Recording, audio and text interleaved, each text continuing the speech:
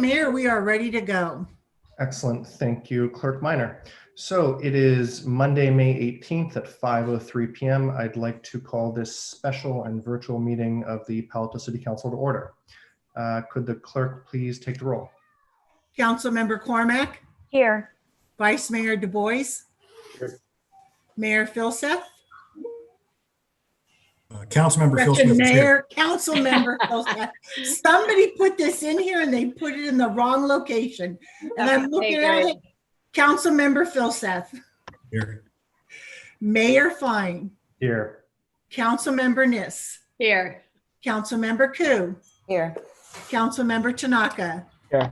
7 present. Thank you. So our first order of business is a closed session. Item number A conference with labor negotiators, including the Utilities Management and Professional Association of Palo Alto, SEIU Local 521, SEIU Local 521, the hourly unit, the Palo Alto Police Officers Association, the Fire Chiefs Association, the International Association of Firefighters, and Palo Alto Police Managers Association. This item is scheduled from 5 to 6 p.m., though I suspect we may go a little bit longer. Do I have a motion to go into closed session? So moved. Second. Thank you. So a motion by Councilmember Niss, second by Councilmember Cormack. Let's please vote in order. Councilmember Cormack, Yes. Vice Mayor Du Bois, Yes. Councilmember Philseth. Yes. I'm also a yes. Councilmember Niss, Yes. Councilmember Ku, Yes. Councilmember Tanaka. Yes. Okay, so this passes by a 7-0 vote. We're now going to go into closed session using a separate Zoom meeting. And I think members of the public will see a green screen or some kind of informational screen while we're in closed session. Is that correct? That is correct. And there are 4 attendees right now. Would you like to see if any of them would like to speak regarding the closed session? Thank you for the reminder. I should have asked that before we vote. Would any of the attendees joining us at this time like to speak to the closed session item? If so, please raise your hand. Mayor, we have 1 speaker. Jeremy Ehrman, go ahead on the closed session. Hello, City Council and staff. Thank you. Obviously, I don't know exactly what's being negotiated since, of course, it's a closed session. But given the situation that we all find ourselves in, I assume that you're discussing city salaries, possibly raises or cuts, or changes to what has been previously agreed or what might be agreed. So I really hope that everyone keeps the large picture in view, that everyone is really on the same side here, and everyone is trying to move forward to make Palo Alto the best city that it can be in these difficult times, to preserve services and jobs that are in a very precarious situation. So I hope that everyone really negotiates in good faith and uses this as an opportunity to try to improve things for everyone really in this city. So I wish you all the best of luck and hope that this is a successful session. Thank you so much. Thank you, Jeremy. There are no other speakers at this time. Thank you very much. Thank you, Mr. Ehrman, for that comment. I really apologize we didn't get to you before the vote. Okay, let's go into closed session. We are scheduled to be out of closed session in an hour, so at about 6:05, but sometimes it's a bit longer. So we now leave this meeting and use the other one, correct? That's correct. Okay, I'll see you all in a few.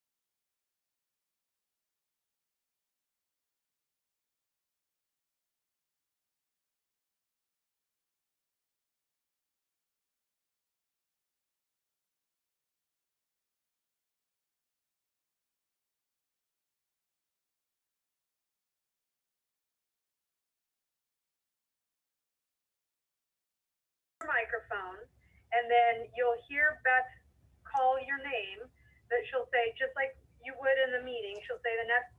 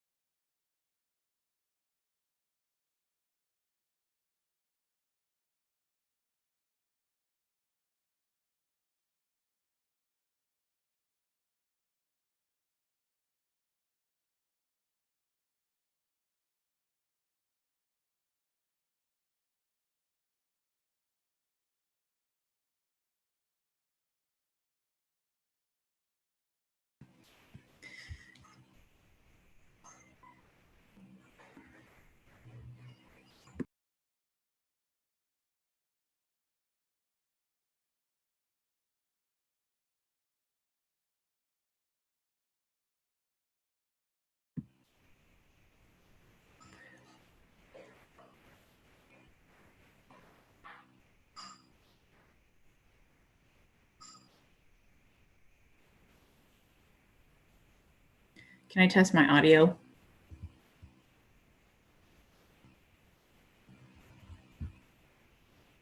Anybody hear me? You're loud and clear, Sylvia. Thank you. You're welcome.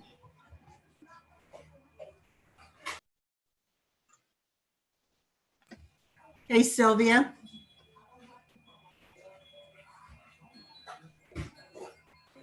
Yes, ma'am.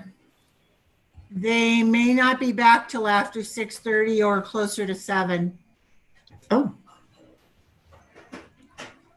Just thought I'd let you know. Oh, thank you. I didn't see that on the slide. Thank you for letting me know. You're welcome. So this is Bob too, testing audio. Bob, you're loud and clear. Thank you.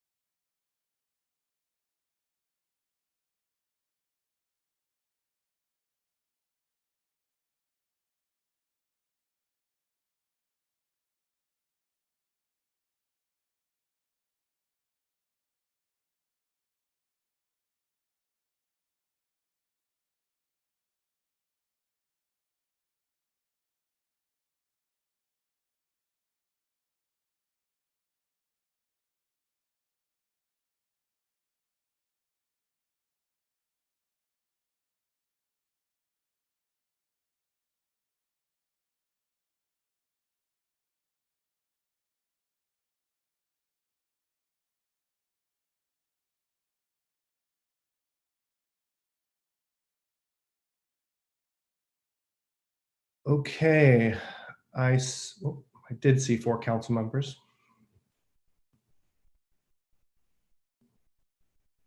There we go. Great, thanks, Eric. Okay, it is 7:32 and council has returned from closed session with no reportable actions. So we now return to our session. I really apologize. That took an hour and a half longer than we thought it would. We'll try to budget time better in the future. Our next item is item number 1, a study session on the city's transportation analysis methodology to comply with State Senate Bill 743.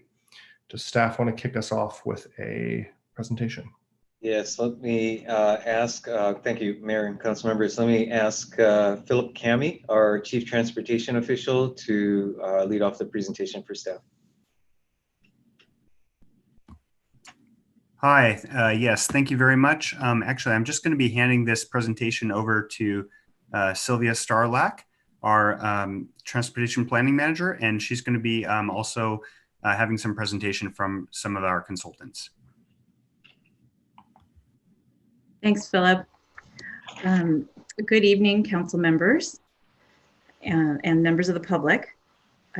Transportation and planning staff are here with our consultant team from Fair and Peers to inform you about changes in state law regarding the California Environmental Quality Act, or CEQA. You're not being asked to take an action tonight. We're here to listen to your discussion following our presentation of the anticipated staff recommendations for thresholds of significance and project screening criteria. We'll return in June with an action item. Next slide, thanks. Via Senate Bill, next slide, sorry. I think I'm ready to go. So our focus tonight is on the decisions that the city must make in June to set a local CEQA VMT baseline and project screening criteria. Thanks. Via Senate Bill 743, the state legislature directed cities to change how they determine significant transportation impacts under CEQA. Cities can no longer use level of service, also known as LOS, a measure of vehicle delay, in order for an environmental document to be considered valid. The Governor's Office of Planning and Research, or OPR, requires adoption of the new impact thresholds using the new methodology by July 1st, 2020, very soon. Given the state's deadline and the city's efforts to update the Sustainability and Climate Action Plan, or SCAP, with respect to our 80 by 30 goal, we are proposing to adopt OPR's guidance and thresholds as Palo Alto's initial framework starting July 1st. Once the SCAP is completed, the council will be able to revise these initial thresholds if desired to better align with the SCAP's greenhouse gas reduction goals. While cities must switch to a different metric for calculating transportation impact under CEQA, cities may use LOS to determine if a project is consistent with local plans. Per Comp Plan Policy 2.3, Palo Alto will retain level of service to assess local transportation impacts. And staff will present council with an LOS policy for adoption next month when we come back to you on this VMT item. We are working hard to meet the July 1st deadline. Not meeting this deadline will likely cause current and future projects to experience delays. In the slides that follow, our consultant, Bob Grandy from Fair and Peers, will further explain the intent and requirements of SB 743, as well as the city's likely recommended thresholds. Bob? Thank you, Sylvia.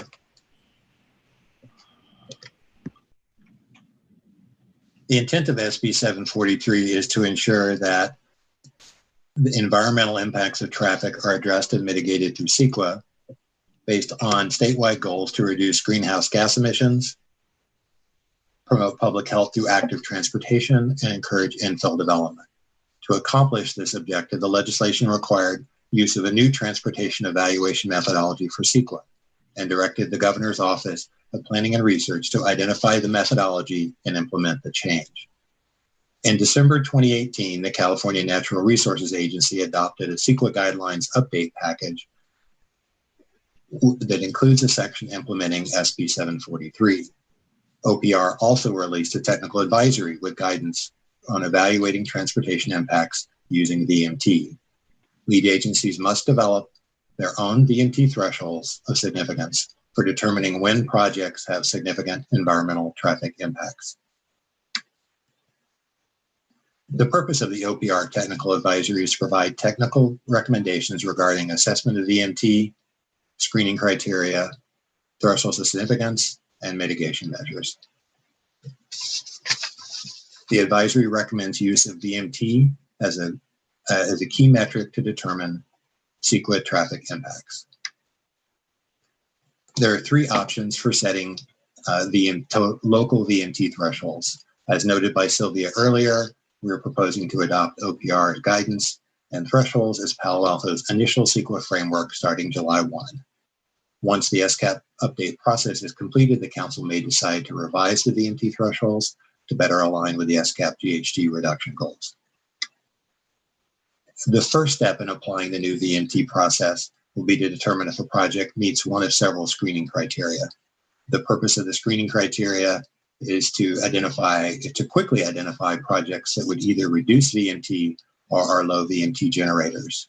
For these projects, a project would be presumed to have a less than significant VMT impact.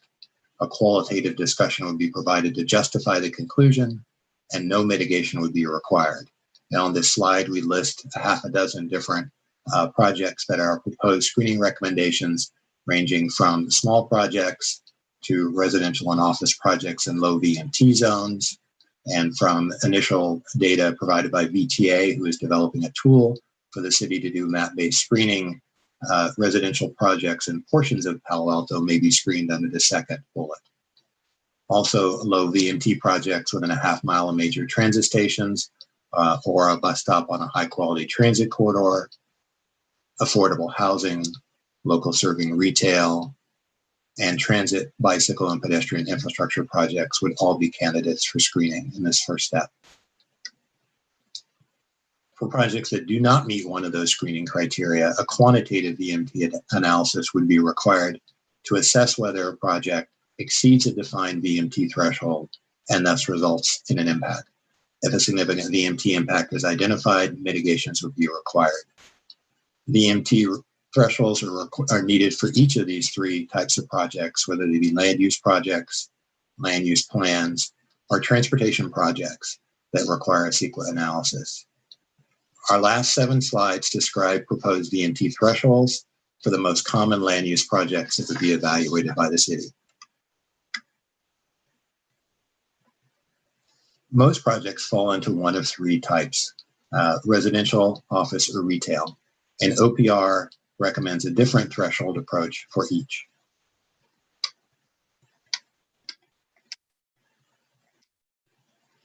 So this slide shows VMT data normalized on a per capita basis for both the city of Palo Alto and the county of Santa Clara as a whole. The data was provided by VTA, and the source is the Santa Clara County VTA travel model. These are the VMT metrics that OPR recommends for evaluating housing and office projects. On the top row, the home-based VMT per capita line, which is for residential uses, shows that housing in Palo Alto is a much lower VMT generator than housing on a countywide average. That's the 9.48, being about 30% lower than the 13.33 number. The next line, the lower line, the employment-based VMT per employee line, which is for office uses, shows that Palo Alto office uses generate a VMT at a rate similar to the countywide average. The preliminary high-level conclusion from this data is that housing projects in Palo Alto are much less likely to cause significant VMT impacts than office projects because they are lower, substantially lower than the countywide average. For residential projects that are not screened, the project VMT per capita must be 15% less than either the regional or the citywide average.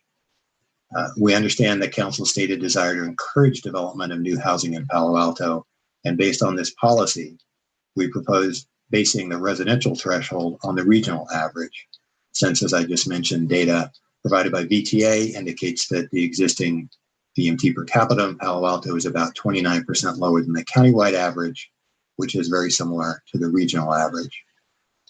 Future residential projects in Palo Alto that would be required to conduct a quantitative VMT analysis, if measured against this regional average, are likely to have less than significant VMT impacts. For office projects, the VMT per capita must be 15% less than the regional average to have a less than significant impact. VTA provided VMT data for Palo Alto, which indicates existing VMT per employee is about 1% higher than the county average, meaning that office uses in Palo Alto are a similar VMT generator compared to the regional average, and as such, future office projects are likely to have a significant VMT impact. OPR recommends estimating total change in VMT as the best way to analyze a retail project's transportation impacts. This would be done by comparing forecasts of total VMT for an area, typically city or county scale, between a no project and a plus project scenario. If the project scenario with the retail project causes an increase in area VMT over the no project scenario without a retail project, a significant VMT impact would occur. The next two slides, which conclude my presentation, provide examples of the VMT process and outcome for an illustrative residential and office project. This first slide addresses a situation where a strict commercial use is replaced with a multifamily residential use. Under scenario A on the left, if the residential use is affordable housing, or is it within a low VMT zone, or along a high frequency corridor, transit corridor, any of those three, it would be screened out and presumed to have a less than significant impact and require no mitigation. Under scenario B on the right, where the project does not meet the screening criteria, a quantitative VMT analysis would be conducted. Most of these multifamily projects would likely have less than significant effects based on the quantitative analysis and the VMT threshold. For those that do cause a significant impact, it is likely that mitigations are available to reduce impacts to a less than significant level. This last slide addresses a situation where an existing office is replaced with a more intense office use. Under scenario A on the left, if the office is along a high frequency transit corridor and meets several other criteria relating to density and reduced parking, it would be screened and presumed to have a less than significant effect. Under scenario B, where it does not meet the screening criteria, a quantitative analysis would be conducted, and it's likely that office projects that are not screened would result in a significant impact and require mitigations. With that summary, I'll turn it over to Sylvia for the wrap-up slide. Thanks, Bob. Our next steps are to return to council in June with a recommendation and resolution to adopt screening criteria and VMT thresholds, as well as an LOS policy. And after adoption of a VMT resolution and LOS policy, staff will develop and bring to council a TDM ordinance update. And finally, at the direction of council, following the SCAP update adoption expected in 2021, staff could return to adjust CEQA thresholds to align with SCAP policies. This concludes our presentation. We're available to answer questions and are interested in your discussion about the impact thresholds and project screening criteria. Thank you all so much. Let's first go to members of the public. I see a couple raised hands. And if the clerk would please help me with these members of the public so they can provide their comments. Michael Eckwell, it is your turn to speak. You have 2 minutes to speak. If you're watching on YouTube, please turn your YouTube down so that we don't have the feedback that we get due to the delay in YouTube. Go ahead. Go ahead, Michael. I wanted to speak public comments not related to this issue. Okay, then we'll lower your hand. And when we get to that, if you'll raise your hand again, that will be great.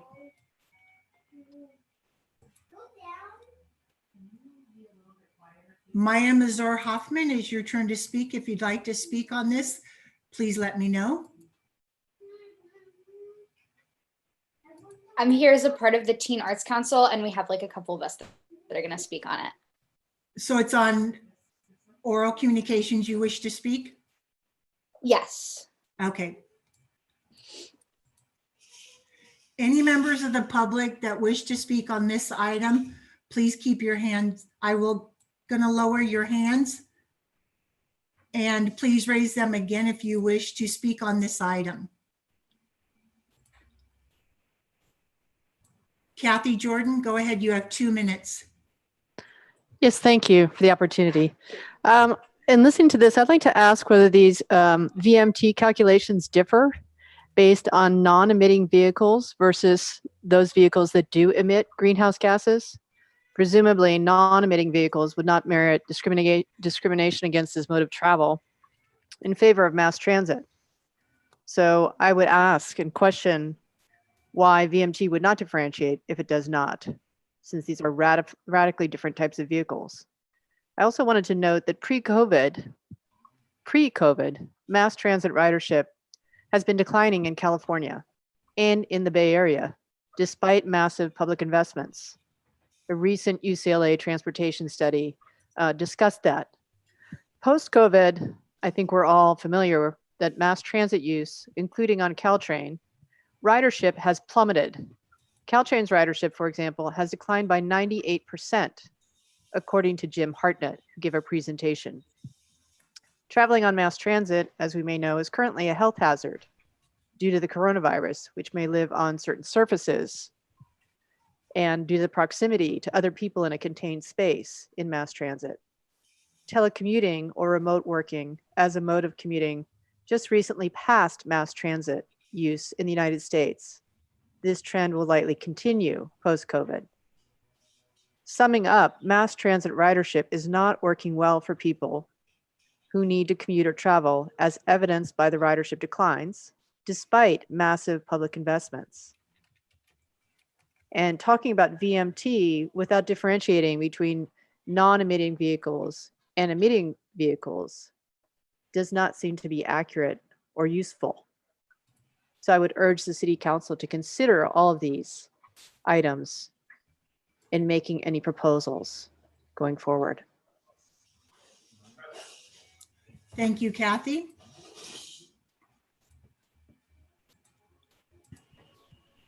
Max Rosenblum, you have 2 minutes to speak. Go ahead. Max, you have 2 minutes to speak.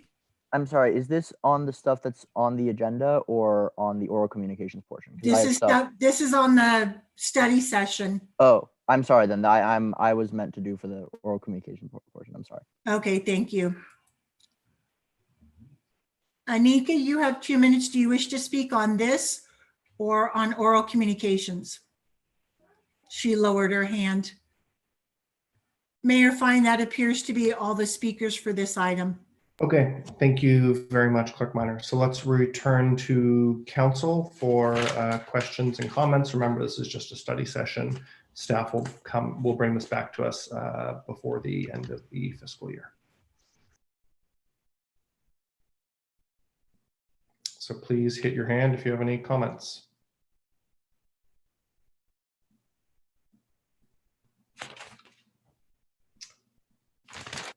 Okay, Councilmember Phil Seth, followed by Vice Mayor Du Bois. I had a real quick question. So you talked about the test of VMT was with project versus not with project. But was the criteria total VMT that is across the region, or was it average VMT across the region? Which was it? So that was for retail uses. For a retail project, you would test the total VMT. It depends on the scale of the project. If it were a smaller retail project, you would likely look at a citywide scale of all VMT generated within the city of Palo Alto. If it's a larger project, you might look at a countywide total. But in those cases, for retail projects, we're looking at total VMT. Totally. So VMT generated by all uses. So the issue is how does the retail project move the needle in terms of total VMT for that area, with and without the project. For other uses like residential and office, it's specific to the individual use or individual project that you're evaluating. Thank you. Thank you, Councilmember Filseth. Next, I have Vice Mayor Du Bois. Yes, thank you. Some questions here. So I understand that we're going to use this VTA tool, and I'm just curious, how does it account for local traffic conditions on local streets? What is the source of the data used in the tool, and is there a certain level of street that it can model?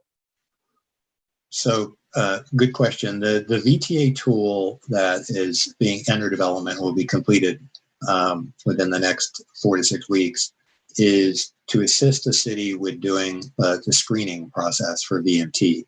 So what it'll allow is for either city staff or an applicant to enter information about a project, its specific location, the parcel where it's located, and the project characteristics, and determine whether or not that project can be screened for VMT purposes.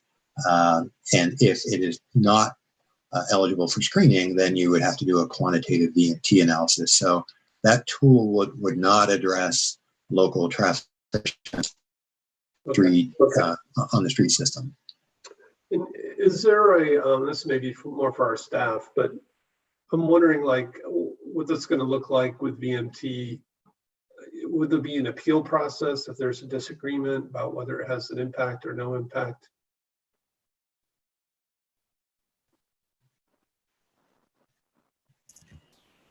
I'm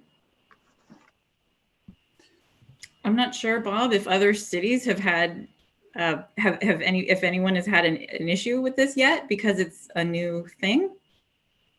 Well, I assume we're going to update our ordinances and when people can appeal, and maybe we don't. If I can, that's something that we could build into the process as we develop it, and that certainly makes sense. Okay. Right. Perhaps just to clarify, Councilmember, there are a couple of thresholds here. One is the threshold that leads to more detailed analysis, and that's the initial trigger. And then the other being definition of significant impact. I think that probably both can be addressed through the policy that we'll be developing. Yeah, so I think I generally agree with the initial VMT thresholds. I read our materials, I read some materials for some other cities. I was curious now with the VTA route changes, do we actually have any bus routes with 15-minute headways all day long? I believe on El Camino Real. On El Camino Real. Okay. And this SB 743, you talked about transportation projects that don't result in an increase in vehicle capacity. Does that mean that SB 743 prevents us from ever increasing vehicle capacity on a street? Not necessarily. If there would be a couple of different ways to address that. Number one, if you had a capacity increasing project, you would not be screening it out. You would be doing a quantitative assessment. So what it does is direct you to evaluate that capacity increasing project and identify what level of impacts and whether you can mitigate.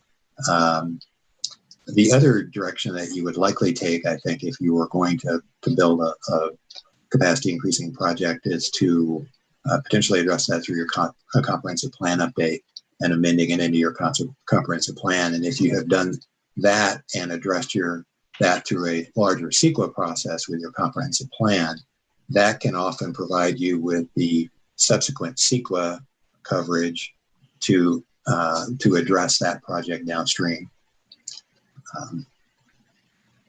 Okay, I think I got that. Doesn't mean you can't do it. It just means that you would have to go through a process of evaluating the impacts and working on mitigations.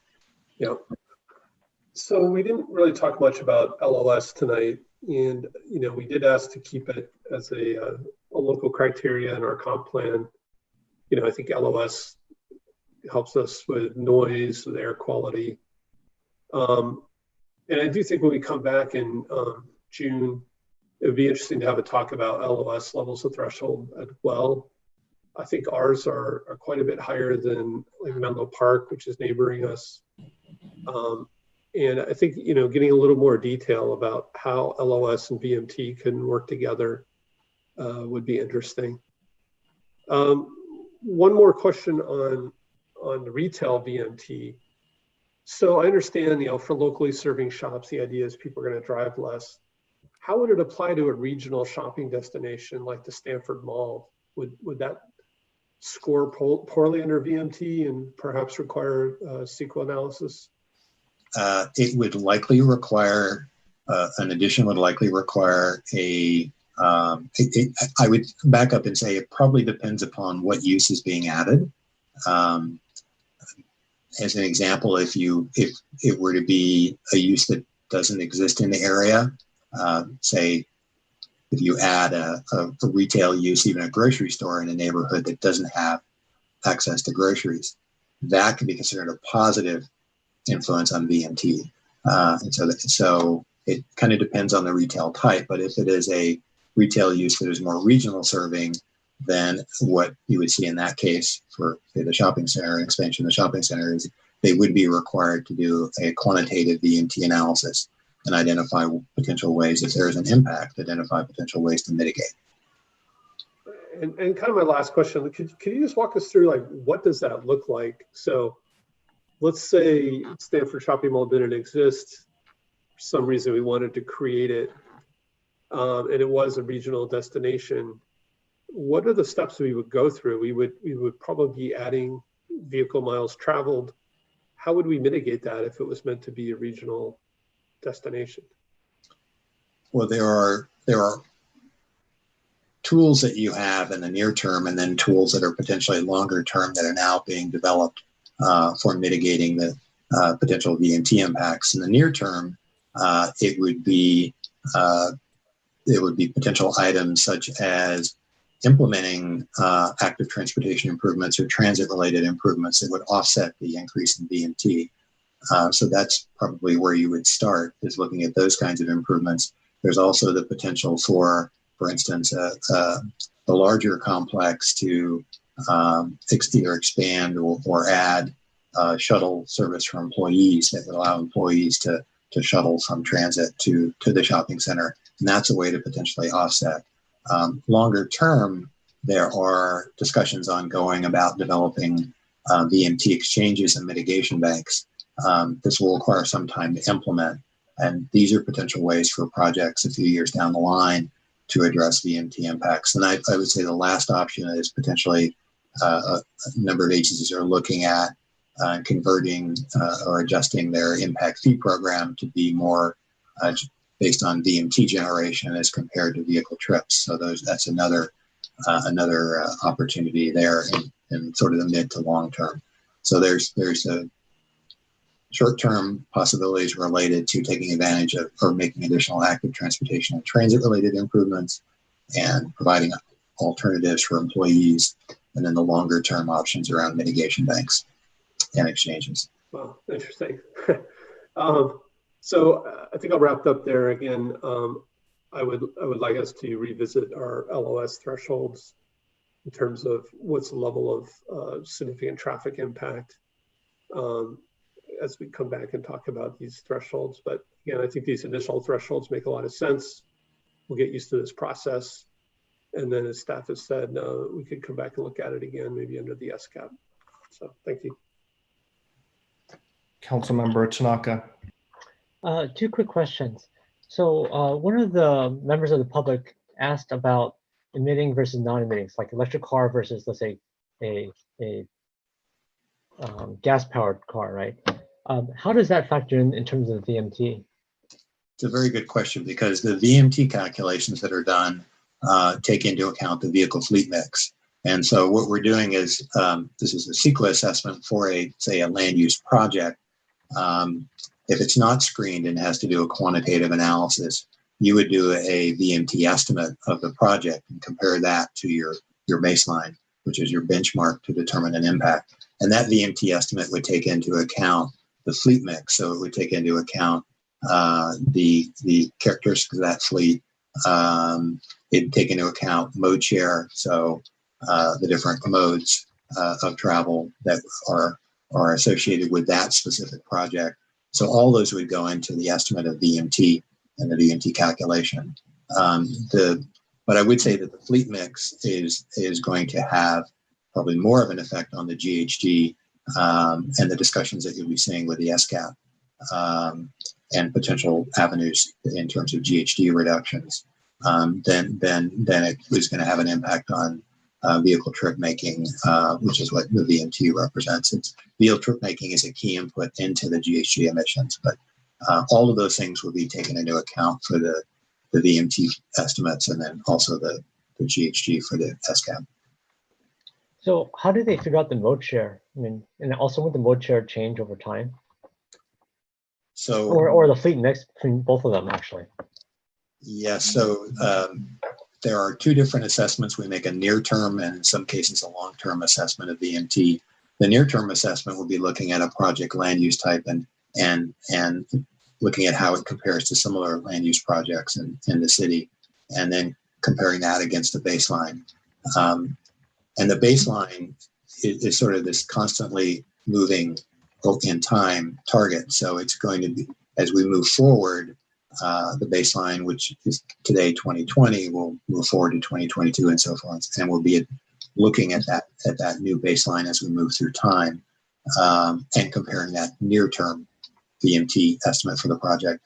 We'll also, for some projects, need to look at a cumulative condition, and that cumulative condition would take into account the change in conditions looking forward, both in terms of fleet mix and mode share. And when we're doing that, when we're looking at future conditions and even in some cases near-term conditions, we'll be using the VTA travel model, which in and of itself is in a constant state of update in terms of baseline conditions.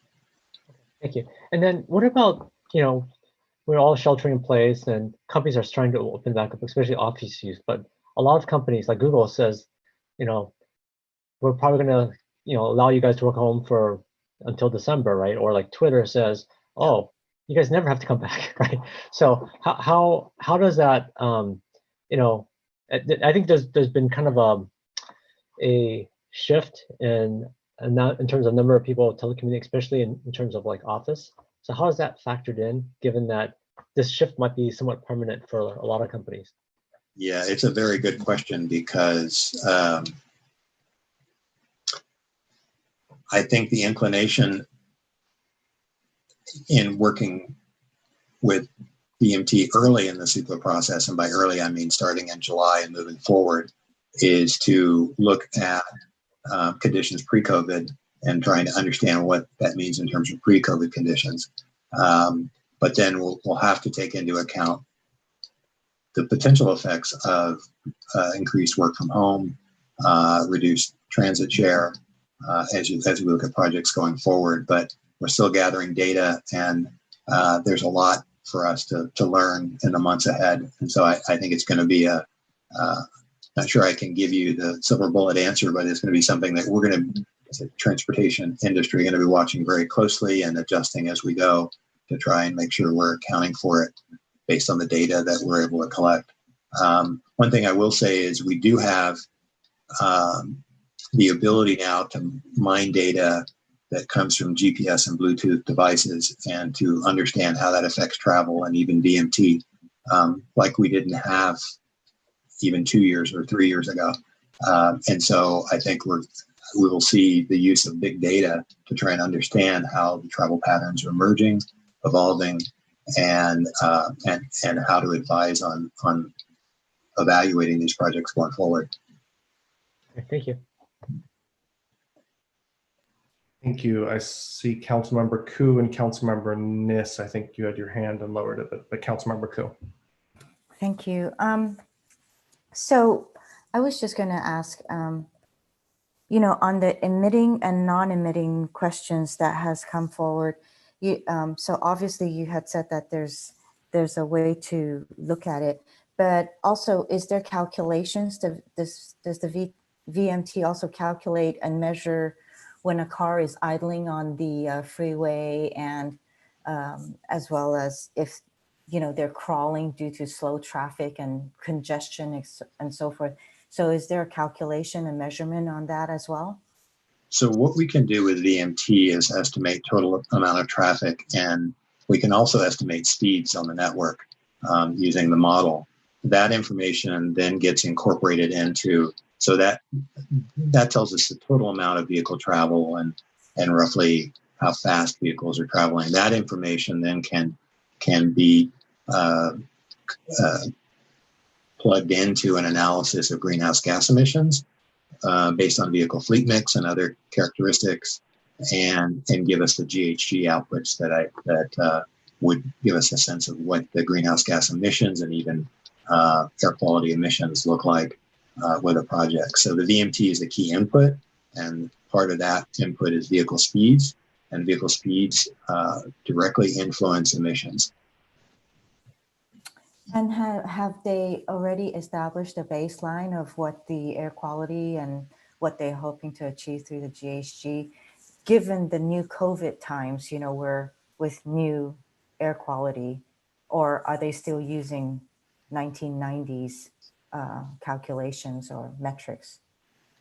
There have been no, as far as I know, there have been no new studies released by California Air Resources Board on how to adjust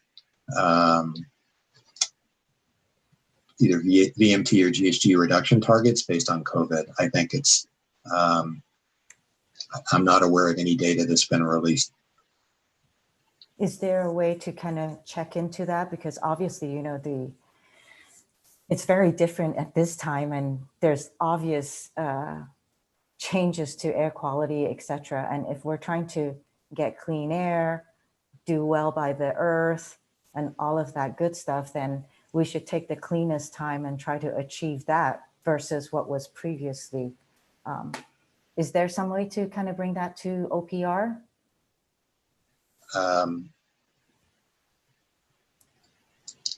We can raise that question with OPR.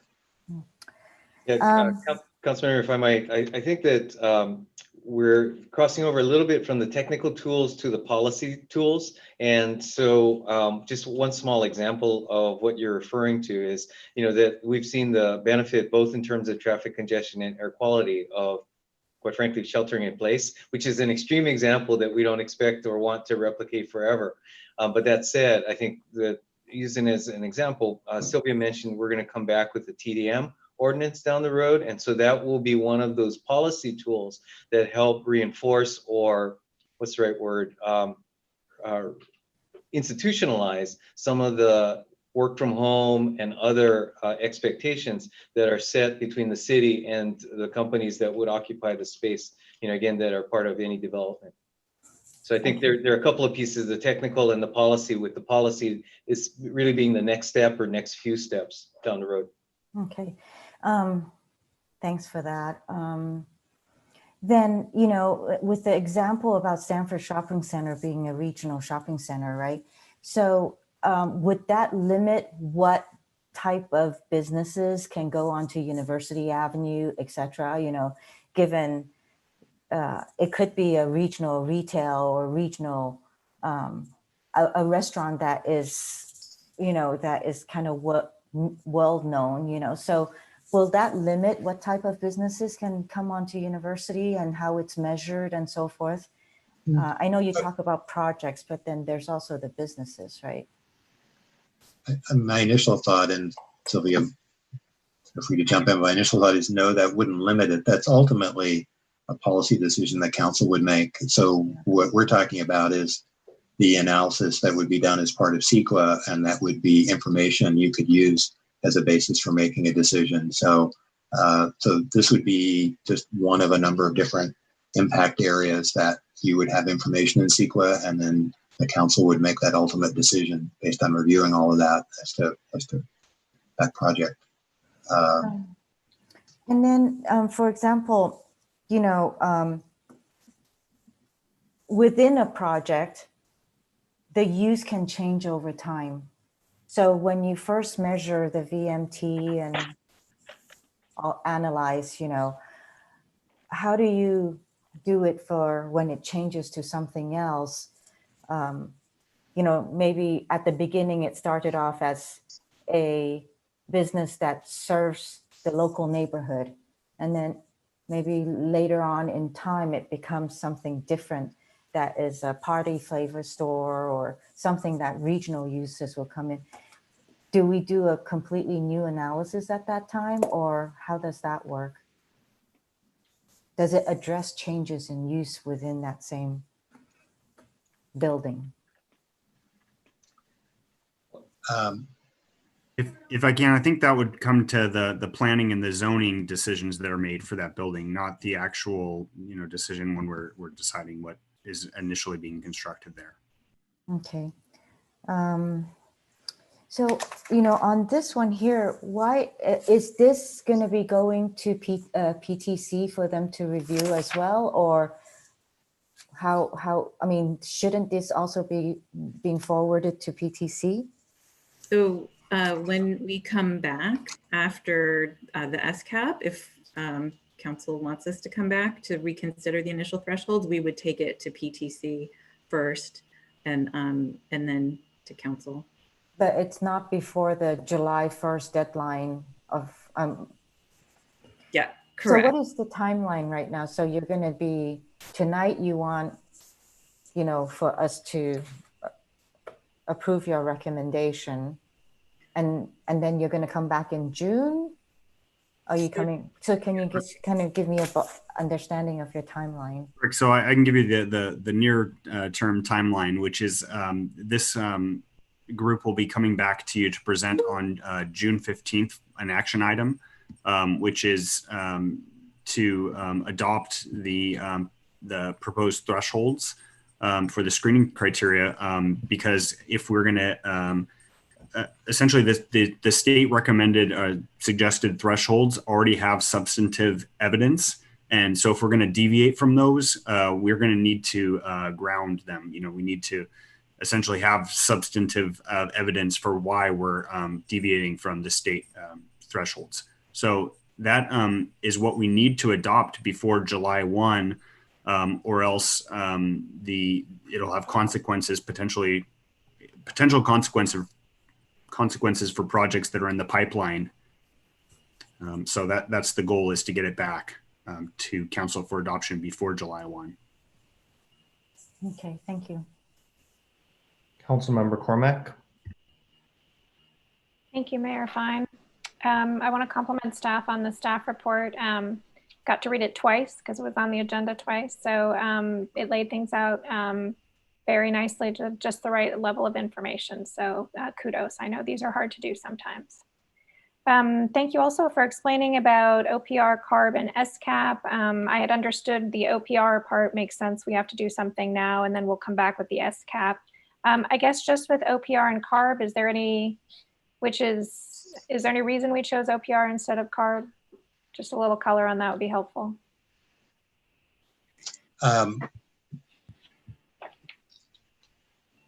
I think most jurisdictions right now, particularly those that are facing the July 1 deadline, are going with the OPR guidance, or adopting the OPR guidance with some minor variations. And usually those variations are within how to interpret the screening criteria. And sometimes they're tightening down the screening criteria. So, and all that would mean is that projects that there may be some question about would have to do a quantitative VMT analysis. And so I think most agencies are moving with that forward with the OPR guidance, because it already has a lot of documentation with respect to substantial evidence that's contained in the technical advisory. And agencies feel like that's the best initial route to go. A number of them, though, that are in the midst either of general plan or comprehensive plan updates or climate action plan updates are saying, well, when we complete those processes, this will be our initial threshold and screening process. But when we complete either our comp plan, general plan, or climate action plan process, we may amend that to reflect community policies in conjunction with the state policies that are embedded in the OPR guidance. Okay, great. And I'm sorry, Go if I ahead. could Yes, please. follow up on that. I was just going to say that actually is a great point, that we can continue to monitor and stay engaged and evolve the model and the methods as you know, time or other things indicate that we need to adjust. Which has pluses and minuses, right? As we evolve things. Okay, great. Then on page 5, so I guess the one that's, I understand the screening out, most of these make sense. First of all, what is the definition of a low VMT area? Is that 15% below the average we saw before? Like how do I know that for like the second item in page 5? That is correct. Okay, that same 15%, okay. All right, so the projects in proximity to a major transit stop, that's one I'll have to think about over time as to whether or not that's an automatic screen. So I'll look to learn more about that from all of you. And then on the retail, I know you touched on this before. I understand the residential and office ones. Now I'm on page 6. And exactly what, so first of all, retail is going to include services, right? Not just people selling things, even though that's going to have kind of a different flow.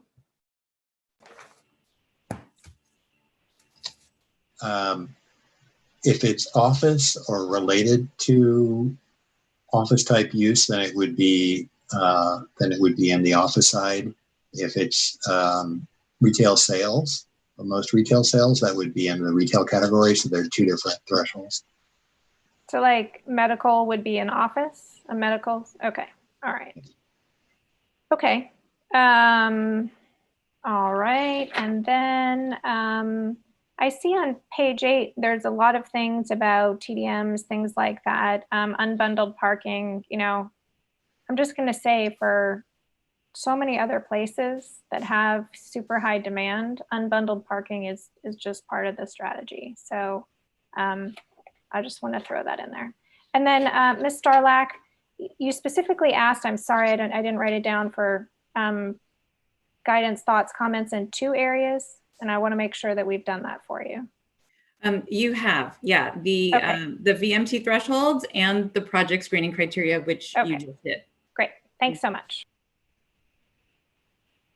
Thank you. I'll go quickly. And Councilmember Niss, if you want to speak, please raise your hand.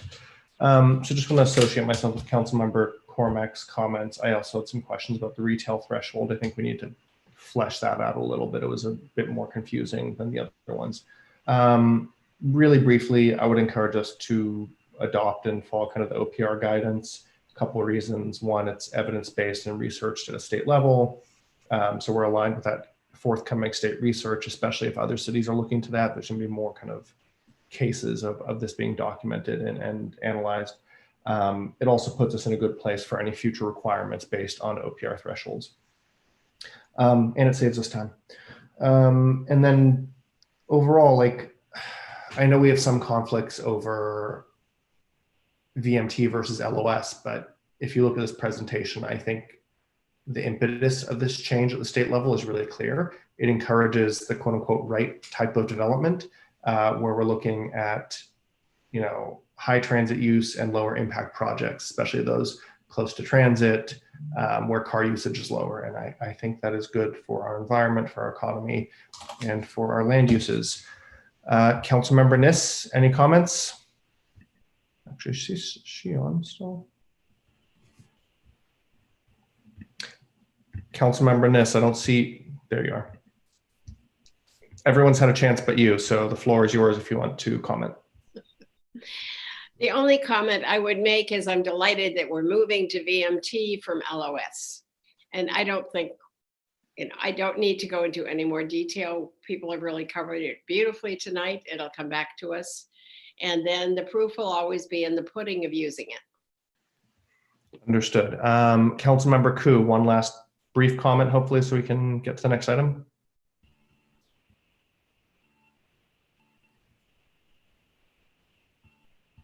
I think your mic is off.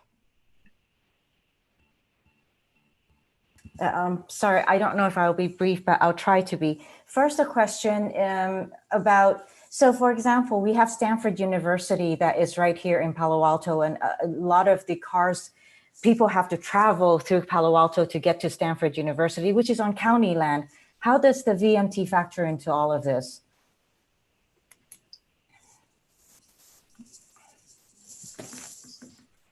Well, the VMT assessment that we've been talking about would be for projects that are within the city of Palo Alto and not in the unincorporated county.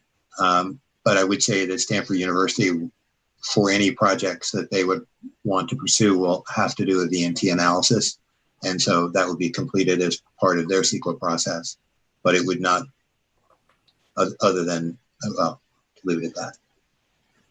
Just generally, we're not alone in this process. This is every city in California is going along for this ride. And so coming back to some of the questions earlier about the impacts of the coronavirus and shelter in place and all of that, it's something we're all experiencing and frankly all going to be learning from as we go through this process. And potentially that's why I say we're going to stay engaged in this, because potentially we will see impacts that lead to adjustments that are necessary in the future. I mean, that's a guarantee, every time we come up with these kind of, regional or state comes up with something inventive or innovative like such, there's always impact to cities locally, which is why, I'm glad that we have our LOS retained in our comp plan, because, that's where localism is. That's what's happening here on the, on the ground, what we can feel, what we know, what we see, what we, we're sitting in traffic here locally.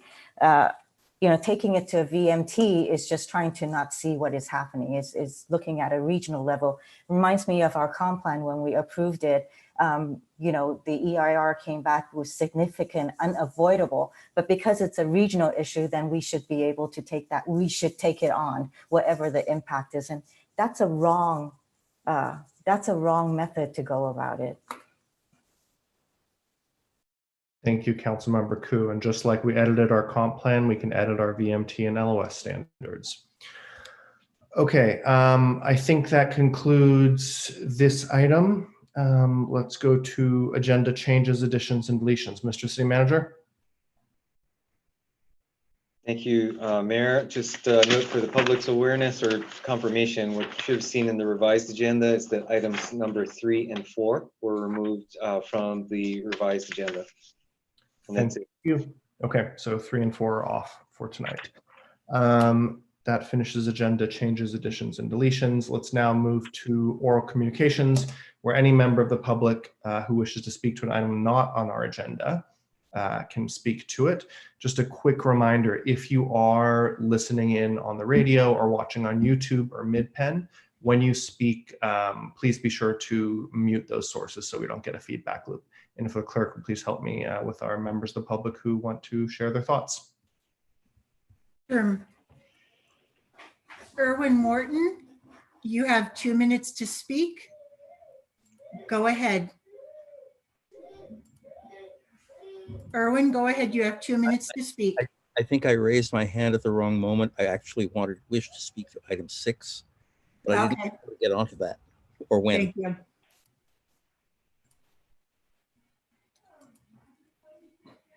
Phoebe Burkott, you have 2 minutes to speak. If you wish to speak on oral communications, go ahead. Yes, I do. Hi, I'm Phoebe Burgout. I'm a sophomore at Palo Alto High School. I'm speaking towards the proposed budget cuts impacting the Children's Theater and teen programs. I've been a member of the Palo Alto Teen Arts Council since the beginning of my sophomore year. Through my involvement in the Teen Arts Council, I have seen and experienced the impact our events have on teens. This is one of Palo Alto's largest teen leadership programs, created 10 years ago after a group of teen suicides, and since then has played a huge role in our community. Teen Arts Council is responsible for many events such as open mics, a comedy night, film festival, clothing swaps, a poetry jam, and our Buoyancy Festival. Each of these events provide teens with a platform to express ourselves, share our artwork, and our talents, all of which are so important. While incredibly valuable, these opportunities are very hard to find for teens in Palo Alto. I myself have performed stand-up comedy at both open mic and comedy night. Without these opportunities, I would not have been able to discover and pursue comedic arts, something I have found to really enjoy. When making your budgeting decisions, I urge you to consider the impact each of these programs have on teens. Now, more than ever, Palo Alto teens need art. They need these events and the sense of community they bring. I am aware you have a very challenging decision to make. However, I hope you understand that this affects not just those of us who you hear from tonight, but each and every one of the thousands of kids Teen Arts Council and Children's Theater impact every single year. Thank you. Thank you, Phoebe. Kathy Jordan, you have 2 minutes to speak. Kathy, go ahead. Okay, thank you very much. To build on what the prior speaker discussed about the budget cuts and the fiscal decisions facing the council, I wanted to share with you some information after studying the city of Palo Alto salaries in light of labor costs that I would suggest need to be made and considered to be made. Of the 1,100 City of Palo Alto employees, according to the City of Palo Alto salary information posted on its own website, 221 of those 1,100 employees are considered managers. Of those 221 managers, 110 make more than $200,000 in total compensation. Of the 7 police management positions, all of those 7 police management positions make more than $300,000 in total compensation. Of the 3 council-appointed officers, all 3 make more than $200,000 in total compensation. 4 out of the 5 fire chiefs make more than $300,000 in total compensation. All 5, they all make more than $200,000 in total compensation. Of the utilities management, of the 50 utility management positions, 46 make more than $200,000 in total compensation. Of the 751 SEIU positions, 56 make more than $200,000 in total compensation. 211 make more than $150,000 in total compensation. As for tonight, having listened to a very erudite consultant, I also would be curious to know about the line item cost for consultants versus the employees. Thank you. Thank you, Kathy. Our next speaker is Maya Mazur-Hoffing. Go ahead. Maya, you have 2 minutes. Hi, yeah, so my name is Maya Mazur-Hofian, and I'm a rising junior at Palo Alto High School. I'm also part of the Teen Arts Council and since the beginning of this year, and it's made a world of difference to my high school experience. Freshman year, I stopped singing live when I aged out of a program that I used to perform with, but I found myself missing a clear solution to filling that kind of void in my life. So I started going to TAC events and later to the meetings. And when I finally worked up the courage, I sang at an open mic this December. And I immediately experienced everything that I'd been missing about performing live, the nerves and the tunnel vision and the satisfaction of an audience smiling back at me.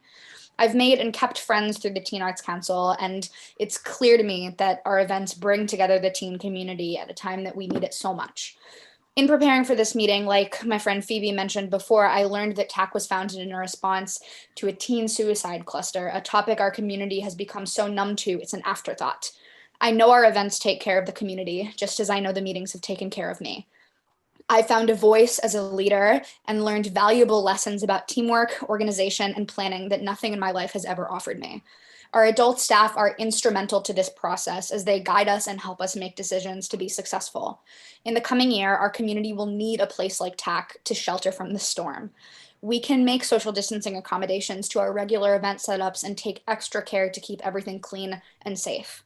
I understand the responsibility we have to our teen community, and I hope that you can keep us in mind in your budgeting decisions to help us ensure the funding that we need to fulfill that responsibility. Thank you. Thank you, Maya. Anika, it's your turn to speak. You have 2 minutes to speak. Hello, I'm Annika. I'm a current senior at Pali and the former head of publicity for Teen Arts Council. I first joined TAC as a sophomore. I was pretty directionless at the time. A lot of the school activities that I had tried out really didn't suit me. They were intimidating and often competitive. TAC felt pretty unique in how it was free from the stress and focus on resume padding that I'd felt in previous activities. TAC continues to be that safe and positive place for me. It's uplifting to be able to work every week with teens whose only goal is to create a place for teens to artistically express themselves, free of competition or parental pressure. I have really terrible stage fright, and even I felt empowered enough by the TAC community to perform in front of like 80 of my peers at an open mic. I think it's really important for an organization like Teen Arts Council to be able to survive, especially in a place like Palo Alto. It's no secret that Palo Alto schooling is very demanding, and it can be really stressful for students and make them feel like the only way to be successful is to be super academically focused. I felt that way, and I know that many people I'm close to have felt the same. TAC works as a safe haven from that kind of pressure, though, and it gives teens a place to have their artistic passions celebrated, no matter how talented, experienced, or academically achieved they may or may not be. So many of my teens in high school, my peers in high school, depend on this organization, and we'd be really grateful if you can do whatever you can to continue to support our funding. Thank you. Thank you, Annika. Our next speaker is Michael Eckwall. Michael, you have 2 minutes. Good evening, Council. Thank you very much. I just wanted to, I think a lot of us know each other, but I'm the owner with my wife of La Bodeguita, a former owner, now candidate for a fire department or police chief. I just wanted to take a moment and thank the city manager for the opportunity to participate in the business roundtable. I think the group came together with a lot of great ideas. Obviously, we are in the hospitality sector, and if you're unaware, the National Restaurant Association is predicting that between 30 and 50% of restaurants will never reopen after COVID.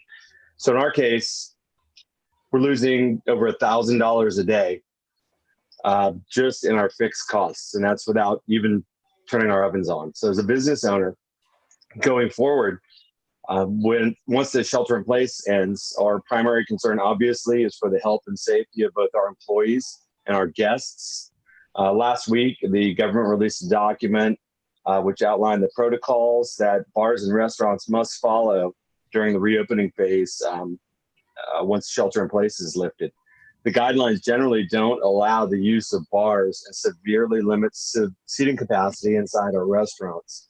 So basically what we're asking with these restrictions in place is that the city very seriously consider outdoor seating with the service of alcohol. That's imperative in terms of us surviving the next phase of the COVID virus. Basically, this plan we think is a priority for us, for our city, for our community. I think that the city manager has a team in place within Public Works and Planning that's working on this.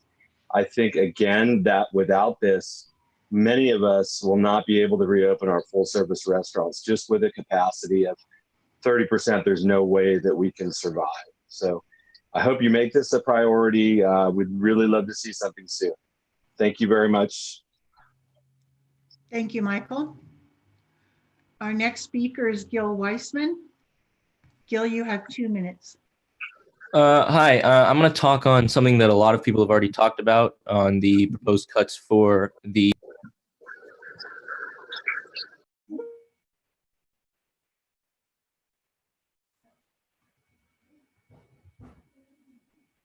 Teen Arts Council provides a necessary outlet and opportunity for teens to share and experience each other's art outside of the structured school system, which is particularly important in Palo Alto, in which the arts within the school district have been and continue to be vulnerable to budgetary cuts. As was recently highlighted in the deliberations of PAUSD school board to remove benefits of visual and performing arts instructional leaders regarding further cuts to an already undervalued arts program. As is well known to be strongly supported by a growing body of research, creative expression through art is highly conducive to students' well-being and their mental health. I can personally attest to the crucial role of these arts programs for the developing of adolescents' sense of self-worth, community responsibility, and creativity, which I was fortunate enough to have instilled in me from a young age with my time at the Palo Alto Children's Theater, a vital source for youth activity and general entertainment in the city. As is increasingly evident, one of the worst ramifications of the COVID-19 pandemic pertains to the mental health effects of the virus. Fortunately, these unprecedented times do not mean that art has to stop like so much of the rest of our world. And the Palo Alto arts community has shown us that it can continue to operate as effectively as ever via technology for online interaction. The Teen Arts Council and Palo Alto Children's Theater were trailblazers and among the first with their inspiring leadership to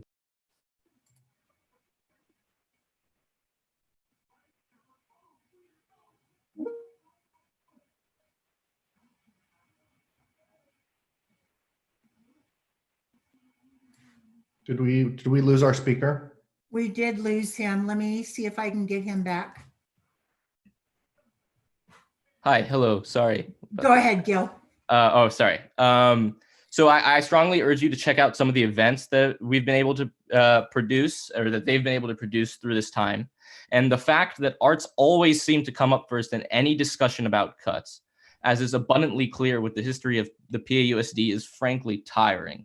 This constant battle sends a negative message to students in the community about how arts are valued, perpetuating an already toxic and stressful environment for students who find it difficult to thrive exclusively in traditional academic fields. The community arts programs in the city of Palo Alto provided us with a home. They provided us with an escape, and it's heartbreaking for me to think that such severe cuts would be made to programs that have had nothing but a positive impact on the city. So once again, I strongly urge you to rethink the budget cuts for these essential programs, and I thank you for your time tonight. Thank you, Gil. Our next speaker is Max Rosenblum. Max, go ahead. Yeah, hi, I'm Max. I'm here to also speak to the budget cuts being made to the Children's Theater. Hearing about the budget cuts frankly devastates me because I don't want to imagine a Palo Alto without the theater and its services. I understand that difficult choices need to be made to keep everything running properly during this pandemic, and I can't claim to know what's best for the city overall, but I wanted to speak to my experience with the theater through my involvement with the Teen Arts Council. As I'm preparing to leave Palo Alto for college, it's clear to me how much the Teen Arts Council has helped me grow into who I am today. I joined TAC as a scared sophomore who only spoke once or twice, if at all, at each of the meetings during my first year. I joined because I wanted to meet artistic collaborators. However, I soon fell in love with the organization and its mission. So much so that by the end of junior year, the kid who was too scared to answer a question in class was making a speech to run for president. What started as another avenue for creative expression helped me strengthen my identity as an artist, a community member, and a collaborator. And this is a common story for almost all TAC members, many of whom joined to be part of an artistic community and then found that they wanted to run for a board position or lead a committee, not because of how it looked on a resume, but because they genuinely believed in the value of the events that we hold. While teens in Palo Alto are fortunate enough to have access to robust arts programs through our schools, these programs are often intimidating to those with less experience. Whereas at a TAC open mic, we can have anything from a masterful performance by a senior pianist to a freshman sharing their poetry for the very first time, and both are treated with equal respect and admiration as is deserved. In this highly academically pressurized environment, TAC gives everyone the opportunity to create and communicate through art, which now more than ever is absolutely essential. Thanks. Thank you, Max. Our next speaker is a phone caller with the last 3 digits of 603. Go ahead, it's your turn to speak. Yes, this is Terry Holzheimer. I would like to tell the council that they would hopefully focus chiefly on preserving and maintaining as many community and public services as possible. Preserving youth services, those just mentioned, including those involving mental health, programs that maintain the College Terrace Library, the Baylands Nature Center, and again, the Teen Arts Council, should be more important than starting any large capital improvement projects that could be either delayed or postponed until this crisis is over. I suggest that there is money to be saved. Looking at the budget, there are several issues like street maintenance, the El Camino pedestrian plan, and the parking lot maintenance area that could be delayed, postponed, or eliminated so that many of the community services, including the Teens Art Council and other services that the city loves and residents love, could remain in place. Finally, as a teacher here in Palo Alto, I believe strongly in history. I believe that saving the Roth building, which could become the new Palo Alto Museum, makes sense even now. The history of Palo Alto is unique in the entire Bay Area, and it's a story that even the youngest of our residents need to learn and know. It's a beautiful building, worth saving and investing, especially for the future of our wonderful city. Thank you. Thank you, Terry. Our next speaker is Swati Goel. Swati, go ahead.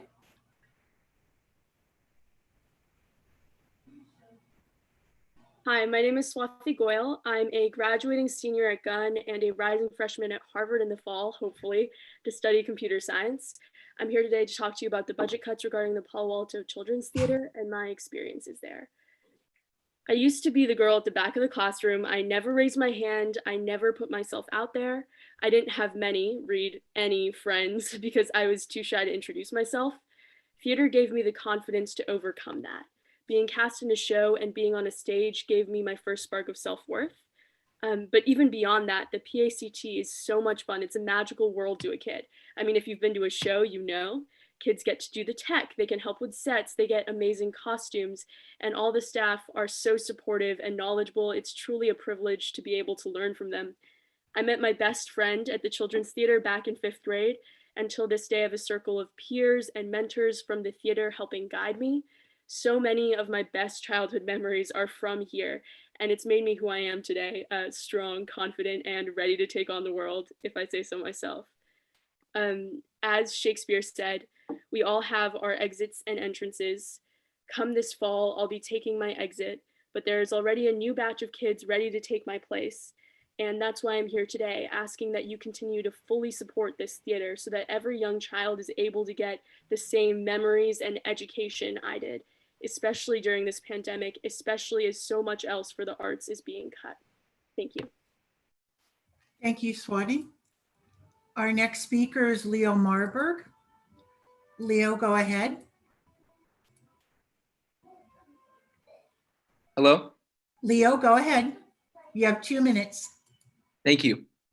Hello, everyone. My name is Leo Marburg, and I'm a senior at Pally. Tonight, I'm here to talk about something that's very close to my heart, the Teen Arts Council. I first joined the council my sophomore year, and this year, I've had the pleasure of serving as TAC president. Among many highlights from this year include organizing our first ever comedy night, which drew over 130 teens from local high schools and had performances from both the Pally and Gunn improv troupes, as well as a number of stand-up comedians.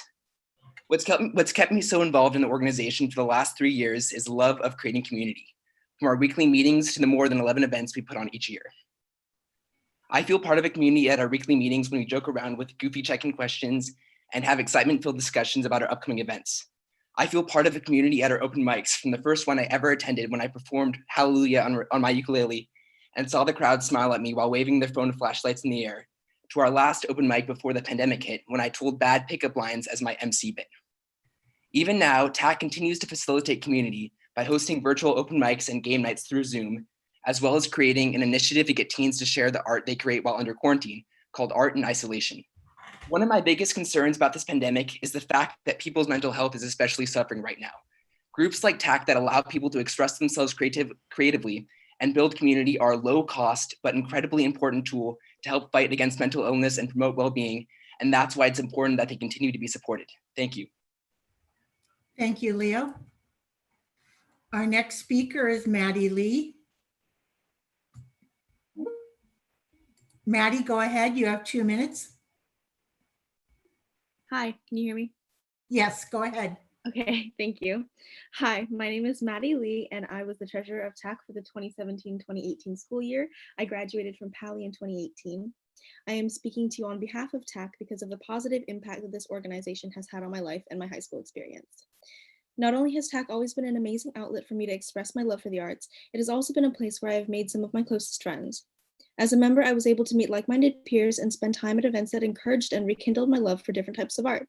I had such a positive experience with TAC my first year that I decided to apply for a committee position so I could be more involved with this organization that I had enjoyed so much. As a committee member, I spent countless hours with my friends on the exec board and heads of events of committees, as well as coordinating with adults at the Children's Theater. 2 years out of high school and embracing my love for the arts more than ever, I can say with absolute certainty that this is a result of TAC's impact on my life.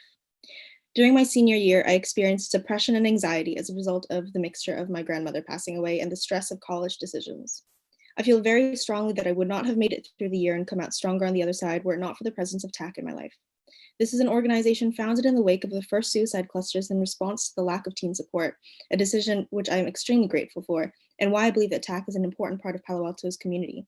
The support TAC members gave me the TAC members gave me a community to lean on during a time of crisis, as well as providing an outlet for me to express myself, specifically through poetry and painting at our respective events. These events were made possible by the financial support of the city, without which TAC would not have been able to impact as many students as it has. Wednesday nights spent at Children's Theater with TAC remain some of my fondest memories from my high school experience. And with your continued support, I hope that this organization can keep positively affecting other high school students the way it has affected me. Though I am no longer a teen, I will always consider myself part of Teen Arts Council. Thank you for listening.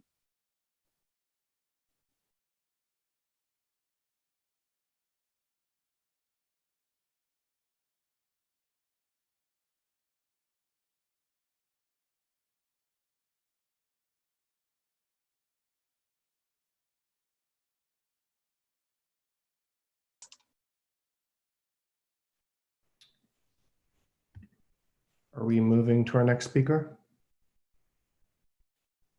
Susan, you have 2 minutes. Go ahead. Oh, Suzanne? All right. Oh, great. Yeah, sorry about that. Yes, I'm going to read the letter I sent you all, or part of it. I filled out 2 surveys indicating to me that our community service were the most important things and supportive of so many of us residents. Especially necessary is supporting creativity of young people. I heard when listening some of the time last week, 2 high school students, I believe, speaking to support a program that both got so much in. It was probably this art center, both from creativity and community, even if online. Plus, they were learning a lot. Funding for the Children's Theater, College Terrace Library, even for 3 days a week. Nature, which has had a chance to breathe during the place in order, is reviving. Keep the Baylands, paths, and interpretive center open. Nature is necessary for our health. Take care of the mental health of our teens and adults. Please keep the suicide prevention program. My youngest granddaughter went through this recently, and getting help for her is very expensive. Anything we can do to support the mental health of our community is more than worth the money that it takes. No one I know feels that the infrastructure plan is a current necessity. In fact, we do not even know as yet how this pandemic will affect Palo Alto and other cities as far as needing more buildings. Most of what you have planned to include has waited for a while. Waiting another year or so will save a lot of money.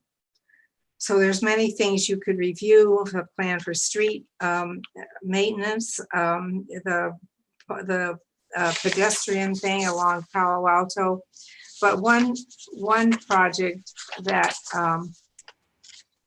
is the historic Roth building. I didn't know much about it until I looked it up today, but of course then I knew about it. I'd been there, and having this history museum is a great idea and best to continue now and before things get even more expensive. Thank you. Thank you, Suzanne.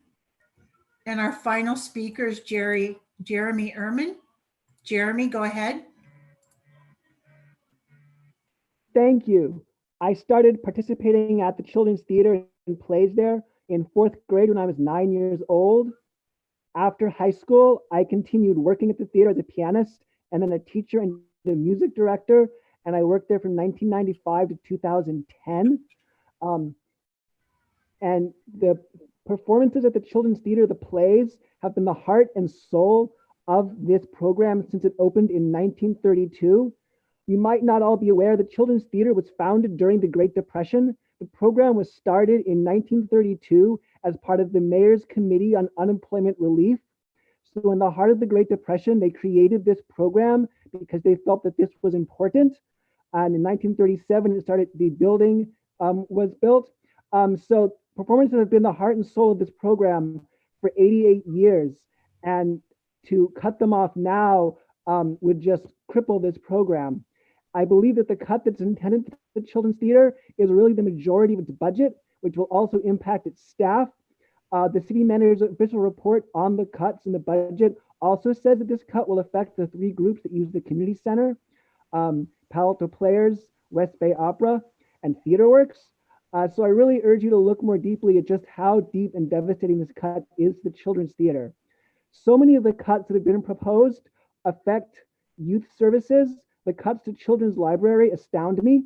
Last week, library staff told you that Children's Library has the highest circulation of materials after Mitchell Park Library, and yet it seems to be slated for the brunt of the cuts, cutting its hours 3 days a week, cutting programs, cutting librarians. So I really urge you to look at all these programs. For example, reneging on the Cubberley lease, and are you going to throw out the Palo Alto Chamber Orchestra? So all of these programs that support youth and teens are needed more than ever. And I really urge you to find a way to keep them going. Thank you so much. Thank you, Jeremy. And our final speaker is Jonathan Ehrman. Jonathan, go ahead. Hi, can you hear me? Yes, we can hear you. Go ahead. Hi, and in case anyone's wondering, Jeremy and I are brothers. In fact, we're twins, so we grew up in Palo Alto at the same time and also went through the Children's Theater and other community organizations at a similar time.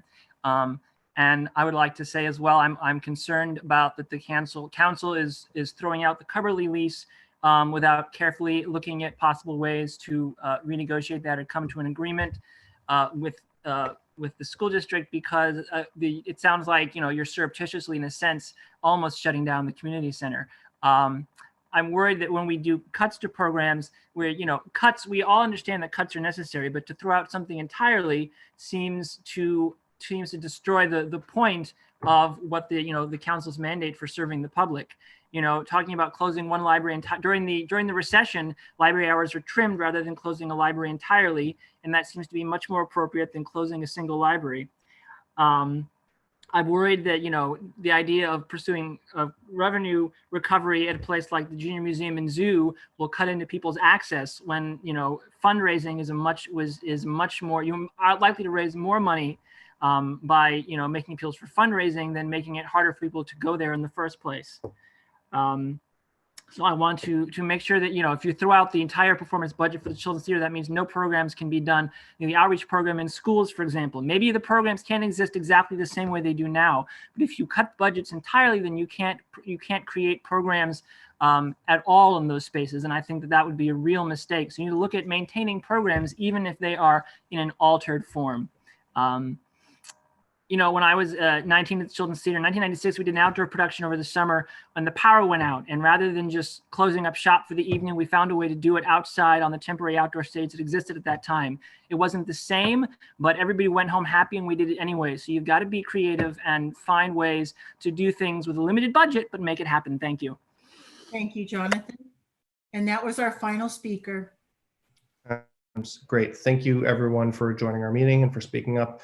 Especially want to thank some of our youth speakers for your articulate contributions here. We appreciate it a lot. Okay, that ends oral communications. We now move to the consent calendar, which is items 2 and 5, since 3 and 4 have been removed. I see hands raised by members of the public, so let's first go to members of the public who wish to speak to the consent calendar. Keith Bennett, you will have 2 minutes to speak. Go ahead.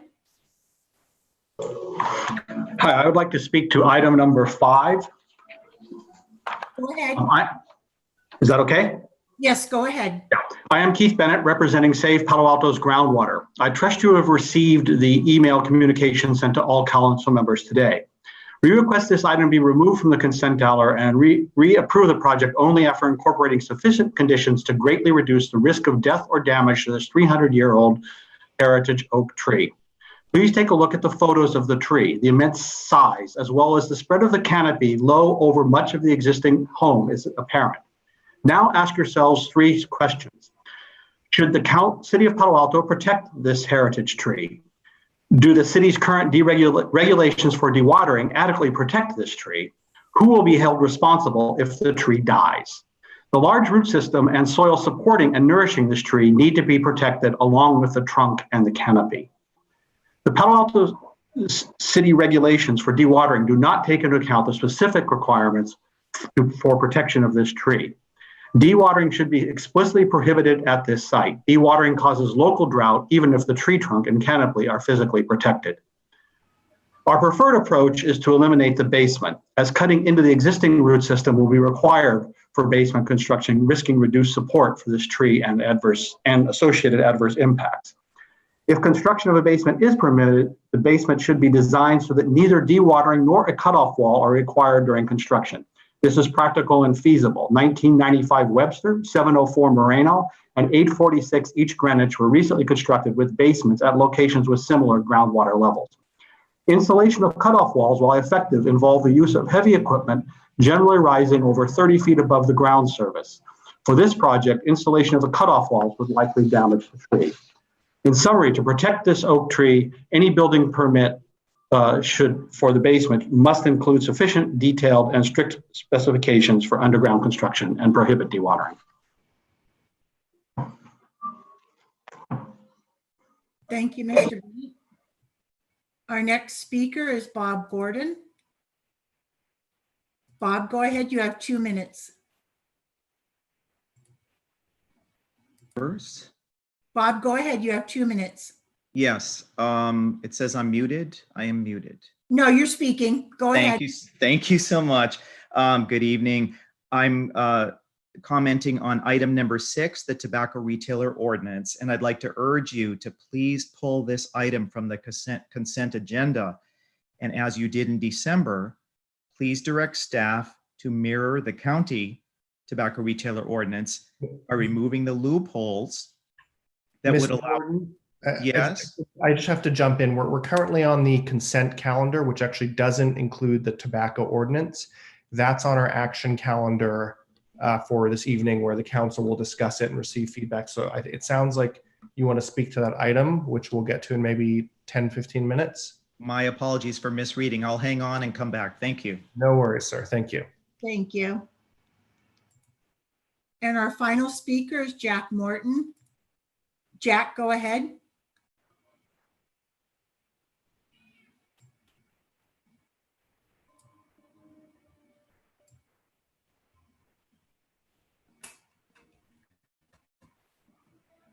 Jack, did you not want to speak?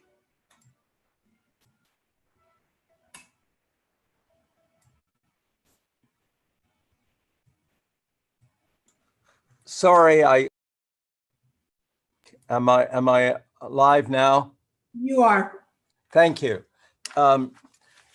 Council members, you've had a full day and a full week of budget issues, comments from restaurants, comments from trees, from teens, and now comments from trees. Filtered air, eating on the street, in friendly environments for emerging adults. What do these all have to do with each other?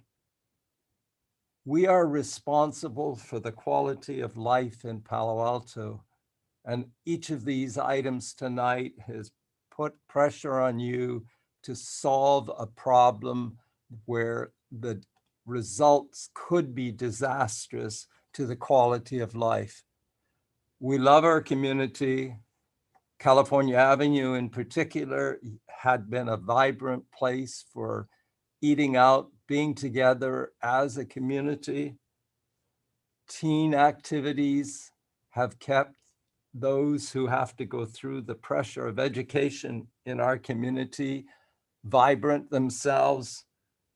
And then we have a responsibility to ensure that what filters our air, what enriches what we breathe, is cared for. Please poll the item number 5 for more consideration from the council. And thank you for all you do. Life is better because we struggle to find solutions to what sometimes turn out to be long time and major problems. I believe this is one of them, and I believe everything you heard tonight is a reminder that collectively we can do what we cannot do singly. Thank you. Thank you, Jack. And that's our final speaker. Great, thank you, Clerk Minor. Okay, so we have 2 items on the consent calendar, and item number 5 is quasi-judicial, so it would be great if we could go through disclosures. Let's just go alphabetically, starting with Councilmember Cormack. Let's see. I'm trying to remember. I've received communications from the appellant. Thank you. Vice Mayor Du Bois. Nothing to disclose, so not in the public record. Councilmember Filseth. I've been to the site. I talked to the appellant. Myself, I spoke with the appellant, Mr. Morton, on Saturday or Sunday, but nothing not on the record. Councilmember Niss.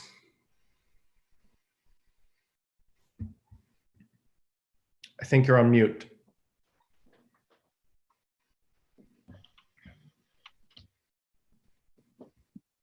Yes, I spoke to former council member Morton.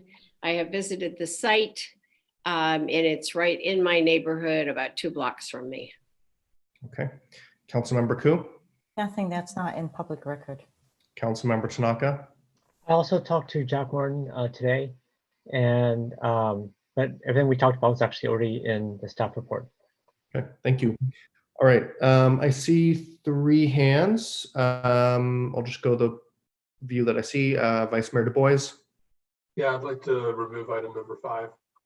Councilmember Koo. I'll let to remove number 5. Councilmember Niss. The same. Okay, so item number 5 is removed for a date. What about me? Well, there's 3 to remove it. Okay. Those hands were first. Thank you. Just a reminder to my fellow council members, please let me and the city manager know in advance. It really helps us with agenda planning. Just send me a text message or email. That's all you need to do. Okay. Mayor, I want to vote no on 2. Okay, great. Thank you. So do we have can we clear the hands, please? For what? Just so I can go through this. If we can clear the hands, it helps me just run and see who's talking to what. Thank you. Okay, do we have a motion for the consent calendar, which is item number 2? So moved with the changes. Second. Thank you. Okay, so a motion by Councilmember Niss, seconded by Councilmember Filseth to adopt the consent calendar, which is item number 2. We've removed 3 and 4, and item number 5 has been pulled. Let's all vote, please. Councilmember Cormack. Yes. Vice Mayor Du Bois. Yes. Councilmember Filseth. Yes. I'm a yes. Councilmember Niss. Yes. Councilmember Koo. Yes. Councilmember Tanaka. No, because the only item is 2, which I voted no on. I understood. Okay, so the consent calendar passes 6-1 with Councilmember Tanaka voting no. Councilmember Tanaka, if you want to speak to your no vote. Sure. So item 2 is the statute of limitations to complain about the rate increases. So as members of the public probably don't know, we had an 8.4% increase in our gas rate last year, and a rate increase the year before, and the year before, and the year before. And council voted to raise the rate yet again this year, even though it just was raised last July at a time when we're having economic depression. While it may not seem a lot, the commercial rates are really, really high. So I was really glad that Michael Labrigida called in because the struggles of running a restaurant in this time is immense. With the social distancing requirements, he's right, 50% probably are not going to return. It's going to be very, very difficult. I talked to one restaurant owner and he told me that this rate increase for the gas is going to be $500 a month. And these guys are already losing money, and it's going to be even tougher as you guys raise the rates on them. So I think to remove the statute of limitations so that people who want to, who didn't know about the rate increases and want to complain don't have the time to do it. I don't think it's right. I don't think it's good transparency. I think we should keep it the way it is and make sure that when there are rate increases like the one that was voted on last week is widely known so that people have a chance to talk about the impact it might have on themselves or their business. Thank you. Thank you, Councilmember Tanaka. Okay, so we're finished with the consent calendar. We now move to city manager comments. Mr. Shikata. Thank you, Mayor, members of the council. We'll queue up PowerPoint here. Also, just one housekeeping item back on the consent calendar item that per your rules on item number 5, we will come back to set a date for a appeal hearing that will require some consultation with both the appellant and the applicant. So staff will follow up and find an appropriate future date. Let's see, and also just for the record, on item number 2, this affects only timelines after the council makes adoption of any rate changes, would not affect your decision-making process, which you're currently in the middle of. Okay, so actually just a few areas of comment. Let's see, let's go to the next slide.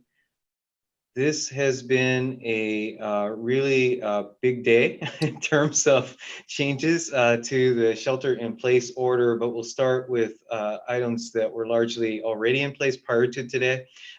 As council knows, but simply to reiterate for the public that our recreation facilities are largely open now as it relates or includes our courts, tennis courts, pickleball courts, and other athletic facilities around town, with the very specific limitation that play is limited to members of the same household. And we all know that enforcement of that can be problematic, but is nonetheless the rule as established by the county health order. And gathering of groups is not allowed. And also with our Palo Alto golf links, that the Baylands golf links, the course is open for single play only. And again, that does have specific rules associated with it. In terms of our open spaces, with the long weekend coming up, particularly important to make sure people are aware of our current status. First, that during this week, we have Foothills Park and Baylands open to vehicle parking now on weekdays and accessible by foot or bike on weekends, so on all days. This weekend, we will be opening the Arrastradero Preserve parking area so that people will be able to park. It is a limited number of spaces, so there won't be endless or unlimited parking, but nonetheless, we will be able to take that additional step. And that for Baylands and Foothills, we will be continuing to keep the parking areas closed this weekend, but next week, we expect to be able to reopen the vehicle parking. Now, as the council knows, and I'm sure the community will understand, that management of these areas is really subject to people observing social distancing and being considerate of each other. And so we do receive many calls and issues of concern. So we want to make sure folks are aware this will be open, but we'll be monitoring and managing as best we can. That's it. We do want to clarify that, or make it clear that the use of face coverings while exercising on trails is highly encouraged, but not required. That as you are exercising, you are, we do respect that there are both practical and physical issues that come into play when you are exercising. So highly encouraged. I think the health officer used the term urgently encouraged, but not required in this particular case. All right, next slide, please. Now, few things related to business, and in particular based on the news we received today regarding the next phase of the county health order. First, just to reiterate, we are finalizing the particulars of our small business grant program and hope to be able to release additional information within the next few days. But that businesses that are interested in participating in this small business grant program should look to the webpage, cityofpaloalto.org/business recovery. And we've got additional information and a pre-application online on that page. Now, as it relates to the news for today that we all learned about real time, the next phase of the reopening of our economy being the opening as of this Friday, the ability for retail establishments to offer curbside pickup and delivery, curbside only. So not allowing customers to go into retail establishments. In addition, we are continuing our ongoing support for local restaurants. And so for a few sub bullets here and talk about businesses in general, that we've got our cityofpaloalto.org/support local page where we list restaurants that are open and certainly encourage the community to continue to participate in Takeout Tuesday as well as Takeout Every Day for support of our local restaurants. We've also now added some signage that businesses can download that includes the face covering order that was adopted by the City Council and implemented by emergency order. And finally, that as we are gearing up for this new phase of business reopening, and in particular the curbside pickup to be effective this coming Friday, we want to invite businesses, small businesses, large businesses, to contact our community support call center with our number 650-272-3181, or email us at cityofpaloalto.org/COVID-19 online support. That's a page with a query form that people can communicate to us if businesses have any particular needs they want us to be aware of. We are also doing proactive outreach directly to businesses, but with thousands of businesses in town, we can't expect to hit all of them. So want to make sure that the welcome mat is open or out, and we're inviting calls, emails for information as well as any specific assistance that businesses need from the city. We expect requests such as parking, perhaps temporary restrictions at curbside, as well as perhaps loading zones or other needs. So we want to be available and are working through a variety of options that we've got a team working on dealing with these short-term immediate needs, while as has been referenced earlier, we're also working on some longer-term options that, as you might imagine, from business to business, even businesses next door to each other may have different ideas as to what may be needed longer term. So we're working with the Chamber of Commerce as well as other businesses to try to identify what those strategies will be for the longer term. But in the meantime, absolutely want to ensure that we are supporting the immediate needs for businesses as they prepare for reopening potentially as early as this Friday. And then finally, just want to provide a quick update as it relates to compensation recommendations and discussions that have been ongoing. As the council knows, we've been in discussions with our bargaining units to identify ways to reduce the impact of planned budget reductions, such as through concessions through these bargaining units and bargaining discussions. I know we all appreciate the hard work that our staff are doing to retain as many services as we can through this difficult time.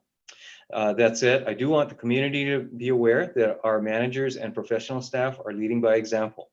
On Thursday of this week, we'll be releasing our recommendations for council consideration at next week's council meeting on Tuesday. That's on Tuesday, May 26th.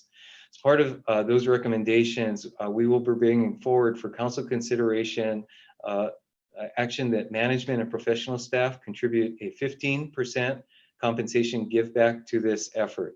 I will also personally be contributing an additional 5% give back, and the details of all of this will be provided in our report for council consideration next Tuesday. Again, that report is expected to be released this Thursday. And with that, let's see, next slide, please. Again, just our standard methods of staying up to date with information in response to our public health emergency and actions that we are taking at the city. Both our web pages are ways of staying up to date through our signups, as well as our phone number and our community call center. Next slide, please. And just our home-based messages. We are continuing to stay focused on helping our community slow the spread of the virus, and thankfully we're now moving into this next phase where we will carefully be able to support our reopening of businesses and look forward to this next phase, while it is a whole lot of work. And so I really want to say thank you to our staff that are gearing up to provide support in response to business requests, as well as obviously ensuring that our community confidence and consumer confidence can be maintained in our ongoing discussions with our healthcare providers, as well as with our other agencies that we are working together with every day. With that, that completes my report. Mr. Mayor, back to you. Thank you, Mr. City Manager. Thanks for sharing that news, and thanks to you and the management team and many others across the city for your continued hard work. Councilmember Niss, I saw your hand. You did indeed. So looking at you, City Manager, can we actually see each other through these things? I have no idea. I can see you. I hope you can see me. I can see you. So the one sad piece of information about parks is that I heard from Jane McCowan today that there's no immediate plan to open the dish. They love it. I understand that as well, yes. Okay, thank you. Councilmember Koo?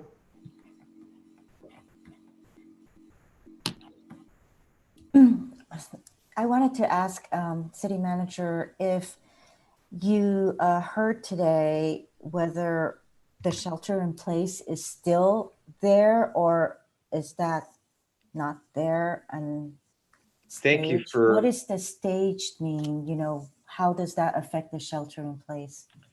Yes, thank you for raising that. The shelter in place remains in place, and the information that we received today, quite frankly, I think we're all still studying. There is a modification of the public health shelter in place order that was issued today via both a press conference effectively and press release, as well as the documents released.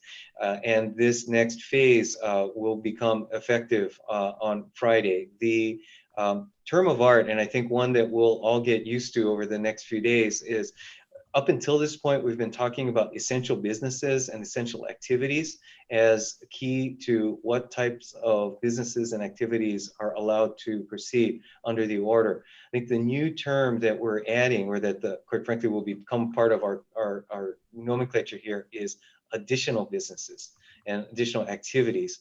That's, I think, the new term that the Public Health Department or the County of Santa Clara added as a part of the order that was issued today, that reflects the retail activities that I mentioned being available for curbside pickup. And so that's a new term. I think we're all going to need to get used to it, but to your point, the shelter in place remains in place, and at the same time we're seeing an incremental increase in the activities that are allowed. And perhaps the city attorney may want to chime in, as I see that she's also appeared. No, that was a wonderful summary. I agree. The shelter in place remains in place, but against that background, there is now a little bit more activity that's permissible. So if you're a worker in one of those entities that's allowed to reopen, you may be returning to work, and consumers can, as of Friday, return and do their transactions in the way that the county has said, using curbside pickup only. But otherwise, everything remains the same till the next phase. Councilmember Tanaka. Yeah, I just want to commend the city manager for taking the steps to volunteer for the pay cuts, and hopefully the rest of labor could follow. and we could avoid massive service cuts and layoffs. So thank you for that. Want to just ask about a lot of other cities have started to do outdoor seating for restaurants where they kind of spill into the streets, even perhaps closing parts of the streets to allow them to offer the services. And so I was just wondering where we are at as a city in doing that as well. Council member, I'm just going to jump in. That's not allowed in Santa Clara County. And I'm not aware that outdoor seating of restaurants is allowed in any other Bay Area county at this time. It's contemplated that that will be part of a later phase, but it is not permissible at this time. Okay. And then second question is, in terms of the tennis court, I don't know if you could flip back to your slide, but the USTA actually published guidelines to how to keep it safe, which actually allows people to play from different households, but there's certain procedures. I was wondering what's the city's plan in terms of trying to just follow the USTA's guidelines to allow tennis play? Right. Our plan is to follow the County of Santa Clara's public health order, and they at this point have limited the acceptable activities along the lines that I described, members of the same household. Okay, thank you. Just one quick question. Any update on dog parks? I got a couple emails about that the past few days. I don't have anything handy. Let's see, I believe actually, well, I'll need to get back to you on that. Yeah, I don't believe the dog park rule has changed. So I don't believe we're allowed to reopen them. Understood. Check. Yeah. Is that a county thing? Okay. Yes. I thought it might have been the city. All right. Thank you so much. Okay. So that concludes our city manager comments. I know we are almost 2 hours behind. I'm going to call a break until 9:30 just so council can stretch our legs. So let's all be back here at 9:30, please. And then we'll move on to item 6, which I know a lot of people are waiting for. Thanks so much.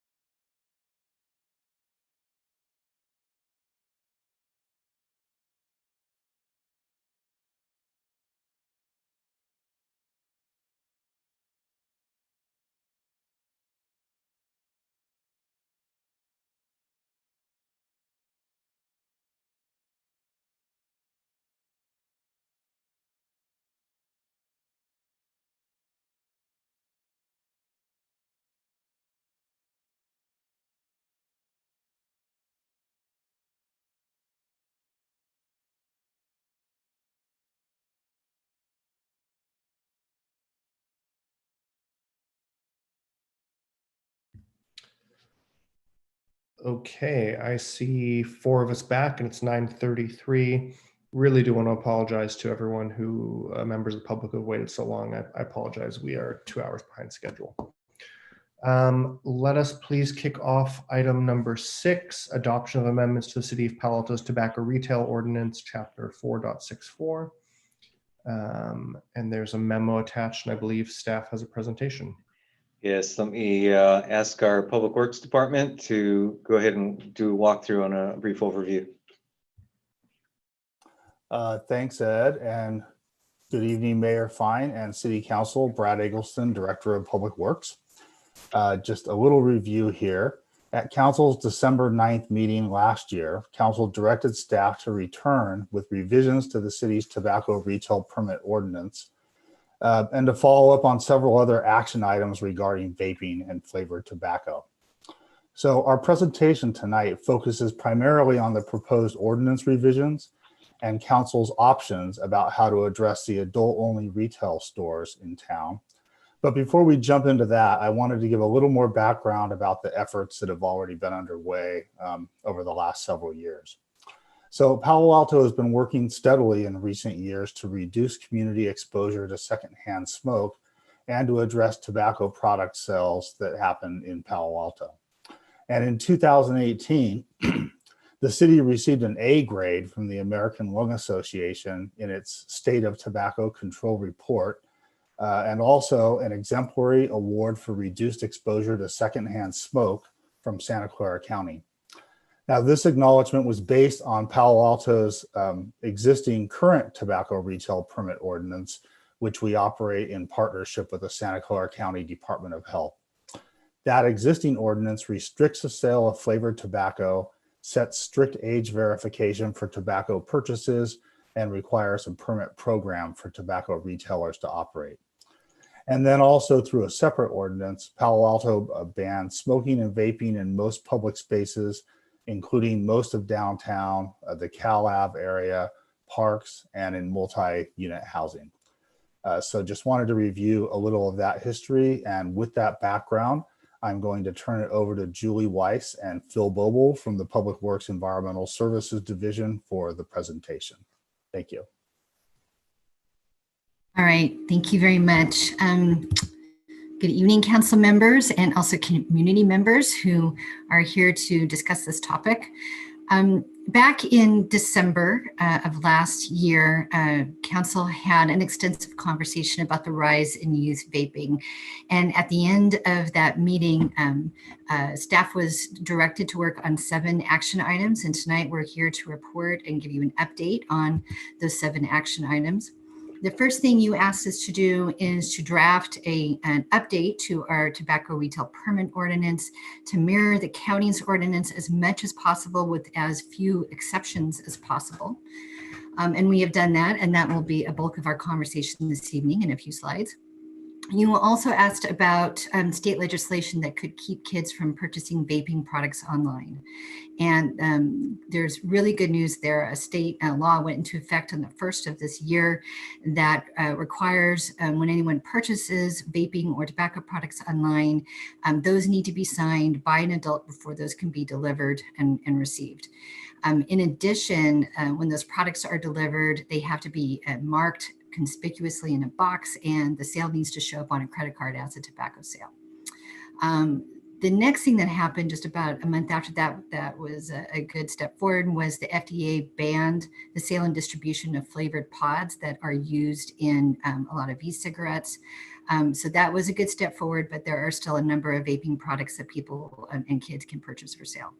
There are 2 other pieces of legislation that are under consideration right now, SB 793, which could ban flavored tobacco products all across the state. There was a hearing about that just last week, and SB 464, which would ban the sale of the single-use electronic cigarettes, which are both a health and an environmental hazard. So good news on that front. You also asked us to report on enforcement efforts. What are we doing to make sure that kids don't go into stores and buy vaping and tobacco products? In January, our police department did the youth decoy undercover checks And good news there, all of the adult only stores did pass that. They all carded the youth decoy that went into those stores. As a reminder, adult only stores are those stores where you have to be age 21 or over just to get into the store. At the other 15 locations, most were compliant with the, checking driver's license and ID. 3 were not, and there's enforcement action against those stores. Those were 2 gas stations and 1 liquor store. And the county also does permit checks as well. And they gave us a report last July, and things were looking pretty good. Most of the stores were in compliance. There were a few stores that had some residual flavored tobacco products left over, and those were removed immediately when the county staff was there. The next thing you asked us to look into is community funding. Who can we direct funds to that could lead some community-based initiatives to keep kids from vaping? A really great event was held in January by Healthy Cities. There's professionals who research vaping and work with kids, and members of the community who are just interested in this topic. One of our council members, Councilmember Koo, was there. And after that meeting, conversations continued with the leadership of our Community Services Division, and they landed on the Think Fund as the best place to direct funds for youth-led initiatives to reduce tobacco use. The next item you asked us to work on, this was Councilmember Tanaka, who really wanted to urge us to look into additional steps we could take to deter public smoking. And we wanted to share with you, as Brad gave a brief update about, we do have one whole ordinance dedicated to reducing public exposure to secondhand smoke and vape. Most areas in Palo Alto law that prohibits citing minors. And so that is conducted, that is handled by the school staff as an administrative fee, administrative action. Parents are called, usually the devices are taken away from students. But we did want to see if we could move the needle forward on this a little bit. So Public Works has developed and is getting ready to distribute free no smoking signs to businesses. At their request, we will be doing outreach about this. So if they want to amplify the existing city signage and messaging around town, they can do so, and we will provide those signs. And we are providing some of those signs in partnership with Santa Clara County. You did ask us to check into what the City and School Liaison Committee is doing, and they remain interested in this topic and ready to help out as needed. And for public education about electronic cigarette disposal, that is planned for later on this year. E-cigarettes are a hazardous waste, and we will be doing outreach to let people know how they can dispose of that hazardous waste safely. So that is a high-level overview of the progress on the action items we've made. Before we get into the proposed ordinance, we wanted to remind people listening and watching what our current ordinance requires, and also who our current tobacco retailers are. Our current ordinance is conducted through a partnership with the county. The stores pay annual permit fees to cover those permitting services. Retailers cannot sell flavored tobacco products or flavored e-liquids. That's already a requirement. Adult stores are exempt from this requirement currently. That is based off of the previous county model ordinance. The ordinance also requires limits to store advertising, again, restrictions to keep kids out of stores, and repeat violations are considered over 24 months. So while it's not in the ordinance, we do have an agreement with the county where our police department does the undercover checks, and the county runs the permitting services for us. So who are our retailers? We have different types of retailers in our city. Most of them are small shops, gas stations, liquor stores, convenience stores. We do have 2 cigar retailers. One is a cigar lounge and one is a traditional cigar shop. We have 3 vape and tobacco stores where all they sell are vaping and tobacco products. And we have 2 kind of unique retailers. We have a hookah lounge in downtown Palo Alto where you don't take product out of the store. You go in, you select the flavored tobacco that you want to use out of a traditional hookah, and then you leave and no product leaves that store. There's also Max Smoke Shop that most of you know about, where snacks and newspapers and smoking and vaping products are sold. So Phil and I went to each of these 22 stores to make sure they had received the information that we mailed about proposed ordinance changes and just to talk to them about what they thought about it. Most of the stores were fine with the proposed changes, but 5 stores, the vaping and tobacco stores and Hookah Nights and Max Smoke Shop, were very concerned about it and said that they would likely have to shutter their business if an exemption was not included in the ordinance. So we considered this feedback. We know well that City Council values the presence of small businesses. And we also reflected on what we heard clearly at the December 9th meeting about the desire to do something to reduce kids smoking and vaping, and also what we heard at the Healthy Cities meeting and other community meetings that we attended. So the proposed ordinance that we bring you tonight considers that public input. The proposed ordinance would prohibit the sale of electronic cigarette devices. That would be our next baby step forward. So again, most of those stores can't sell flavored tobacco products, and our next baby step would be to prohibit the sale of the actual devices that are used to smoke those products. I just want to stop for 1 minute. I really apologize. I want to make sure that we actually have a quorum here on council. I see 3 of us on video, but just thank you, council members Koo and Du Bois. Vice Mayor Du Bois, I appreciate it. Okay, we have more on camera. If a couple of you need to step out, please turn off your camera. Let's just make sure we have 4 here on camera. So I am here. I'm just going to turn off my camera, but I will be here.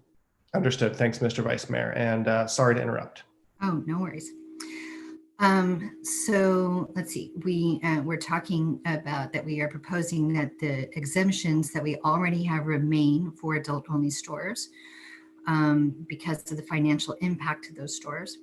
But we added restrictions to those 5 stores that we're most concerned about it to try to keep kids out of those stores.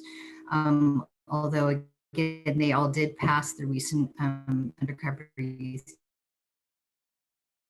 quick check. So no new 5 stores we have concerned with this ordinance in those.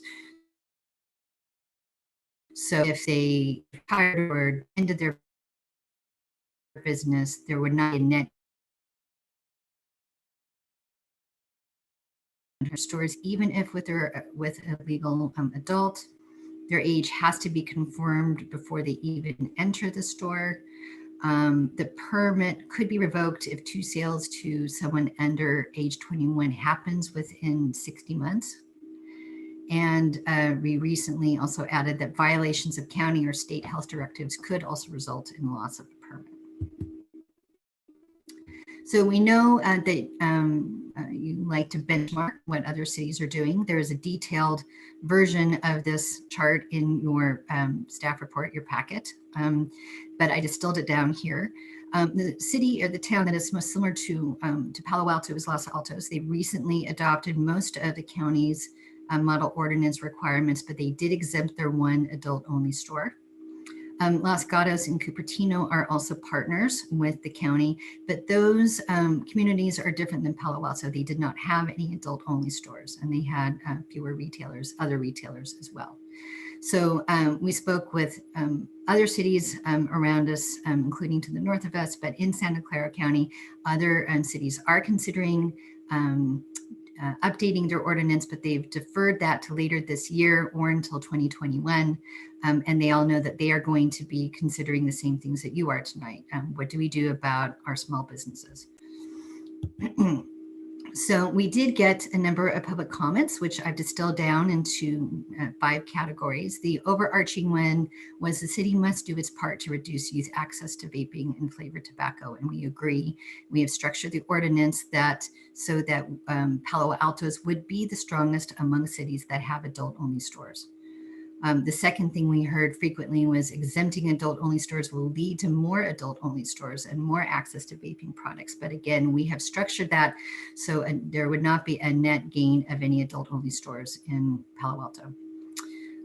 We heard frequently that flavored tobacco is what kids want, and we need to reduce that availability. And again, we have already banned flavored tobacco and vaping products at 15 retailers. That's been in effect for over a year. The proposed ordinance would remove those e-cigarette products, taking it a step further. And again, we've added those additional requirements to the adult-only stores. We did receive 2 or 3 comments about the concern that the city would have to cover the cost to enforce the permitting process.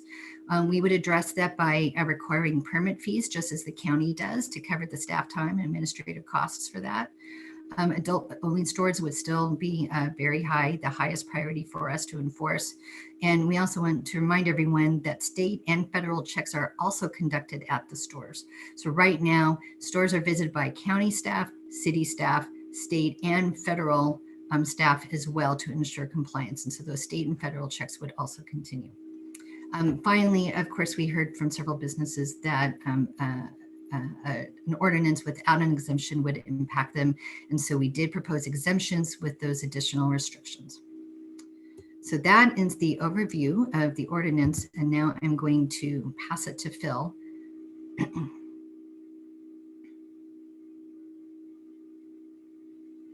To get myself off mute there, Phil Vogel, also with Public Works.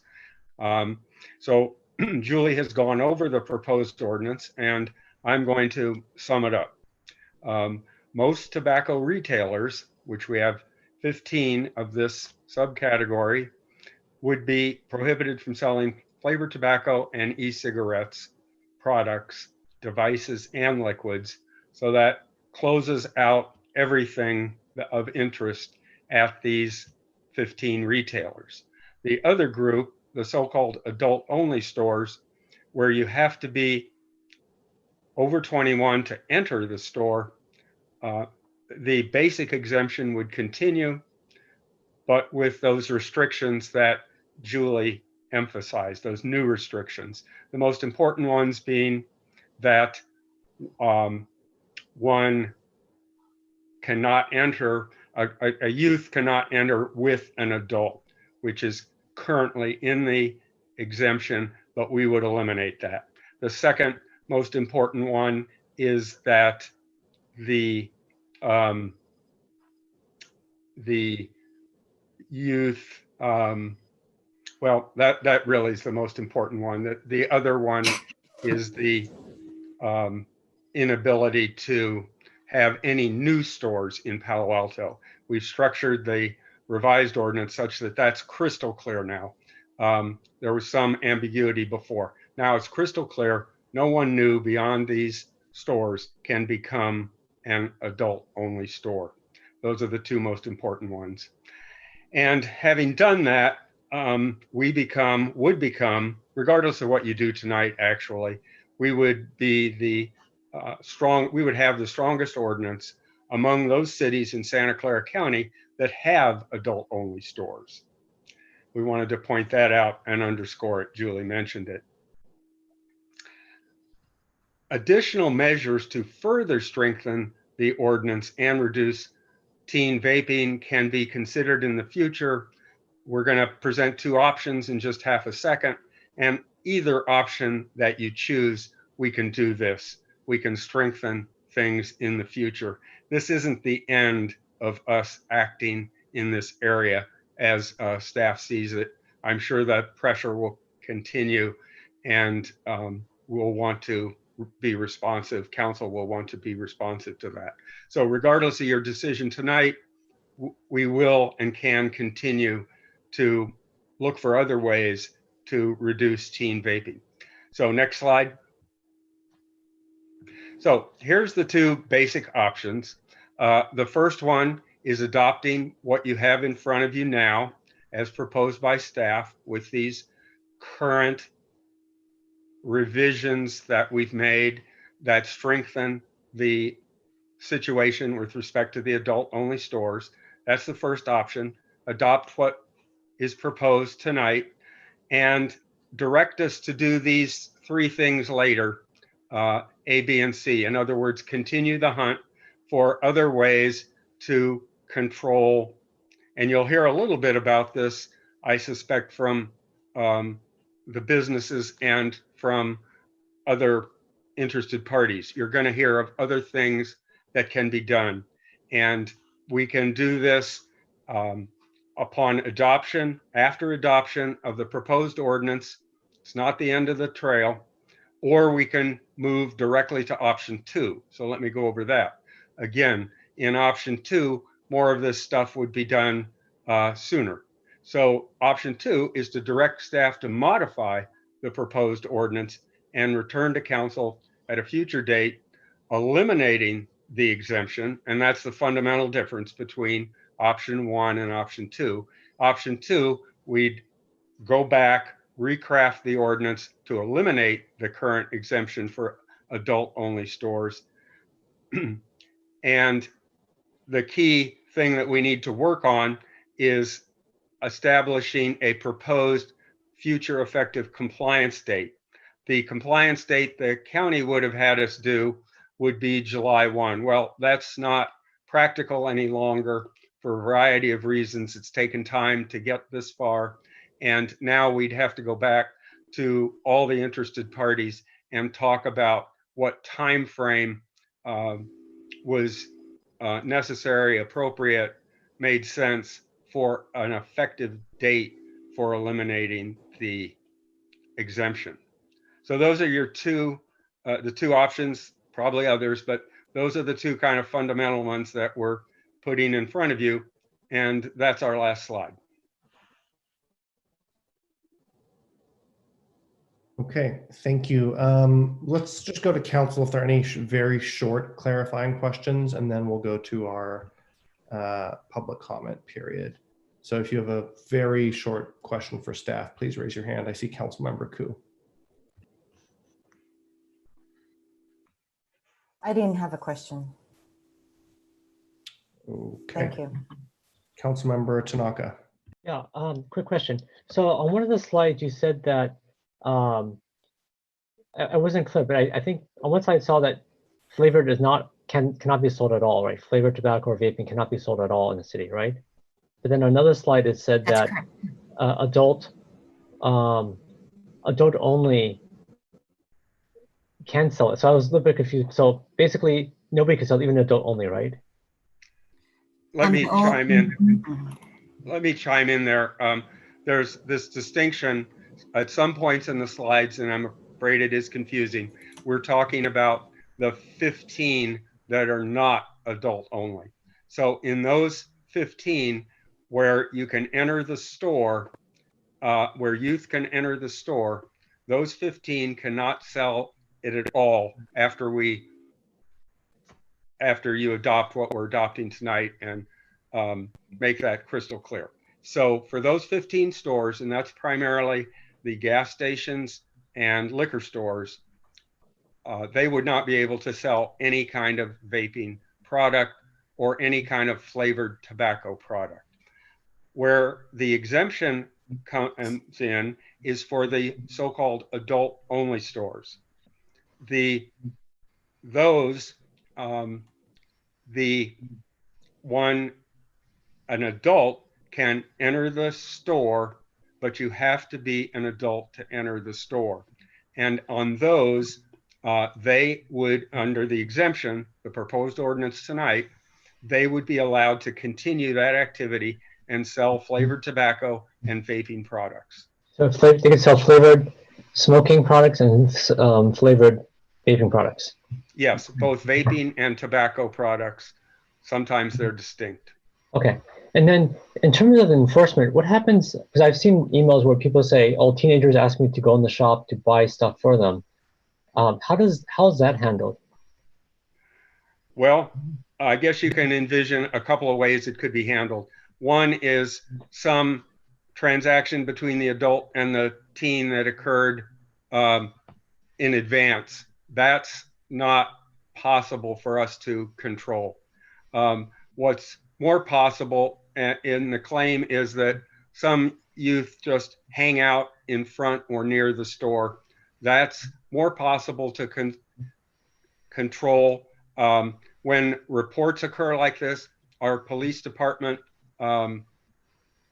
does a swing by, and but it undoubtedly occurs that that a teen and adult can team up and a purchase can be made in a store and it end up in the hands of youth. There's No way that we brainstormed yet to completely prevent that, nor can that be prevented even on the updated legislation that occurred with respect to online purchases. That can be accomplished by an adult and a teen teaming up as well. Thank you. Councilmember Filseth. A quick question. If I understand number 2, it basically eliminates all exemptions except the hookah lounge in terms of selling of e-cigarettes and flavored tobacco products. Is that right? Not exactly. It would even capture hookah lounge. You'll may have noticed that one of the follow-ups we could do after tonight, either under option 1 or option 2, would be to figure out something more surgical, targeted to do with our exemption process. It's kind of a rough knife at the moment. Julie divided the world into a couple of different types, 3 different types of adult-only businesses. Hookah Lounge is unique, Max is unique, the cigar stores are unique. The other 3 are similar to each other, and we could be directed to come up with a exemption categories, like I say, that are more surgical, maybe leave hookah nights in place. But the current ordinance in front of you would take care of all of the types of adult-only stores. If directed, we could go back and under either option 1 or option 2, take a closer look at the way these are structured and try to come up with something more surgical, so that a place like Hookah Nights, where there is no youth possibility, and exempting something like that. So, now I'm more confused. So sorry to take another minute here, right? So I thought option 2 also said it was exempt if it was products that didn't leave the premises. And then I thought the cigar stores couldn't sell vaping products now. That's not true? That they could sell it, they don't. Okay. So that's why we say they're not really impacted. Okay. We've talked to them. They don't want to sell it. They don't really sell it. There's a little bit that is in one of those stores, as I recall. They're happy to remove it. But again, that's why I say our structure of the exemption is not very surgical at the moment. It could be made so under either option. Okay, thank you. Mr. Vice Mayor. Yeah, so if I understand, some of these stores are selling things like flavored pipe tobacco versus vaping pods. I mean, did staff consider making a distinguishing between those kinds of products? It seems like they're kind of lumped together here. Yeah, they are lumped together. Like I say, the approach on these adult-only stores was to use a county definition that has existed and not tinker with that definition. We could go back, same answer as the previous question, we could go back and kind of propose a different structure for the exemption, and that we could look at what you're suggesting as part of that. So basically you're saying that staff looked at these ordinances and thought it was pretty elegant to just focus on adult only as the criteria, kind of following the county model, or versus. Well, I wouldn't say it was elegant. It's just what existed. And it seemed simpler to go with what existed, at least for this next step. Like I say, we're under either option, we're not really done with this subject, right?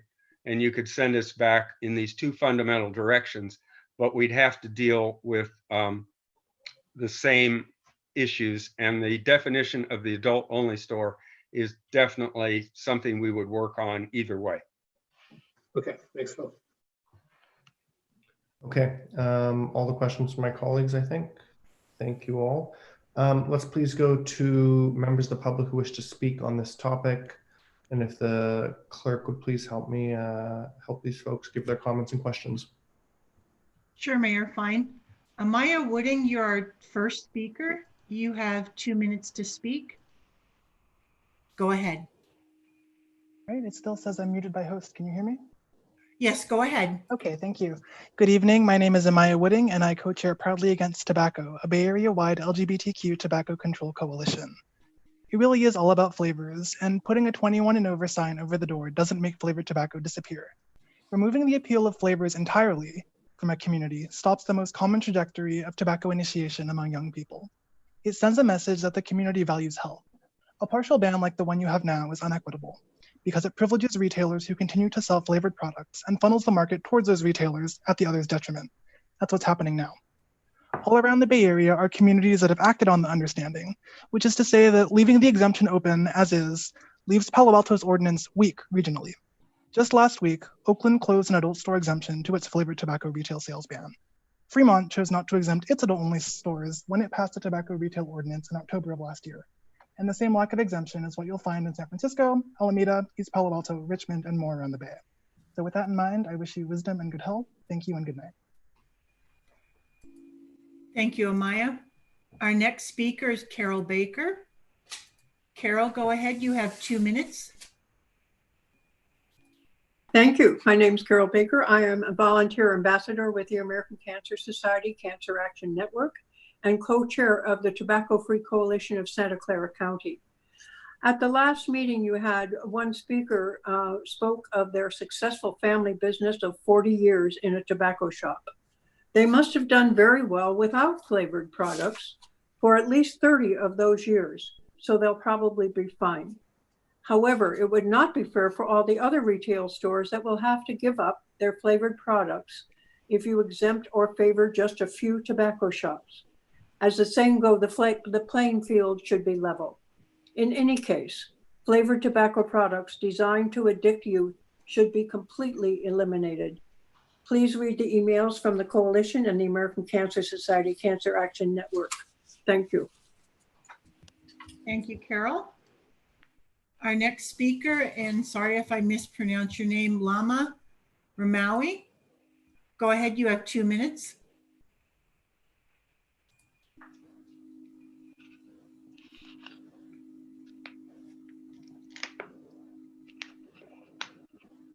Hello, can you hear me?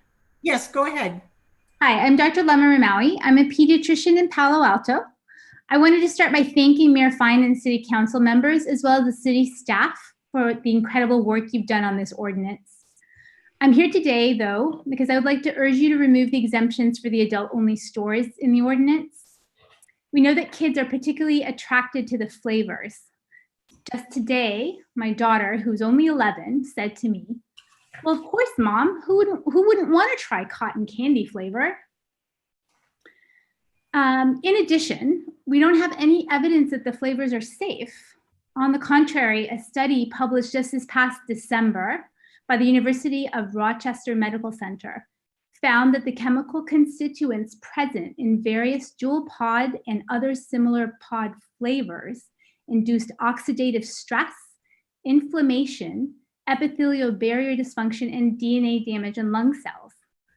Although these products are marketed as a safer alternative to conventional cigarettes, the long-term health effects of e-cigarette flavored pods are really unknown. So I implore you, for the sake of not just our youth, but for our adults as well, please ban all flavored tobacco products and don't allow any exemptions. It really is for the greater public health, the good of the public. Thank you so much for your time. Thank you. Our next speaker is Erwin Morton, and you will have 2 minutes. Erwin, go ahead.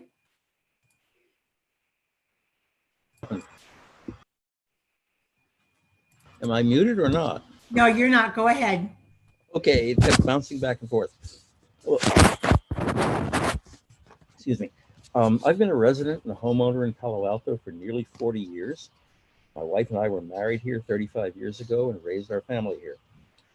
We chose Palo Alto because of the city's traditions and its focus on protecting and nurturing the community's children, the tradition going back at least to Lucy Stern.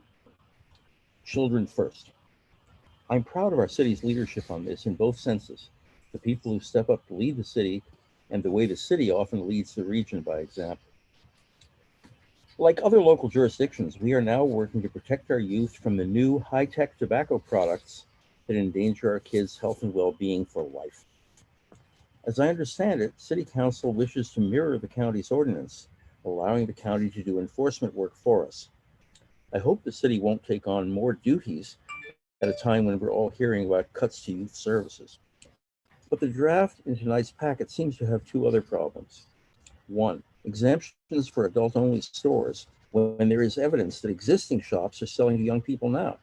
Please adopt an ordinance without exemptions. Two, grandfathering that allows vape shop licenses to be sold or transferred. I hope we can at least try to phase those out over time, not make them permanent.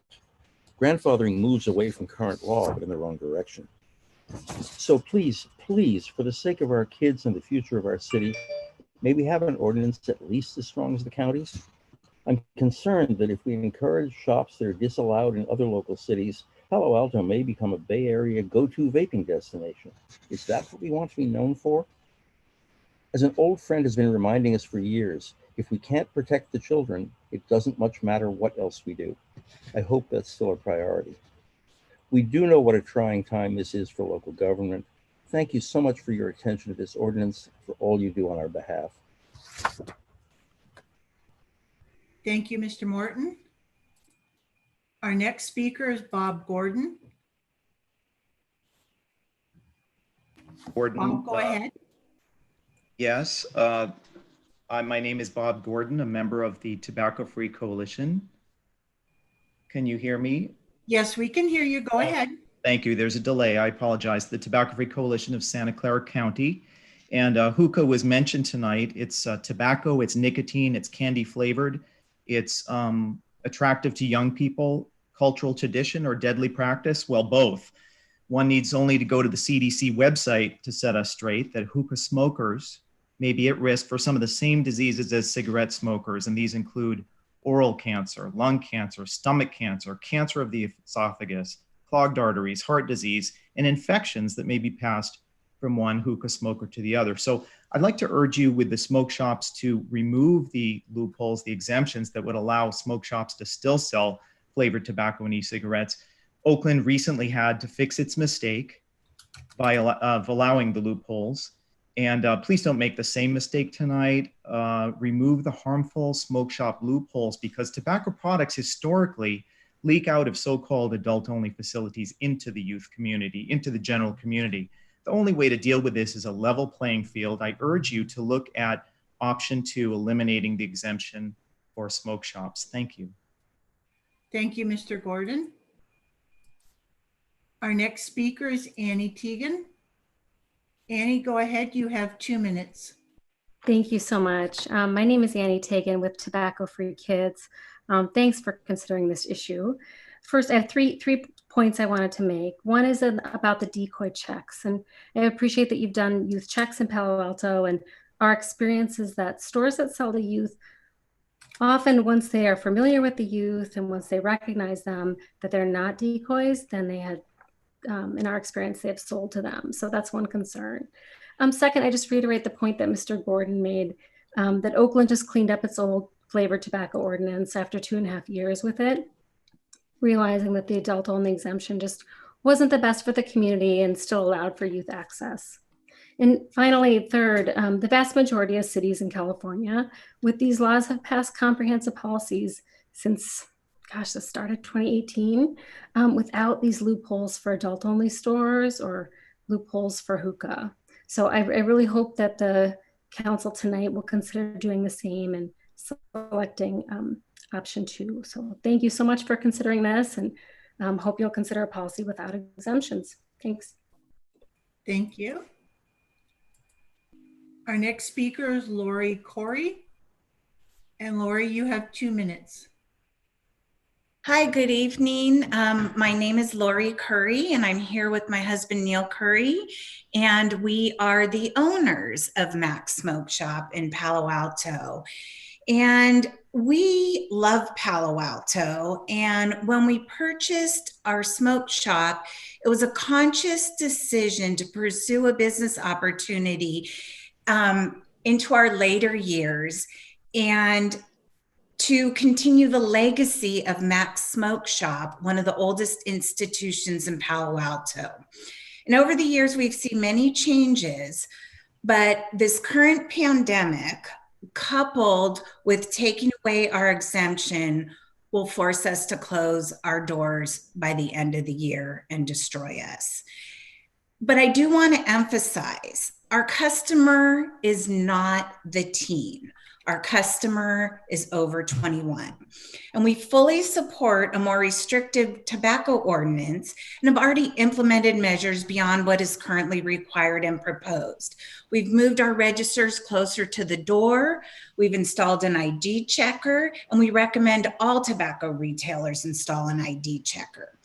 And let me make it abundantly clear, we're in support of keeping tobacco products out of the hands of teens, and we support the more restrictive measure, but we feel that a change in the ordinance can best be handled with a scalpel and not a sledgehammer. This needs to work for both sides.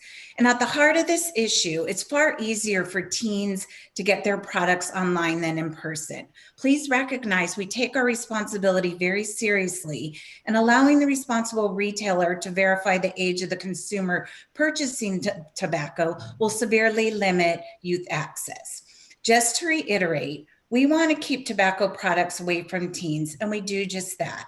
It's not Mac's Smoke Shop that is contributing to the teen vaping epidemic that is forefront of everybody's mind. We have gone above and beyond and will continue to do so with the utmost responsibility. We request council recognize that penalizing the retailer is not the solution. Thank you very much. Thank you, Lori. Our next speaker is Jen Grandlejano. Go ahead, Jen, you have 2 minutes. Thank you. My name is Jen Grandlejano from the American Cancer Society Cancer Action Network. I am the Government Relations Director for Northern California, and we urge you tonight to remove the proposed exemption for adult-only tobacco stores, including the hookah lounge. We support the other pieces of the ordinance to end the sale of flavored tobacco citywide and strengthen enforcement language in the TRL. We've learned from experience that exempting adult-only stores is problematic and weakens what could be a strong policy. Exemptions of some retailers complicates enforcement and creates resentment among retailers. Just tonight, it was confusing among the staff and policymakers what the ordinance was covering and what products were included. So imagine how confusing that would be for the public and for the stores and for enforcement. Most importantly, if flavored tobacco products remain in the community, they will find their way into the hands of youth. The California Department of Health found that vape shops and tobacco stores had much higher violations for selling to youth when compared to every other category of tobacco retailer. These are not tobacco retailers that we want to be exempt from the rules. All places where tobacco is sold, including adult-only tobacco shops and hookah lounges, should be required to have a tobacco retail permit with the same requirements as all other tobacco retailers. We cannot put the profit of a few retailers over the health of our kids. We know through best practice and policies like this across the country, the tobacco industry always finds a way to take advantage of these loopholes. As a national organization working at the local level, we've seen exemptions like this go sideways time and time again, despite the best intentions of thoughtful policymakers like yourselves. And we would hate to see this happen in Palo Alto. Making exemptions for some tobacco stores leaves a way for big tobacco to continue to outsmart public health. Santa Clara County recently updated their policy to remove adult-only exemptions. Oakland now did the same thing. Their policy was tried and failed, and they fixed it. Please don't make the same mistake again. Remove the exemptions. Thank you, Jen. Our next speaker is Ariane Lundberg. Go ahead, you have 2 minutes. Hello, can you hear me? Yes, go ahead. Hi, I'm Dr. Ariane Lundberg, a postdoctoral scholar at Stanford University. I urge you to adopt an ordinance that mirrors the counties without any exemptions for adult-only retailers. I would like to speak about hookah today. I grew up in Iran through my 20s, then I lived in Sweden for more than a decade before moving to US, where I'm currently doing my research on cancer in the Stanford School of Medicine. The practice of smoking tobacco through a tall, ornate water pipe, better known as hookah, started in the regions such as India and ancient Persia known as Iran. Unfortunately, hookah has become very popular around the world, especially around college campuses.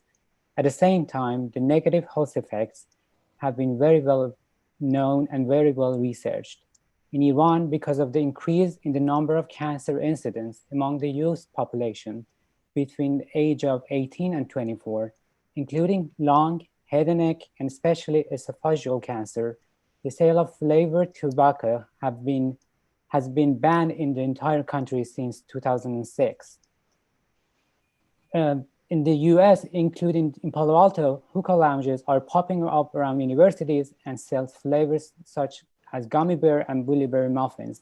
These flavored hookahs are far from cultural and are more about luring new users through flavors. For those who say they want hookah for cultural reasons, they can smoke non-flavored hookah tobacco. No exemption is needed for the cultural practices.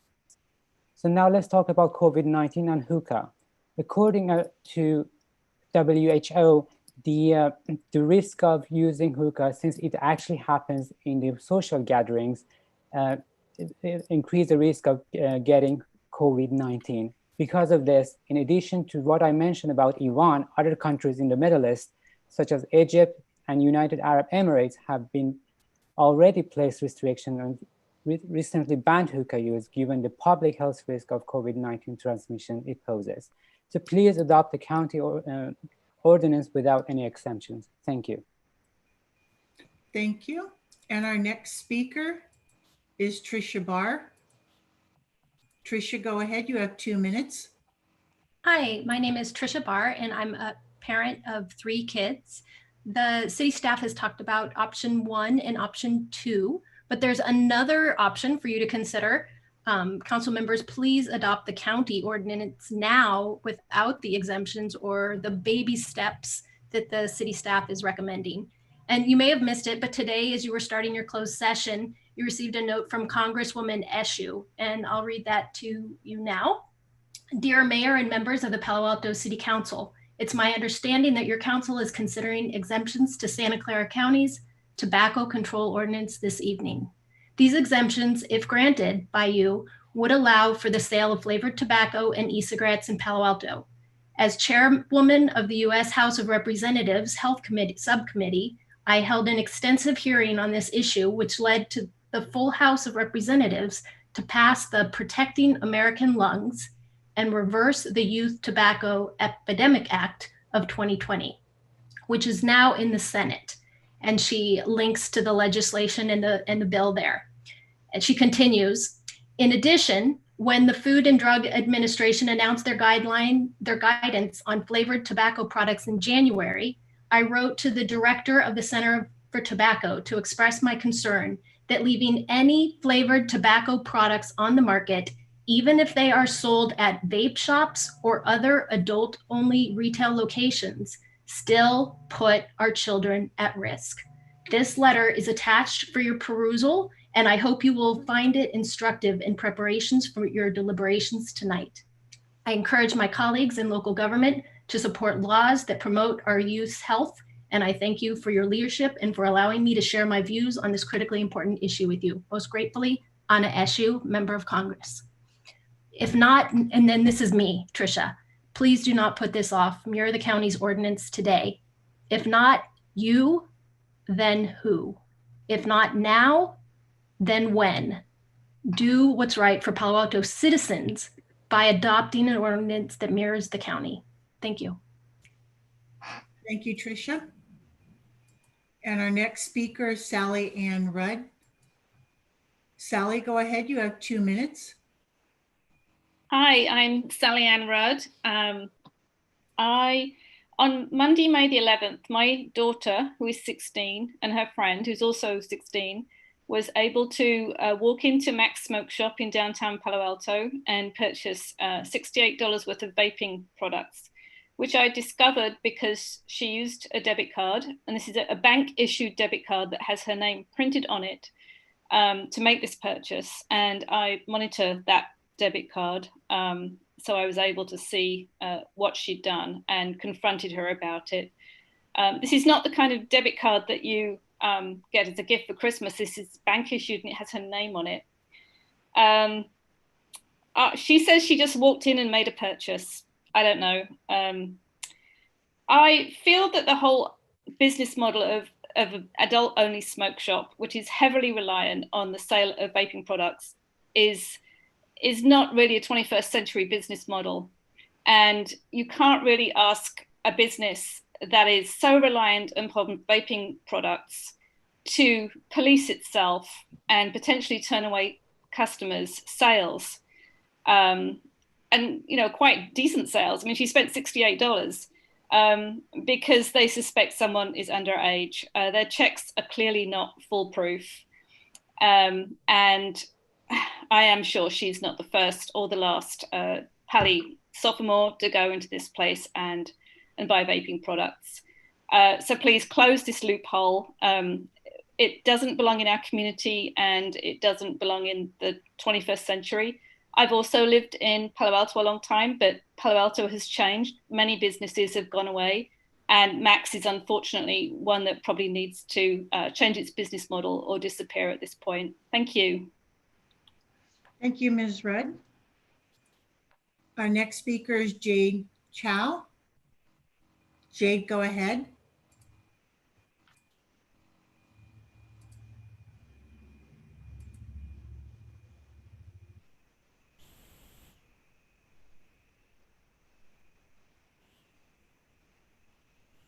There's something wrong with our connection. Let me try once more. Yeah, thanks.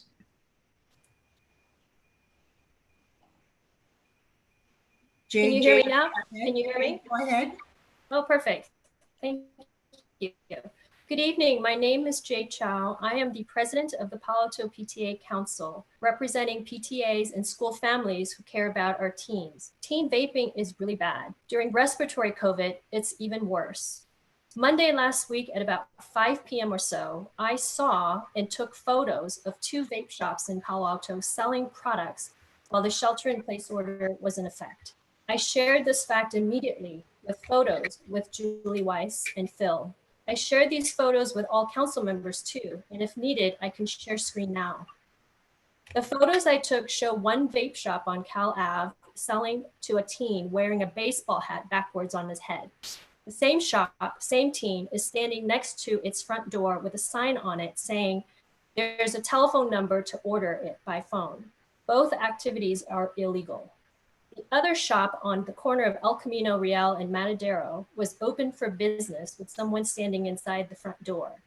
The tobacco ordinance before you exempts adult-only vape shops in Palo Alto, like the 2 shops I saw, and they will sell to teens. I saw it.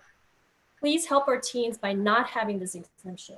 These shops make it easy for teens to get vape products by just walking down the street.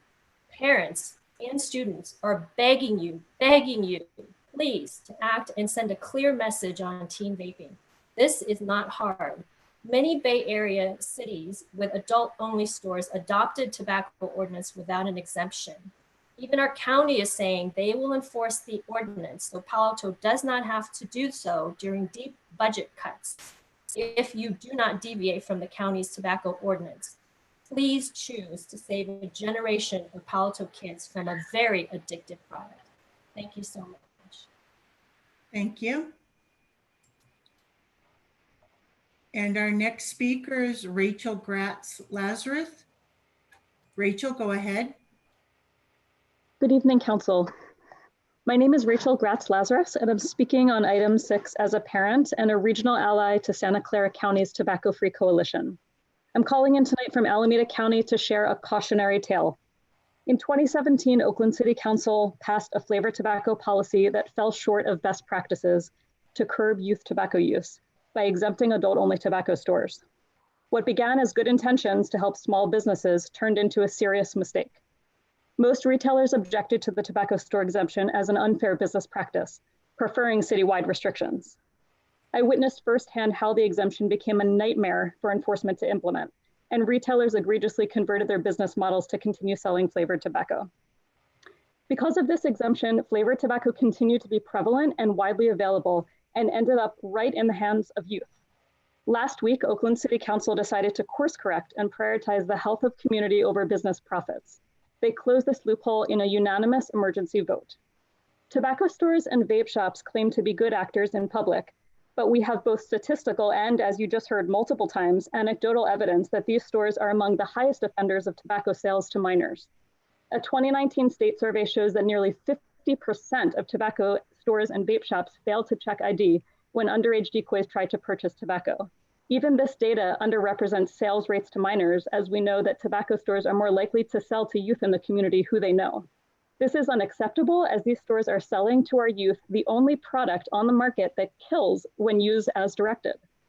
This is why Alameda County adopted a comprehensive TRL earlier this year, banning the sale of all flavored tobacco, including menthol, including hookah, in all retailers countywide with no exemptions, despite objection from the business community.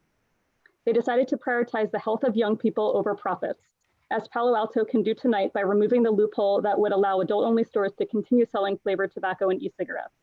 Please accept these lessons learned, and thank you for your leadership on this issue. Thank you, Rachel. Our next speaker is Grace Ma. Grace, go ahead. You have 2 minutes.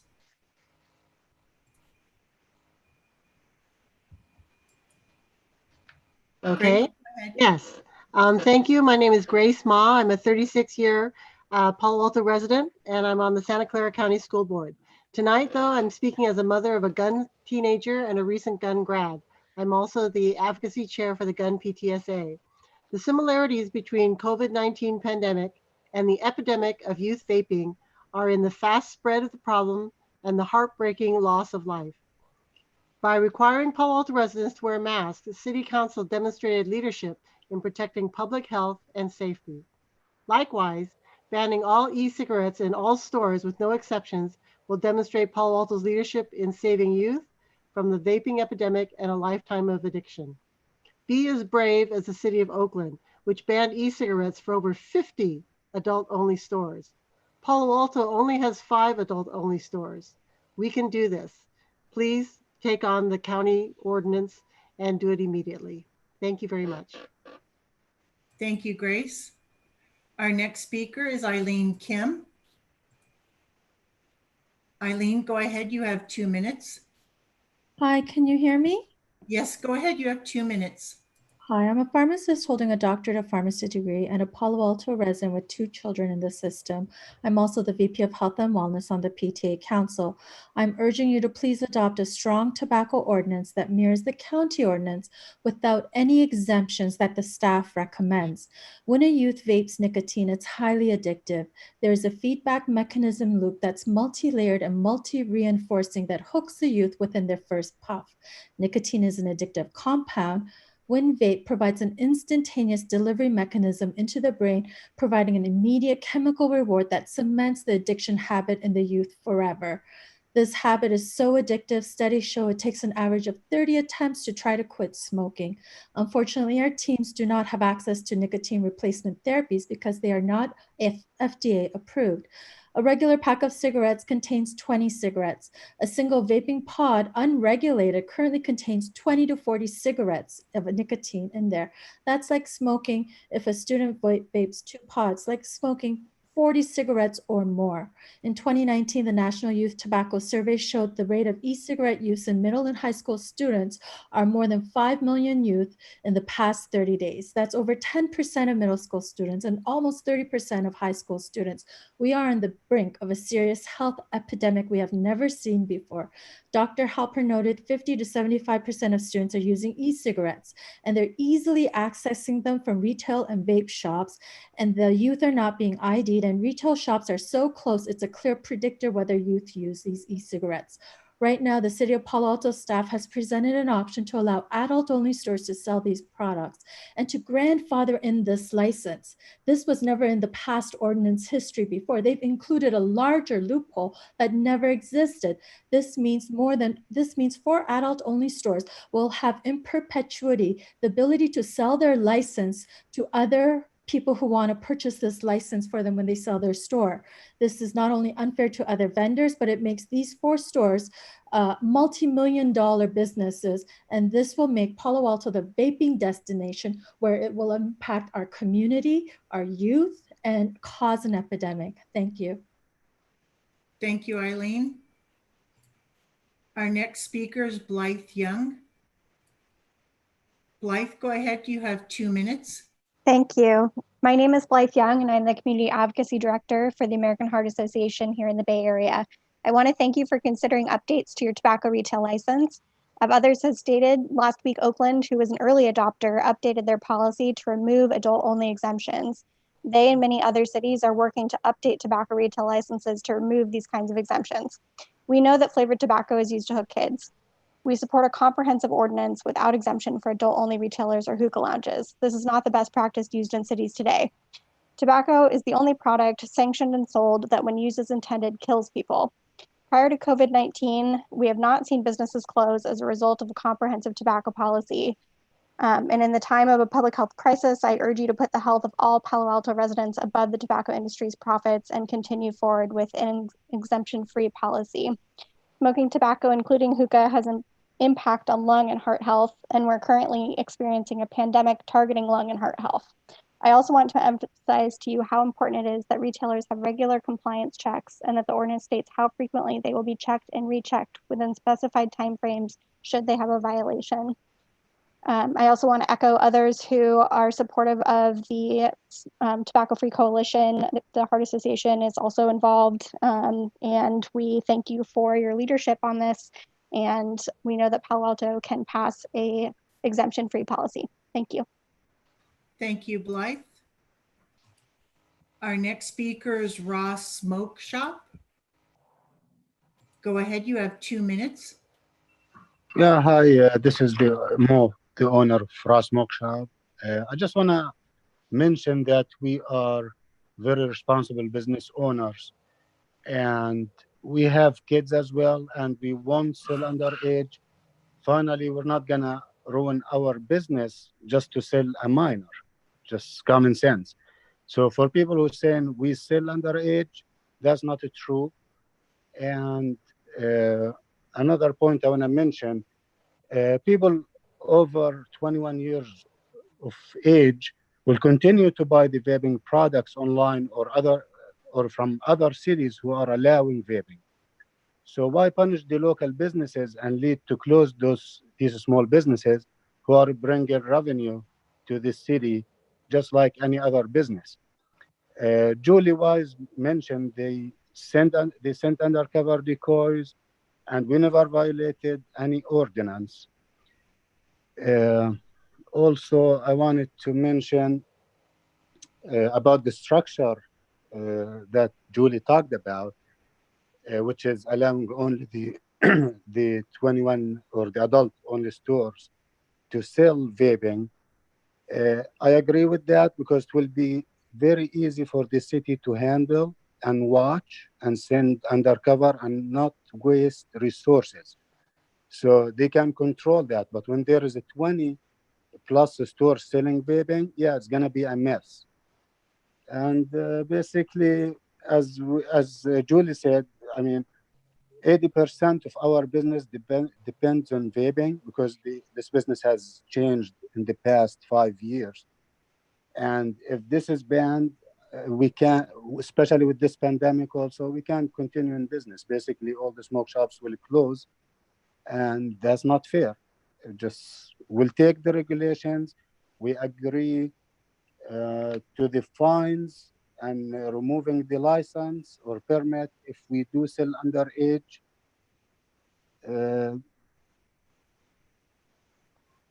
Hello? Yes, your time is up. Okay. Yeah, that's it, basically. I mentioned most of the points because this topic is actually very big and we can talk all night about it. I understand there's a lot of people against smoking, but also there is a lot of people who smoke and they have the right, if they're over 21 years or older, to choose if they want to vape or not. And thank you very much. Thanks for listening. Thank you. Thank you. Our next speaker is Amar Jahal. Amar, go ahead. You have 2 minutes. Yeah, can you hear me? Yes, go ahead. You have 2 minutes. Yeah, my name is Amar Jahal. I'm actually a small business tobacco retailer as well in Palo Alto. unfortunately, I'm a part of the 15 that's not really getting mentioned. We lost our flavored tobacco last year, and I was fine with the ban. We adapted our business model. Now, one thing that we couldn't change is our flavored tobacco customers that wanted to come support us.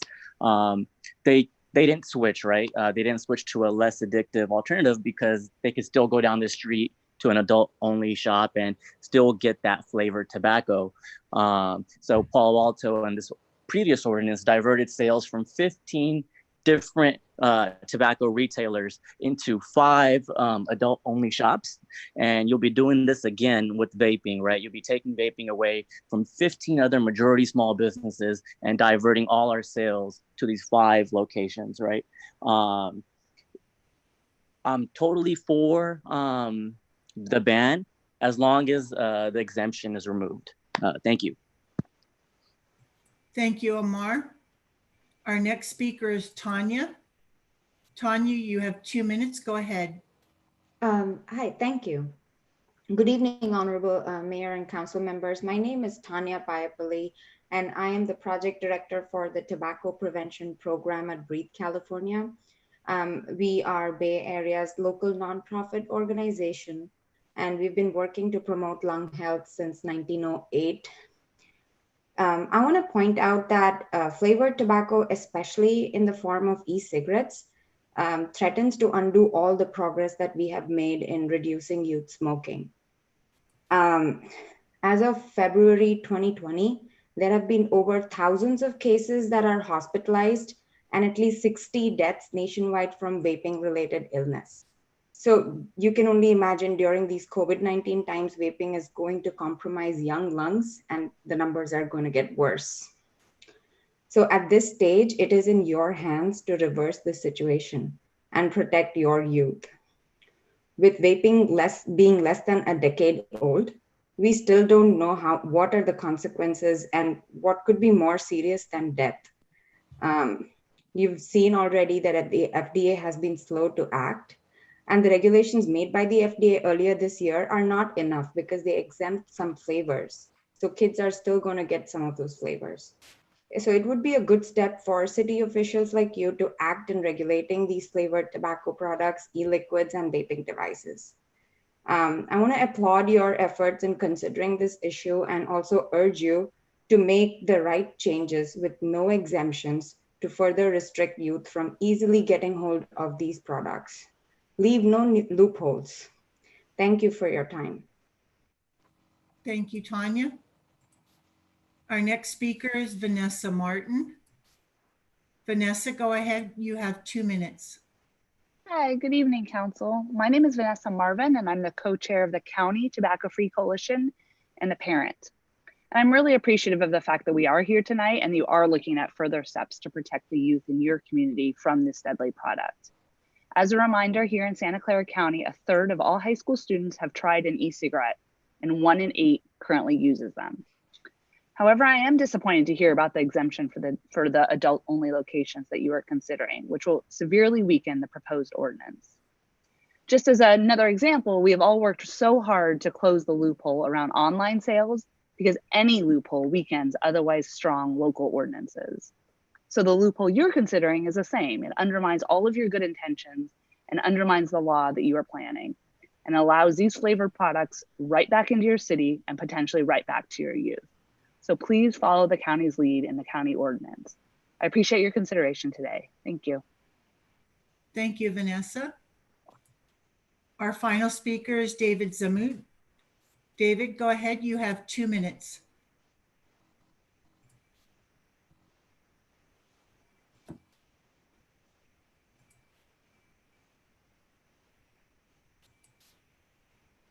Am I on? Go ahead. You have 2 minutes. Yeah, hi. Hey, thanks everybody for taking the time. Am I on? Okay, good. Thanks everybody for taking the time to discuss this kind of tough issue. It goes back and forth. First of all, I'm the owner of the Hookah Lounge on University. Been doing this for about 17 years now. And I've seen a lot of changes through the years about it's getting more restrictive. I have no problem with that. One thing that everybody that's talking about tobacco and vape. I don't sell any vape products. I don't sell any vape pens. I don't sell cigarettes, cigars, or anything like that. Basically, people come in, they sit down, relax, and do what they do. I have people from all over the world, they come over. They kind of seek the place and they know about it. It's been around for a while. So I'm with you on vape. I do have 3 kids. A couple of them are teenagers, and they don't smoke hookah and they don't do vape. But to close down businesses because you disagree, taking away somebody's livelihood, the way they're making a living, it just doesn't sound right. As parents, we're responsible for our kids and teach them not to do the kind of stuff that we hope they don't do when they're out with their friends. In 17 years, I haven't had any tickets. I haven't broken the law as far as following the regulations, licensing, and so on. So I just hope everybody kind of cool down. It's not as, I don't want to get into the medical issue about the tobacco. It has 0.05% nicotine, 0 tar. It's like non-alcoholic wine have 0.05 alcohol. So it isn't really as people as say it is, but that's another subject. Thank you very much, and that's my time. Thank you. No more speakers, Mayor Fine. Thank you, Beth. Okay, I just want to thank everybody who is sticking with us this late, and thank you to everyone for your comments, questions, and ideas and input. We do appreciate it. Returning to council, I think the first slide is Councilmember Koo, then Councilmember Filseth.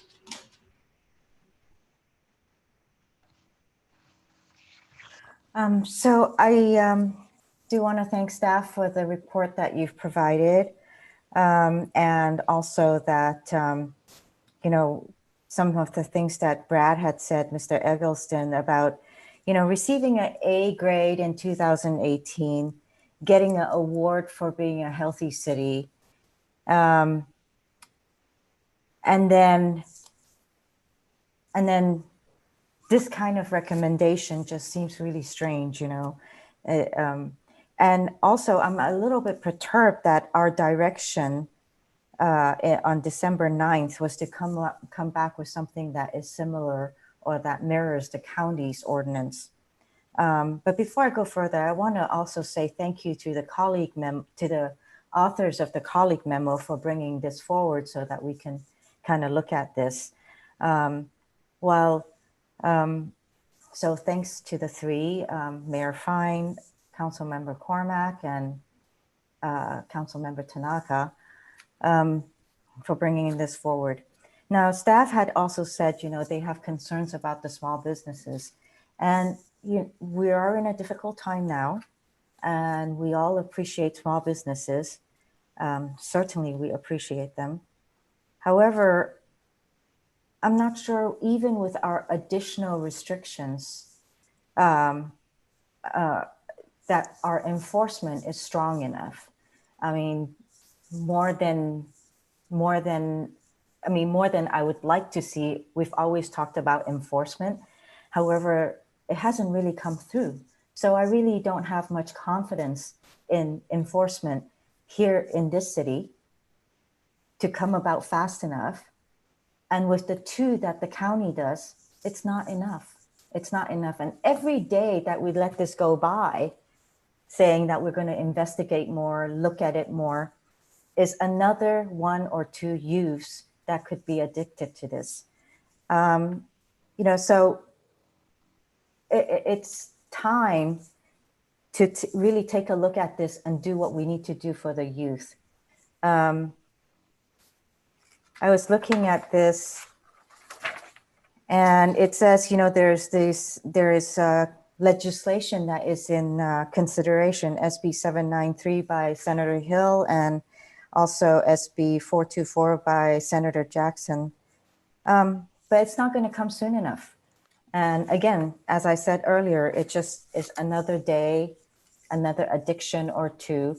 And I don't think we can wait anymore.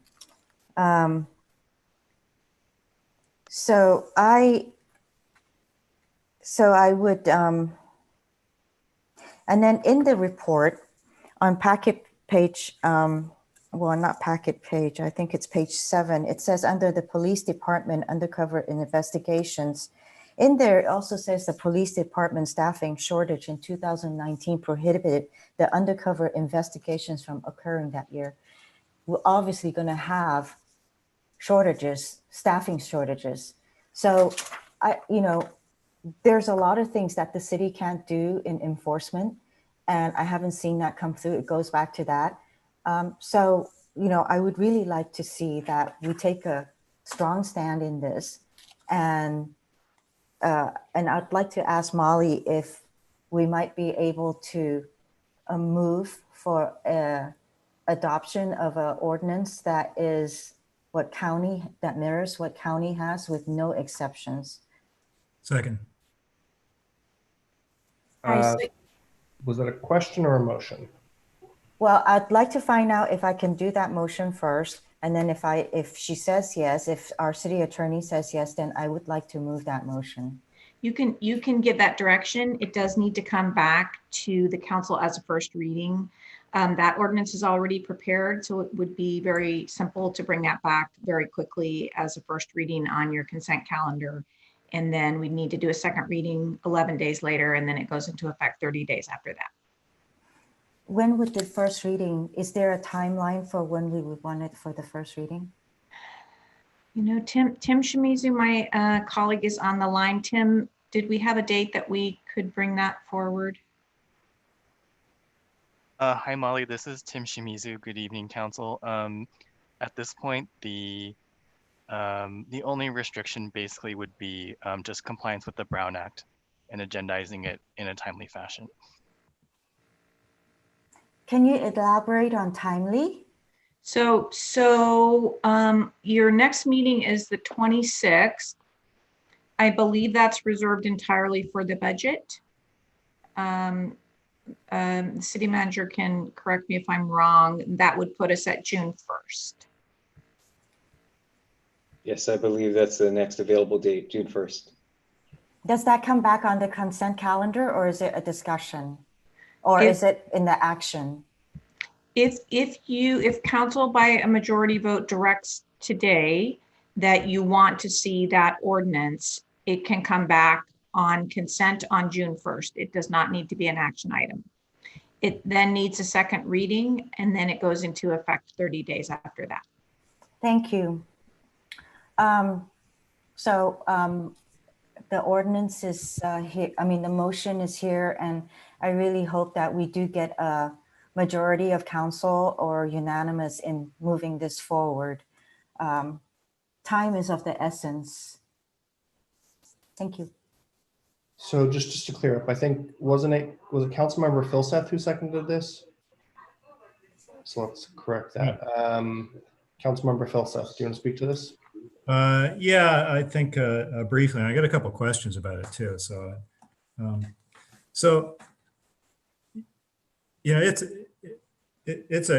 a crappy year to be introducing further hardships on any business, and I was kind of going back and forth on this a bunch. But I have to tell you, I was pretty impressed by resident Sally Ann Rudd's letter to council. I don't know if everybody saw that, and Ms. Rudd spoke a little bit earlier tonight, but let me just read the key part of her letter here, which is, on Monday, May 11th at 7:10 p.m., my daughter, who's just turned 16 years old and is a sophomore at Pali, spent $68 on vaping products at Mac's Smoke Shop in Palo Alto. She was with her friend who's also 16. They used a debit card belonging to my daughter, monitored by me, and that's how I found out. We have played a cat and mouse game with my daughter over vaping for months. I know she can buy these products online. It would help if she couldn't just walk down the street and buy whatever she wanted. And I know Sally Ann, she's my neighbor. If she says her 16-year-old daughter can go downtown and buy vaping products, I believe her. She's a sensible person. The thing is, I've been to Mac's in the last couple of weeks, and the place is plastered floor to ceiling with signs saying you can't do this. I mean, it's illegal for minors to buy this. You will be carded. Don't even try. We will catch you. It's a crime for you to come in here and buy these kinds of products. So I believe Mr. and Mrs. Curry and the Max people, I believe they're trying really hard to stop this. But apparently you can't keep it out of the hands of kids. So I think we should proceed and get rid of the exemptions. Let me ask a question though. What's the difference between option 2 and the motion that Councilmember Koo just made? I'm pulling that up right now so we can see it. Thank you, Councilmember Brad Eggleston. I believe the language in option 2, as you alluded to, Councilmember, in your earlier question, has some language where the removal of the exemption would only apply to places where you take the tobacco product out of the establishment. Okay. Which meaning that it might not address hookah nights. I'd have to see that again, but I think that was in the slide we looked at. Well, I don't feel nearly as strongly about places where you don't take it out of the store. I guess that's specifically hookah nights, because I believe that kids can't get in there, right? I wonder if the maker of the motion would support. I actually don't feel terribly strongly either way, but I wonder if the maker of the motion would support option 2 instead of the language as proposed, if that is in fact the only difference. If the staff would put up the option number 2, because I believe I read that in option 2 is that we don't adopt an ordinance today. It will come back to us in order to adopt what is proposed at a later time. So if we could put that portion of option 2 up so that we can take another look at it, I would appreciate it, just to be certain. I am working to share that. There is another screen that's sharing that needs to be closed down. Thank you. While that's coming up, let me just, Phil Vogel here, add to what Brad said. So that's one distinction. You've asked about a distinction between your current motion and option 2. So one important feature is what Brad said, and the other one is a different compliance date. So if we do exactly what the county did, which is what Molly was giving you timelines, it would have a very near-term date close to July 1. What option 2 envisioned is that we would go back to the businesses and other stakeholders and come up with a compliance date that would allow for several things. One is the physical removal of products, the negotiations with the manufacturers, and secondly, more importantly, coming up with a new business plan, changes that these stores would make in their product lines. And that was the second reason for allowing us to come back. So it wouldn't be exactly what Molly said, because what Molly said is what's currently drafted. It exactly mirrors the county ordinance. And so option 2 wasn't that exactly. It was the distinction Brad raised, plus the, let's call it the hookah nights situation, allowing for that. And then secondly, the time that would be allowed for compliance beyond the standard 30 days. Thank you, Phil and Julie. I'm sorry, I like our original motion and the timeline a lot more. It's a lot more immediate. And like I said earlier, I think every day we wait is a day that someone else gets hurt, damaged. Okay. Okay. I will sit here and wait to hear what all our colleagues say. Thank you both. Councilmember Chinaka. Yeah, I think Councilmember Koo is correct about this. So if you looked at some of the language on section 4.64.12, which is the to do checks, right? It it's actually different from the county where the checks are less frequent than what the county does. And I don't know how that would work in terms of enforcement if we're not uniform to the county.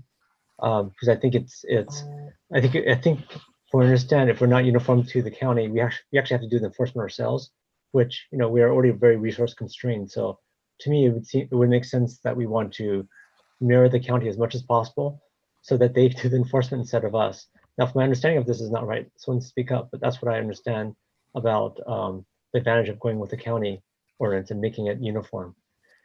Could I speak up then per your suggestion? Councilmember Tanaka, this is Phil Vogel again. So enforcement has several components to it. So what the county currently does under our agreement with them is the checks on everything except the undercover age checks. The county doesn't do that currently and is not proposing to do that. They see that as a police function and rely on our police department to do that. Okay, thank you. Thank you for clarifying. Let's see. So yeah, so I think making uniform makes sense. And so this would basically get rid of all flavored throughout the city, right? Just to make sure it's clear. Yes, if you if we mirror the county ordinance, that gets rid of everything throughout the city, flavored tobacco and vaping. Okay, and flavored vaping. Okay, perfect. Yeah, hang on. You said all vaping, so non-flavored too, right? Right. Okay. So I was on a vaping panel. I was put on by the Palo Alto Youth Council. It had some, teenagers on there who, used to vape, and it had some health experts. It was actually a pretty, I thought, useful panel. So some of the ideas that came up that I wanted to just bring up to see if maybe we want to make part of this motion. And I'm not, completely set on this. There were a few recommendations that came up. One of them was to ban advertising of all vaping products in the city. And I don't know if we could actually do that or not. So I'd like to hear feedback from staff as to, is that even possible? And then from my colleagues, whether that's something that we should support or not. So I'd love to hear from staff on thoughts on this. So just I'll start. Advertising restrictions may have First Amendment implications, so that would be something that we would need to look at from in terms of the legal issues. Yeah, okay, I understand that. So it would take a lot more research then for you guys to figure that out. If we could, I guess I'd love to hear, and I'm not going to make this as a friendly amendment because I think I'd love to hear my colleagues' thoughts on this, just to see whether it makes sense. But what a lot of the panelists talked about is the demand. It's the demand for this product which causes people to vape. Of course, right now we're talking about the supply side, but it's also the demand side. And if we make it less cool, right? You don't have cute cartoon characters trying to sell us stuff. You don't have advertisement to our youth on this, that it might lessen the demand for the products, for these kind of products. So, so I thought it was a very intriguing idea. I don't know if it's that enforceable though, because I know a lot of the advertising these days is over the internet. So I don't know how we would police it or if it's even possible. And there's also First Amendment rights, so I don't know how that fits in. But I thought it was a good idea. It wasn't my idea; it was actually someone else's idea. But I thought it was a good idea. So I'd love to hear feedback from my colleagues on this. The other suggestion, which I heard, which I also thought was interesting, was that teenagers know how to talk to other teenagers effectively. That was the idea. And so one of the ideas was to have a contest for teens to have anti-vaping campaigns. So basically like negative advertising on vaping. I thought that was interesting, although I don't know whether us as a city should do it or maybe it's something the school district should handle. But I thought it was interesting, so I thought I would bring it up. And then the last thing is, so I thank you staff for having a really great staff report in terms of talking about all the things we brought up on this last time. So on section 5, you talk about, so what about vaping in or smoking in public areas? And so you guys have all these different rules. And one of the things that I'm wondering is, should this be uniform across all public spaces? So if you talk to kids in that go to our high school, like Poly or Gunn, they will all tell you that vaping is pretty public. You know, my son goes to Poly, he tells me, yeah, there's bathrooms that smell like cotton candy all day long, right? And so should the ban that we have currently for everywhere else but schools be uniform across all public spaces or not? And so I just want to put that out there as another thing for us to think about. But in general, I support this motion, but these were kind of like 3 ideas that came up that made me want to bring this up to you guys to see if you guys also thought these were good ideas or not. So that's all I have right now. Thank you. Councilmember Cormack. Thank you, Mayor Fine, and thank you, Councilmember Koo, for being quick to put the blue hand up there and get this started. I appreciate that. I want to start actually by saying that staff did exactly what we asked. We asked them to mirror the ordinance with as few exemptions as possible. I remember that being an amendment from one of our colleagues. So I think there've been a few people who might have thought that staff has not responded in the way we directed them to. And I think they've not only done exactly what we asked, but I was impressed with the extensive outreach. Thank you for the report, and which includes also responses to all the comments we've received since we pulled it from consent. So, you know, I feel that the community is very well informed about what we have currently and the options we have going forward. And I'm glad we asked for this because I feel like I have a fuller picture of the impact if we decide to make this change, which I will support. Of course, a couple of things have changed since we started this. We have a health crisis that's primarily a respiratory disease, and vaping was an epidemic before we had the pandemic, and people who smoke and vape are really having significant trouble with COVID-19. I do want to acknowledge the severe impact on 4 or 5, we'll see, businesses. And I think Councilmember Koo put it so well that, you know, this is a very tough time. Councilmember Filseth as well. It's horrible to have to make things worse. But this is a public health issue. It was then, it is now, even more so. And I thank the member of the public who mentioned that not having a level playing field also, you know, isn't a great way for us to operate. We've discussed testing, the enforcement, et cetera, et cetera. I guess I just have one question. I don't understand Hookah Nights. I've never been there. How old do you have to be to go inside? Is there some restriction on how old you have to be? Does staff know? Yes, it's 21. You have to be 21. So the reports about kids going there when they're 18, those are just apocryphal, right? When they turn 18, maybe that was in the old days. Okay. All right, 21, that's very helpful. Okay, so I thank all the members of the public who've worked on this for a long time. This is a tough problem, and I'm going to repeat what we said when we began this, which I think was in December, which is this is not going to solve it, right? Even if we do this, this is not going to solve this problem, but it will send a signal that we want means restriction. So thank you, Councilmember Koo and Councilmember Filseth. Councilmember Niss.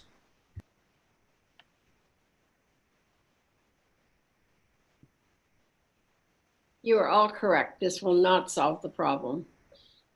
It's very tempting to vote for this, and I'm going to tell you why I'm not going to. I am sorry about what happened at Max. I don't know if that happens a lot or doesn't, or what the situation was. Max is sort of a piece of Palo Alto that we're just kind of casually, and may not seem casual, but it will seem casual outside, that we are going to include this in a very overriding ordinance that we're discussing. I'm the public health professional, and I'm the one who's going to vote against this. But I think a shop like Max is only one of a kind. And what I can remember is when I couldn't find the New York Times anyplace else 15 or 20 years ago, it used to be difficult. I could go to Max and they had it. So I know for the rest of you, it must really puzzle you that I would not be supporting this. And I actually did support it at the county. But I feel I feel we're in the caught of this terrible, terrible epidemic. We're going to kill off our small stores right and left. I would have given Max another chance. So I'm a no on this one. Thanks, Councilmember Niss. So appreciate the discussion here and all the input we've had. Councilmember Cormack said two things I agree with. So one is this is the process we asked for staff to look at this and figure out a way to further restrict smoking and flavored smoking and vaping products. And I think that both proposed ordinances do that. The science is clear on the danger here. That hasn't changed before or after this COVID crisis. People, adults and youth, I think in Palo Alto understand the danger of tobacco products. I don't think that's in doubt. There are reasonable steps we can take to protect youth. And I think we can also allow, adults to legally purchase vices, to be frank, right? And so I won't be supporting this. What worries me is, on the one hand, we are significantly limiting the ability of adults to purchase tobacco products in Palo Alto, which is completely legal. And while it seems like there are certainly some enforcement issues, I don't think those are insurmountable. And I think the steps laid out in option one begin to address that. And it's something we can continue to work on. I would really also caution us from enforcing or creating new policies based on anecdotal, even if true, reports of lack of follow through in the regulation. So that just stood out to me. Adult only businesses, as described in this report, haven't been part of the problem. There's no expansion of adult only stores, and there's additional restrictions on those adult only stores. So it seems pretty clear where the votes are going to go on this. I'm not going to try a substitute motion, but I'll also just align myself with Councilmember Niss. We're about to run 5 stores out of Palo Alto, and that worries me in any circumstance, but especially in these circumstances. I don't know. It just seems a little too far. We're essentially saying no tobacco sales in Palo Alto, period. And it's a legal thing. And like, would we do the same with alcohol in a couple of years? Like, I don't know. It's not exactly what I envision for our community. So I know it's going to disappoint a lot of people, but it seems like this will still pass. I believe the only person who hasn't spoken yet is Vice Mayor Du Bois, and then I think it would encourage us just to vote. Yeah, thank you. And I did have one more quick question. So option 2 as proposed would allow cigar rooms as well, right? Don't we have some restaurants in town that have cigar rooms and cigar selling? You do. Yes, there are 7 of what we're calling adult only stores, and 2 of them are more focused on cigars, and so we're not included in the businesses we were expecting to have severe financial impacts. Right. So I want to say I've been a really strong supporter of our ordinances that prevent secondhand smoke. And I worked pretty hard on our update that extended protections to from outdoors to multifamily housing. But to me, this is a different issue, and it really is a question about how far do we go to prevent adults of legal age from buying a product they want. And so you have these 7 businesses. Some of them are very long-standing businesses, as Councilmember Niss has pointed out, and they've been responsible stores in our city. We don't have a history of problems with these stores. And, we basically gotten multiple communications that this ordinance is going to put some of them out of business. And staff has made it clear that unlike Oakland, which had 5 adult only stores when they passed their ordinance, but grew to more than 50, we would not allow additional stores. So we are basically giving these 5 stores time to amortize out and change.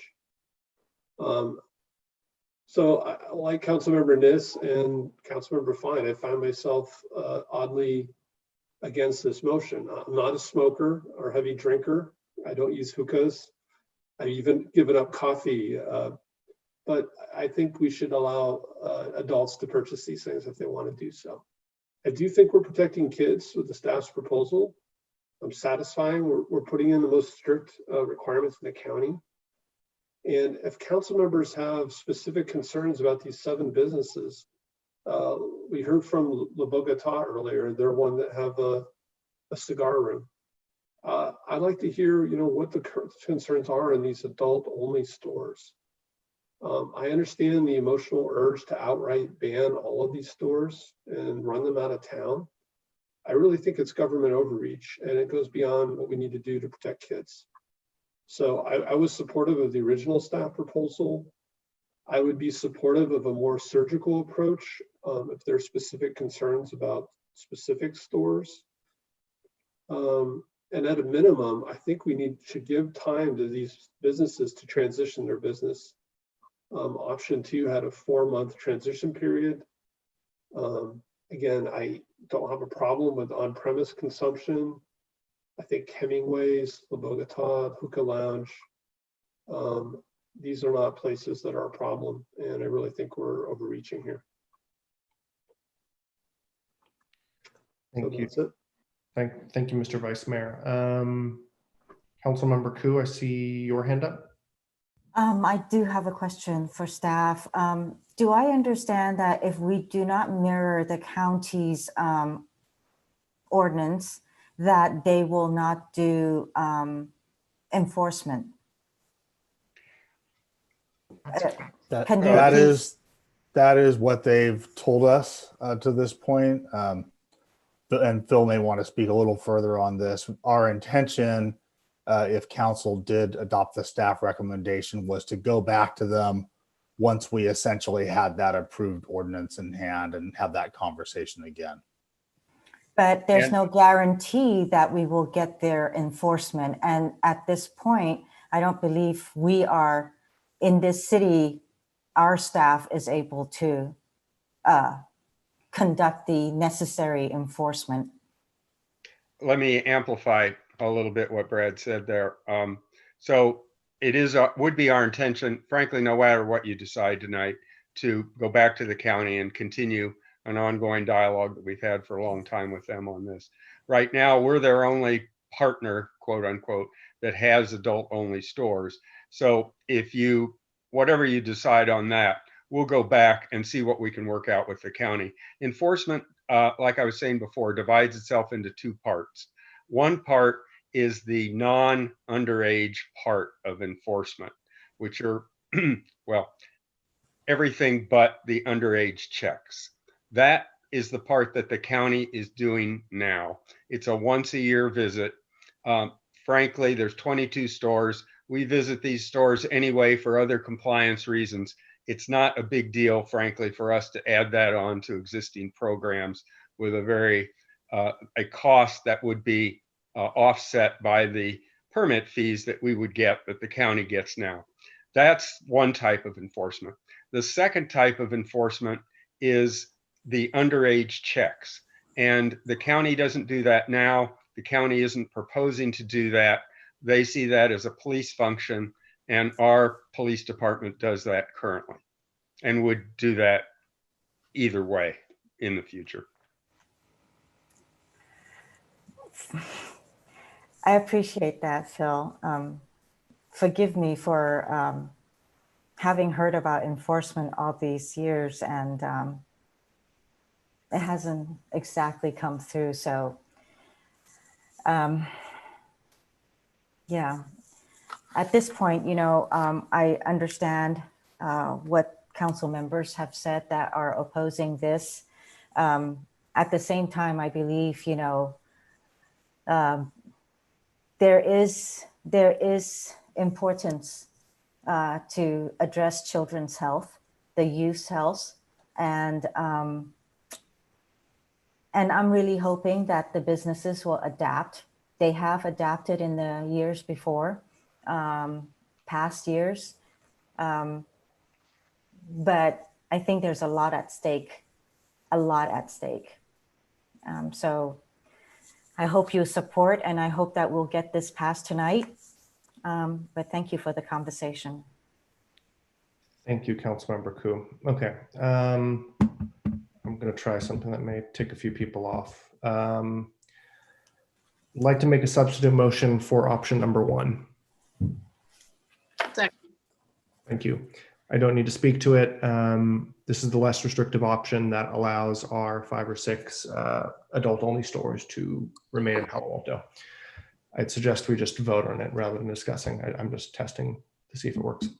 Could I ask that it be put back up so we can all see it? Thank you, Councilmember Cormack. Absolutely.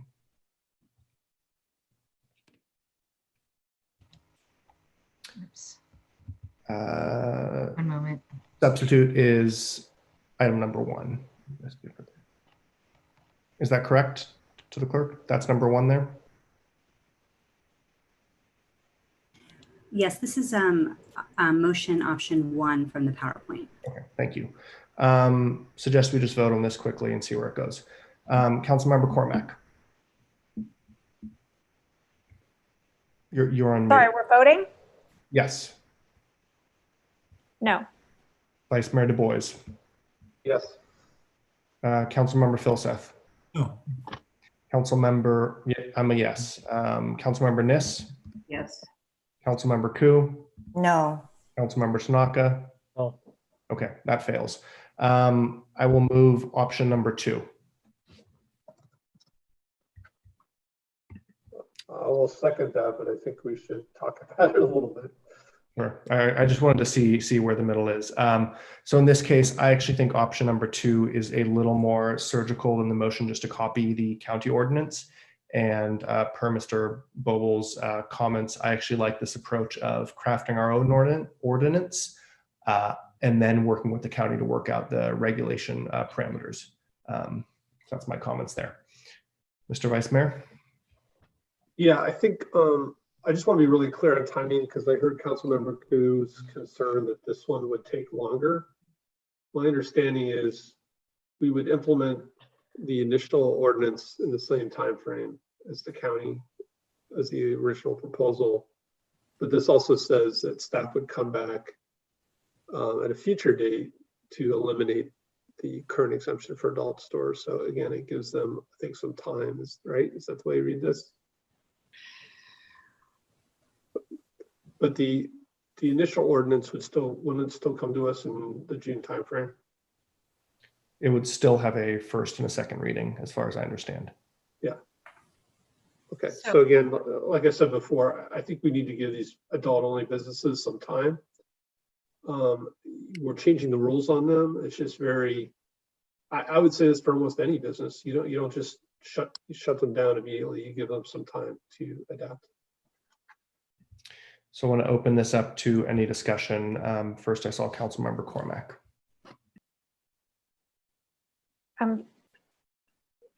My reading is not consistent with what the Vice Mayor just said. So I wonder if staff could help us understand the substitute motion. Because if we're modifying it and returning to council at a future date, we're not on the track to bring it back in June and have it effective in line with the county. Is that right? That's right. I think the intention here was that once we had this guidance from council, we would go back and talk to the stores and develop a recommendation for essentially the ultimate timeline for these products to be phased out, and then bring a proposed ordinance back to council that included that. So there's really no time frame we can put in here because we don't know how long that will take. You could direct us to have a specific time frame. I'm sorry. I thought this included basically passing option 1 and then coming back with the second ordinance. But I guess not. My apologies.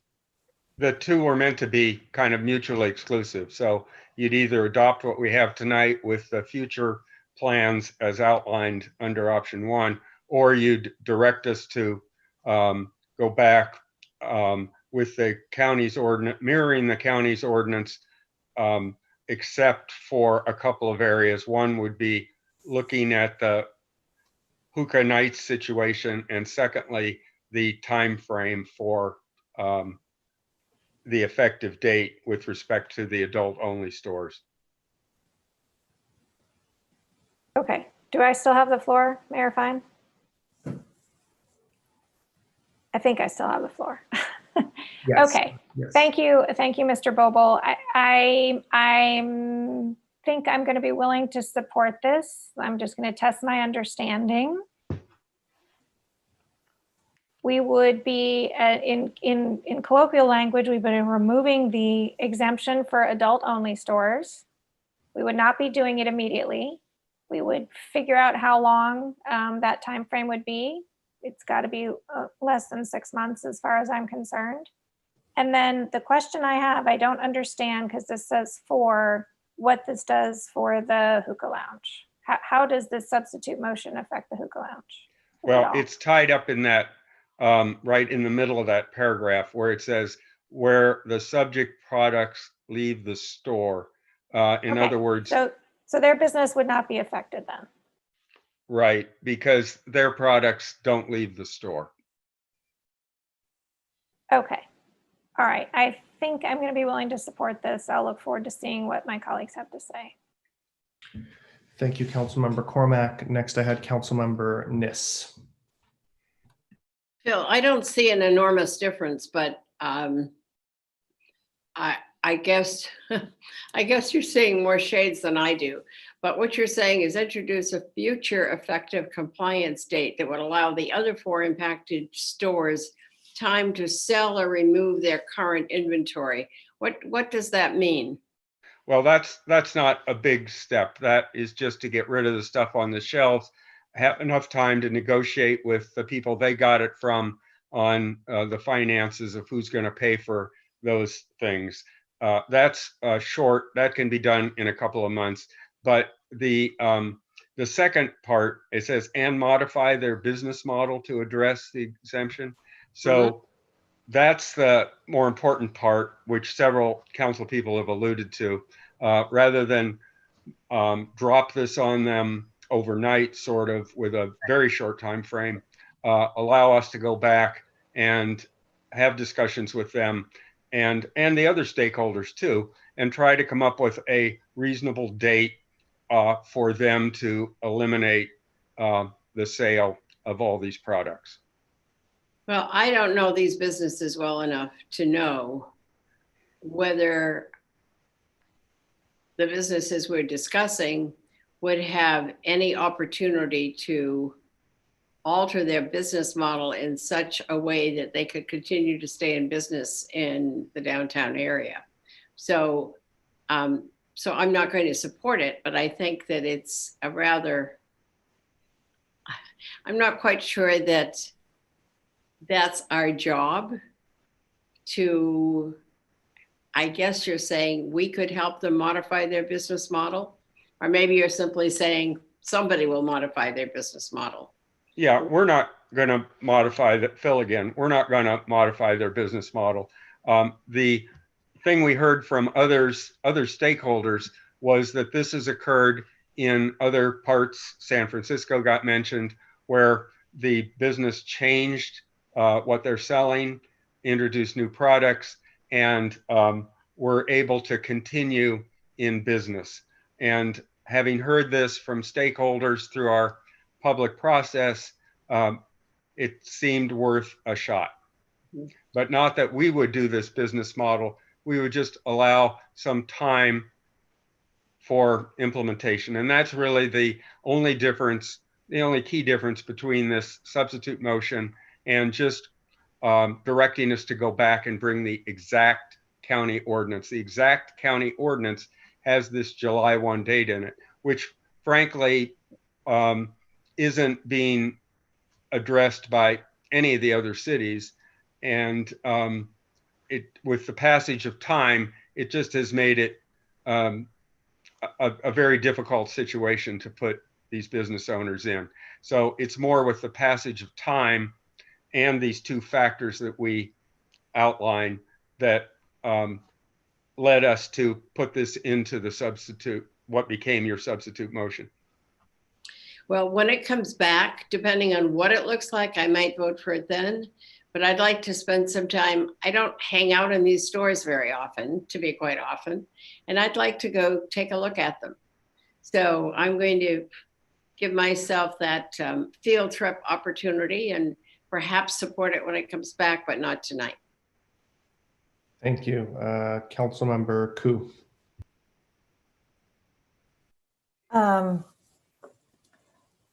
You know, I can consider the portion that says for the products remaining within the property, but I don't think I can accept the part that is gonna have to come back at a later date. And in addition to that, again, I say that there is the county enforcement.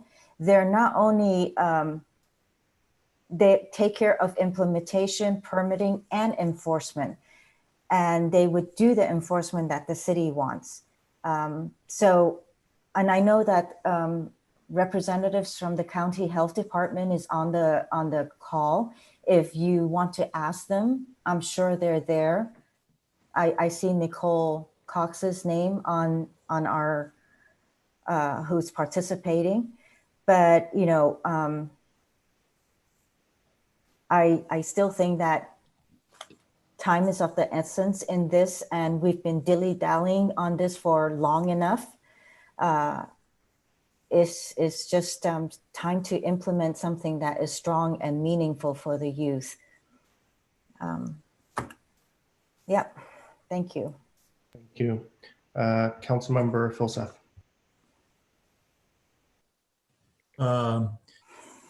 You know, I could almost support this too, and I'm the seconder on the other one. The one thing I'm looking at is sort of time to modify their business model seems pretty vague to me. I mean, it could be 6 weeks or it could be 2 years. So I wonder if the maker and the seconder of the substitute motion to try to put a time frame on it, sort of to bound it a little bit.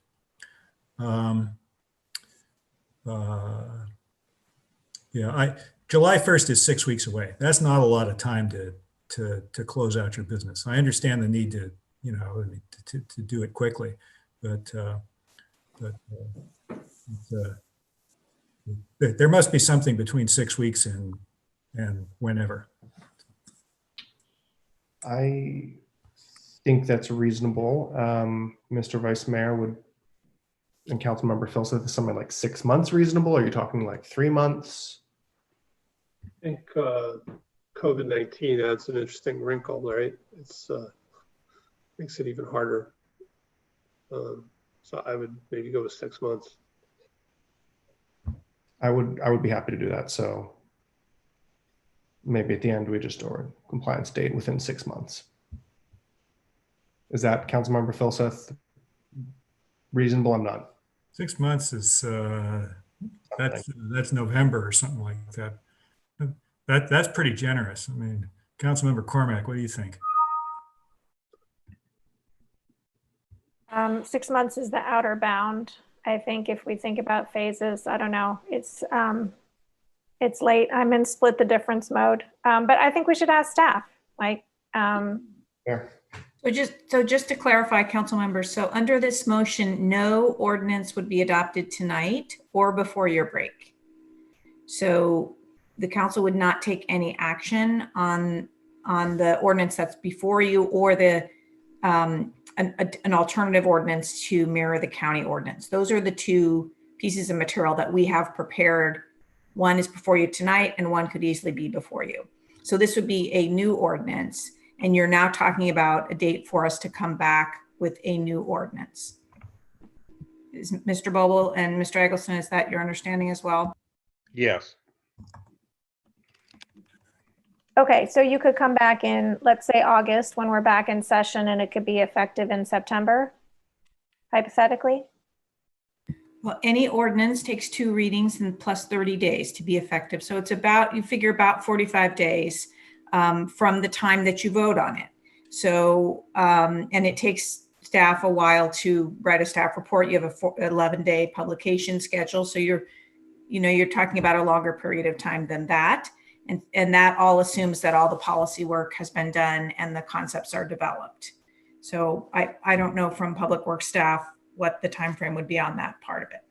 Is this just not exactly the county ordinance, except that with an exemption for the products that don't leave the store and a grace period? Otherwise, isn't it exactly the same as the county ordinance? Yes, those are the two differences. And it wouldn't take a huge amount of time for us to make. Let's do 3 months then. Is that okay for staff? Well, what we were talking about is the amount of time to develop the ordinance. And what I thought your 6 months was time to comply with the ordinance. That's what I thought it was. Councilmember Filseth, I'm looking to you on this one. So if they bring back the ordinance, whenever, but the compliance date is no later than, what's 3 months? Is that September 1st? Is that what that is? Okay, so we could bring back the ordinance after your break, probably promptly after your break. And then you can decide from there what the compliance date would be. Well, can the compliance date be September 1st? Not if your break is until the early part of August, because again, you need 2 readings in 30 days. So it seems like the earliest in that instance would be early October. Would a compliance date as soon as possible? Yeah, right. I guess I'm sorry. I started to drag this out. I'm still confused though. The original motion, which is implement the county ordinance, is doable before we go on break. But option 2 here, which is almost identical to the county ordinance, can't be done until after the break. Why is that? So if that's the commitment from the staff, that all we're doing is the county ordinance with an exception for products that don't leave the store and a 6-month or September, October, whatever the date is, compliance date, then that could be done on a very short time frame. To be perfectly honest, we have been working on this project for months and months and months with many iterations. And so if the direction is that clear, we can do that. If the direction moves in a different direction, then I cannot make that commitment to you as the person who needs to support the drafting part after the policy work has been done. The policy needs to be clear and then we can execute it. Okay. I think our intent is exactly what Councilmember Filseth was saying, which is the county ordinance with an exemption for on-site use or no takeaways, I guess you can call it. And then a phased elimination of these businesses that will be regulated. And ideally, I think the date is, sometime around end of summer before school starts again. We can do that. Okay. Does this convey that? I could support that. Can I just check with the attorney? Does this convey that? Your comments have conveyed that. So we have the transcript to refer back to. All right, let's stick with that. Thank you, Councilmember Filseth, for those questions and figuring out the details. Next, I had Councilmember Tanaka. I think one thing about, and I'd like to have staff clarify this for me, that I think option 2 here says that they get this right in perpetuity. So these 4 stores, is it 4 stores or 5 stores, get this right forever, even if they sell the shop to someone else. They keep this right, continues, runs with the store. Is that right? Versus that's correct. Okay, and versus the county, it doesn't. Well, actually, county is just totally banned, so it doesn't matter. So I think the intent here is to help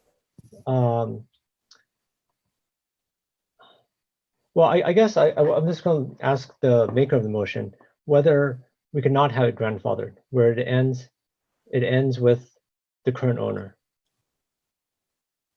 I mean, that's another wrinkle, right? Which is more akin to motion 1, right? Where we allow them to persist for the time being, and they can be. Oh, no, I think I'm talking about this is just a hookah bar. That's so basically the hookah bar. It's done, right? Well, I mean, option number 1 says no new adult only stores. Right, so that's actually my preference overall. I'm trying to get a motion that is somewhat of a compromise where it is achieving the goal that it seems to be a majority of council wants to make it illegal to sell any of these products in Palo Alto, but at the same time gives those businesses which will be affected some breathing room to offload their merchandise and potentially convert their business model, although I understand that's unlikely. So that's what the substitute's there for. Yeah. So no, the first one I definitely couldn't support. This one I'm trying to understand a little bit better. So okay, so for the hookah bar, okay, so hookah bar under this motion, it's only the hookah bar that can keep selling, right? Correct. That's right. Under your substitute motion, as you've worded it there, it's just the hookah bar that would be left, the hookah lounge that would be left with an exemption, and therefore the whole concept of being able to sell to someone else only applies to them. And the package that we had prepared was one that then allowed that business, in this case just the hookah lounge, to sell its business to someone else.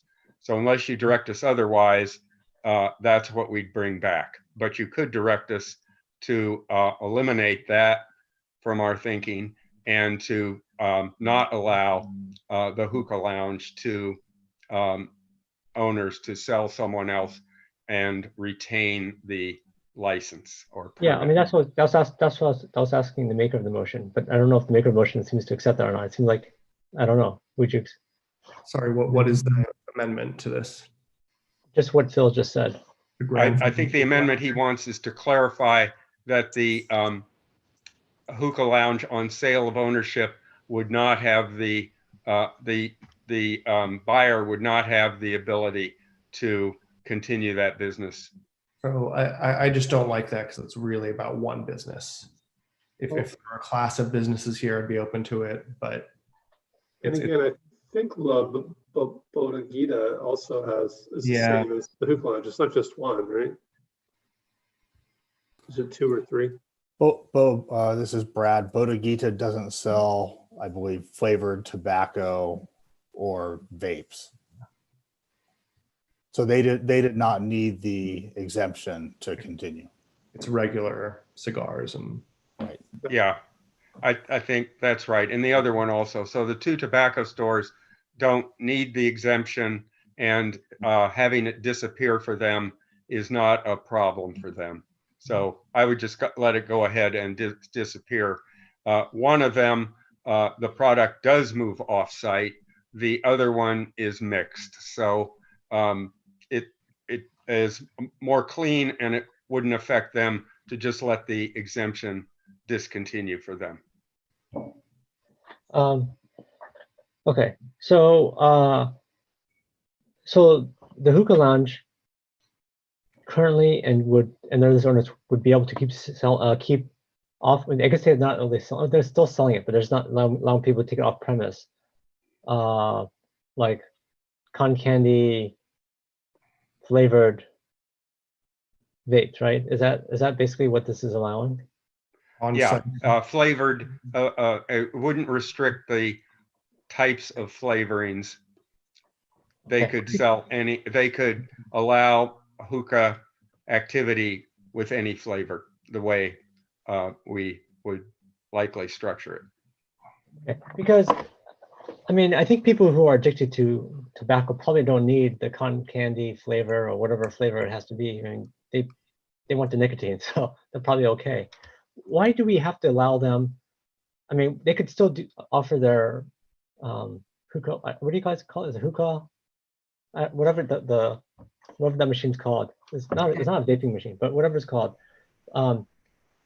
Why do they have to offer flavored versions of it? Like because isn't that the main use that tobacco manufacturers use to hook kids, is to disguise the bad taste of tobacco with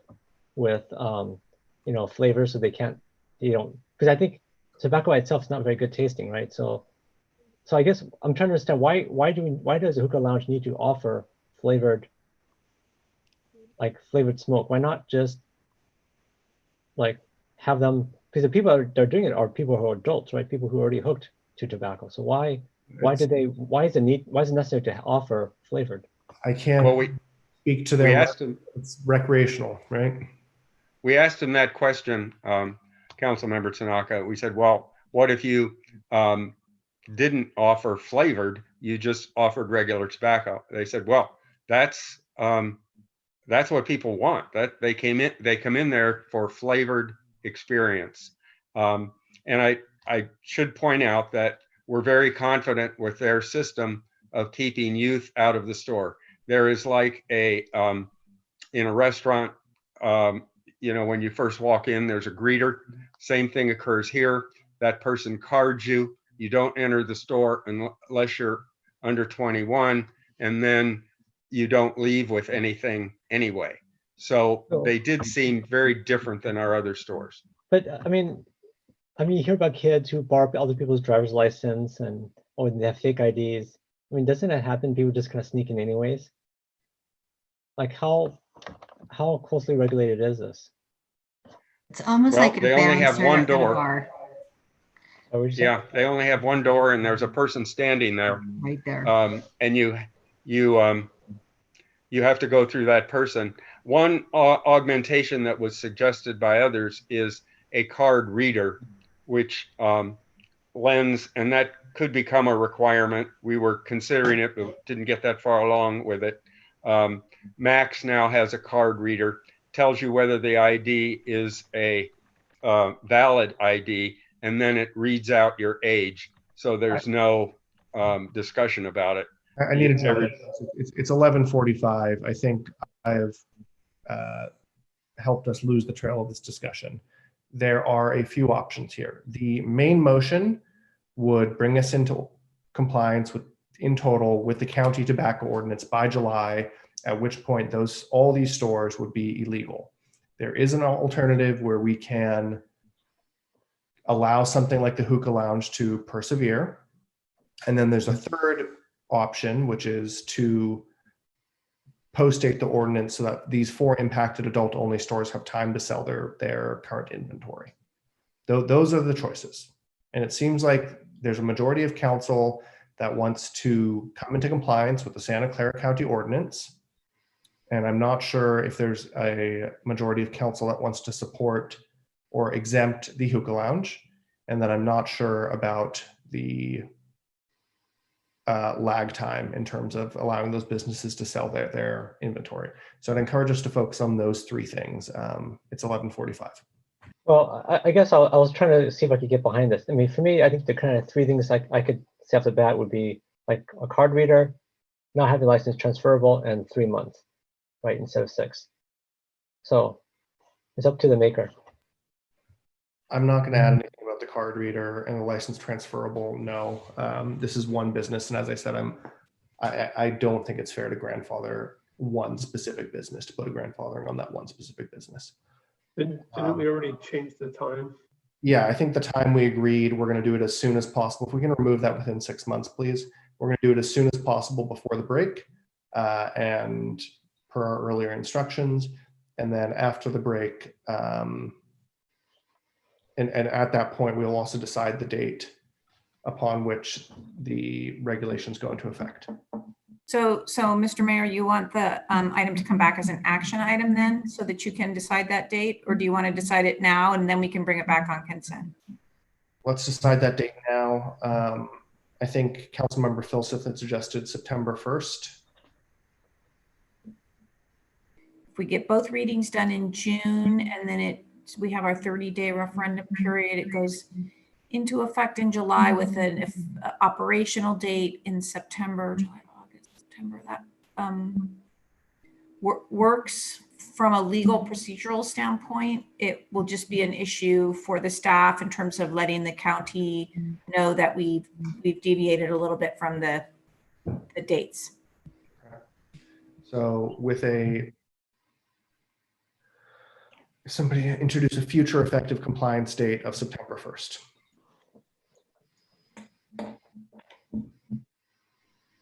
So Councilmember Tanaka, any other questions? Or Madam Clerk, yeah. Oh, right, that's fine. Well, I understand what you're trying to do. You're trying to get the middle, right? I was ready to vote for the first motion. I'm trying to get behind this one, but I mean, there's a few things that I like to see, but if they can't be accepted, then I guess not. Okay. Everybody's hands went up, but next, Councilmember Cormack, I had you on my list, but you've lowered your hand. Okay. Councilmember Koo.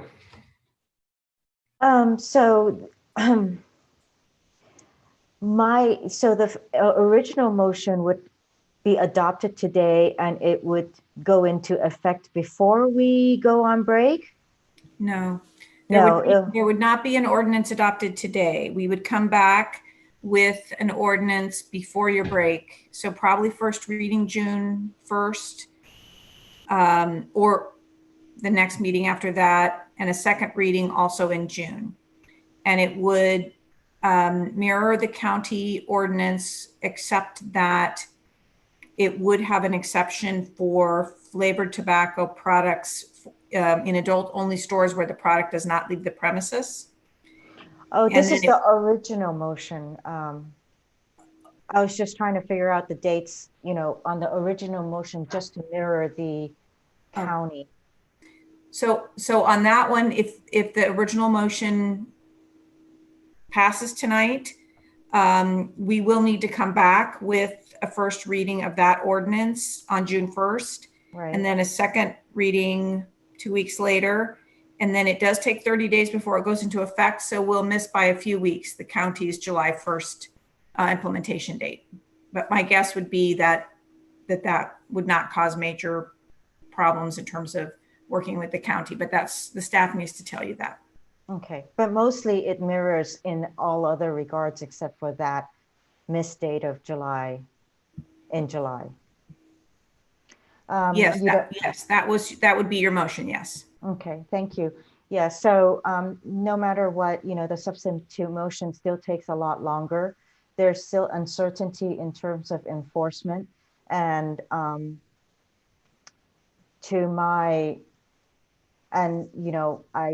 I just can't accept that. I might not, it seems like there is going to be a majority on this, but it leaves the youth who have worked on their survey with the Palo Alto Youth Council and many other youth who have worked on this for a couple of years now. And a lot of the parents are still not going to get peace of mind. So no, I'm sorry, I will not be supporting this at all.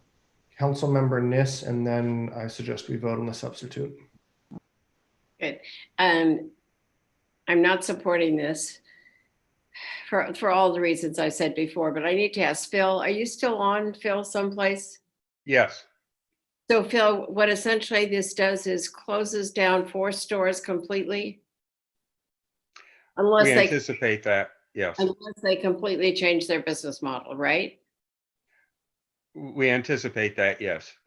So that puts us in the same conundrum that the public health department has been in at the county. When is it the economy? When is it the health? So these are tough, and there's no question that this is good for kids, hopefully, if that gets enforced. But it also does mean that 4 stores will have to remove themselves from here in some way, or remodel, or do something that is quite different, just to establish that is the end product. Thanks. Councilmember Cormack, I'll let you speak because you haven't spoken yet to this. Mr. Vogel. if you think the substitute motion will have the same end effect as the original motion, is that what you're saying? Even if we give people more time, they're still going to go out of business in the substitute motion? That's what we anticipate, yes. It might take a while. In other words, a place like Max that has other products would try to hang on. The three who really don't have any other products would probably have to close relatively immediately. So the substitute motion is prolonging the pain in some way of thinking. I'm cognizant of saying that as it approaches midnight, prolonging the pain here. Okay. All right, so I just think the substitute motion then just takes longer. I had thought that it would provide some relief valve for the businesses that are most affected, but I'm not hearing you say that. Well, the only relief valve is a little more time, but not much more time as you've crafted it. And Councilmember Cormack, can I also add that it Please. includes allowing the Hookah Nights business to continue? Because they have flavored, and flavored is captured under the main motion. Correct. And because the substitute motion continues the exemption for stores where the product does not leave the store. Okay. Okay. Thank you. All right, I'm going to suggest we vote on this. Sorry if I've led us down a rat hole, everyone. Councilmember Cormack. No. Vice Mayor Du Bois. Yes. Councilmember Filseth.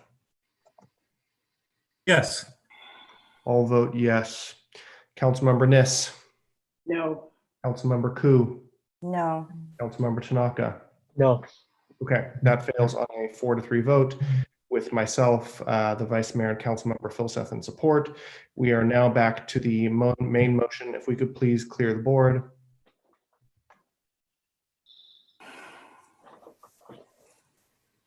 Can you just clear all the hands, please?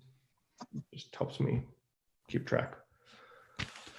Okay, if you want to speak to the main motion by Councilmember Ku and Filseth, please raise your hand.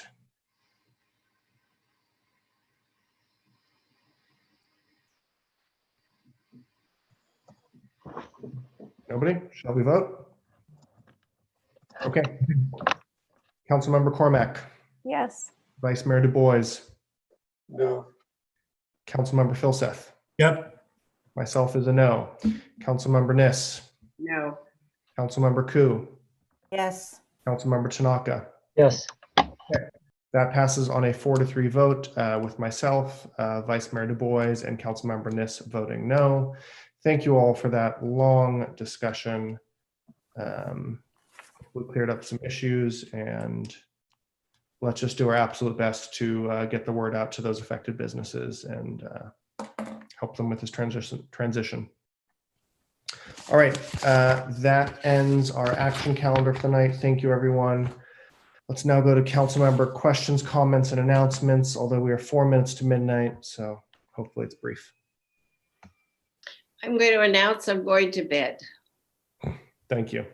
Councilmember Filseth.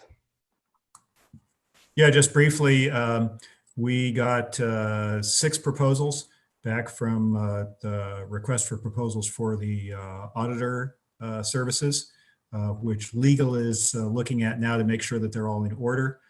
This week, the evaluation committee, which is me, Greg Larson from Management Partners, and Larry Klein actually has offered to help, are gonna do a preliminary evaluation of those. Next week, the CAO committee will look at them, and the plan is that the whole council will do closed session interviews for the auditor individual from whichever firm we choose the week of July, or the week of June 1st. So we got a good number of proposals, and so that's good news. Thank you. Thanks for the update, and thanks for your and the CAO committee's work on that. Thank you, Eric. Councilmember Ku. So there was an email from Avenidas that had gone out that says that there was a proposal to the California state budget to completely eliminate community-based adult services as of January 1, 2021. CBAS is the Medi-Cal funded portion of the adult day health care and essential health program that protects the very people who are most at risk from COVID-19 because of their age and underlying health conditions. Could I ask the mayor to instruct, to have city manager and staff to look into this, and if necessary for us, for the council to write a letter? Sure. Absolutely. This is very disturbing, you know, cutting services or eliminating to seniors. Understood. I haven't heard of the specific proposal, but Mr. City Manager, if we could just do a quick look at that and update the council. I do know I spoke to Assemblymember Berman the other day, and while we're looking at $40 million in reductions, the state's looking at $54 billion. So a lot of changes afoot, but Thank you. We can look into that. Anything else? All right. Well, thank you, everybody. It's 11:58 and our meeting is adjourned. Thanks all. Good night, everybody. All right.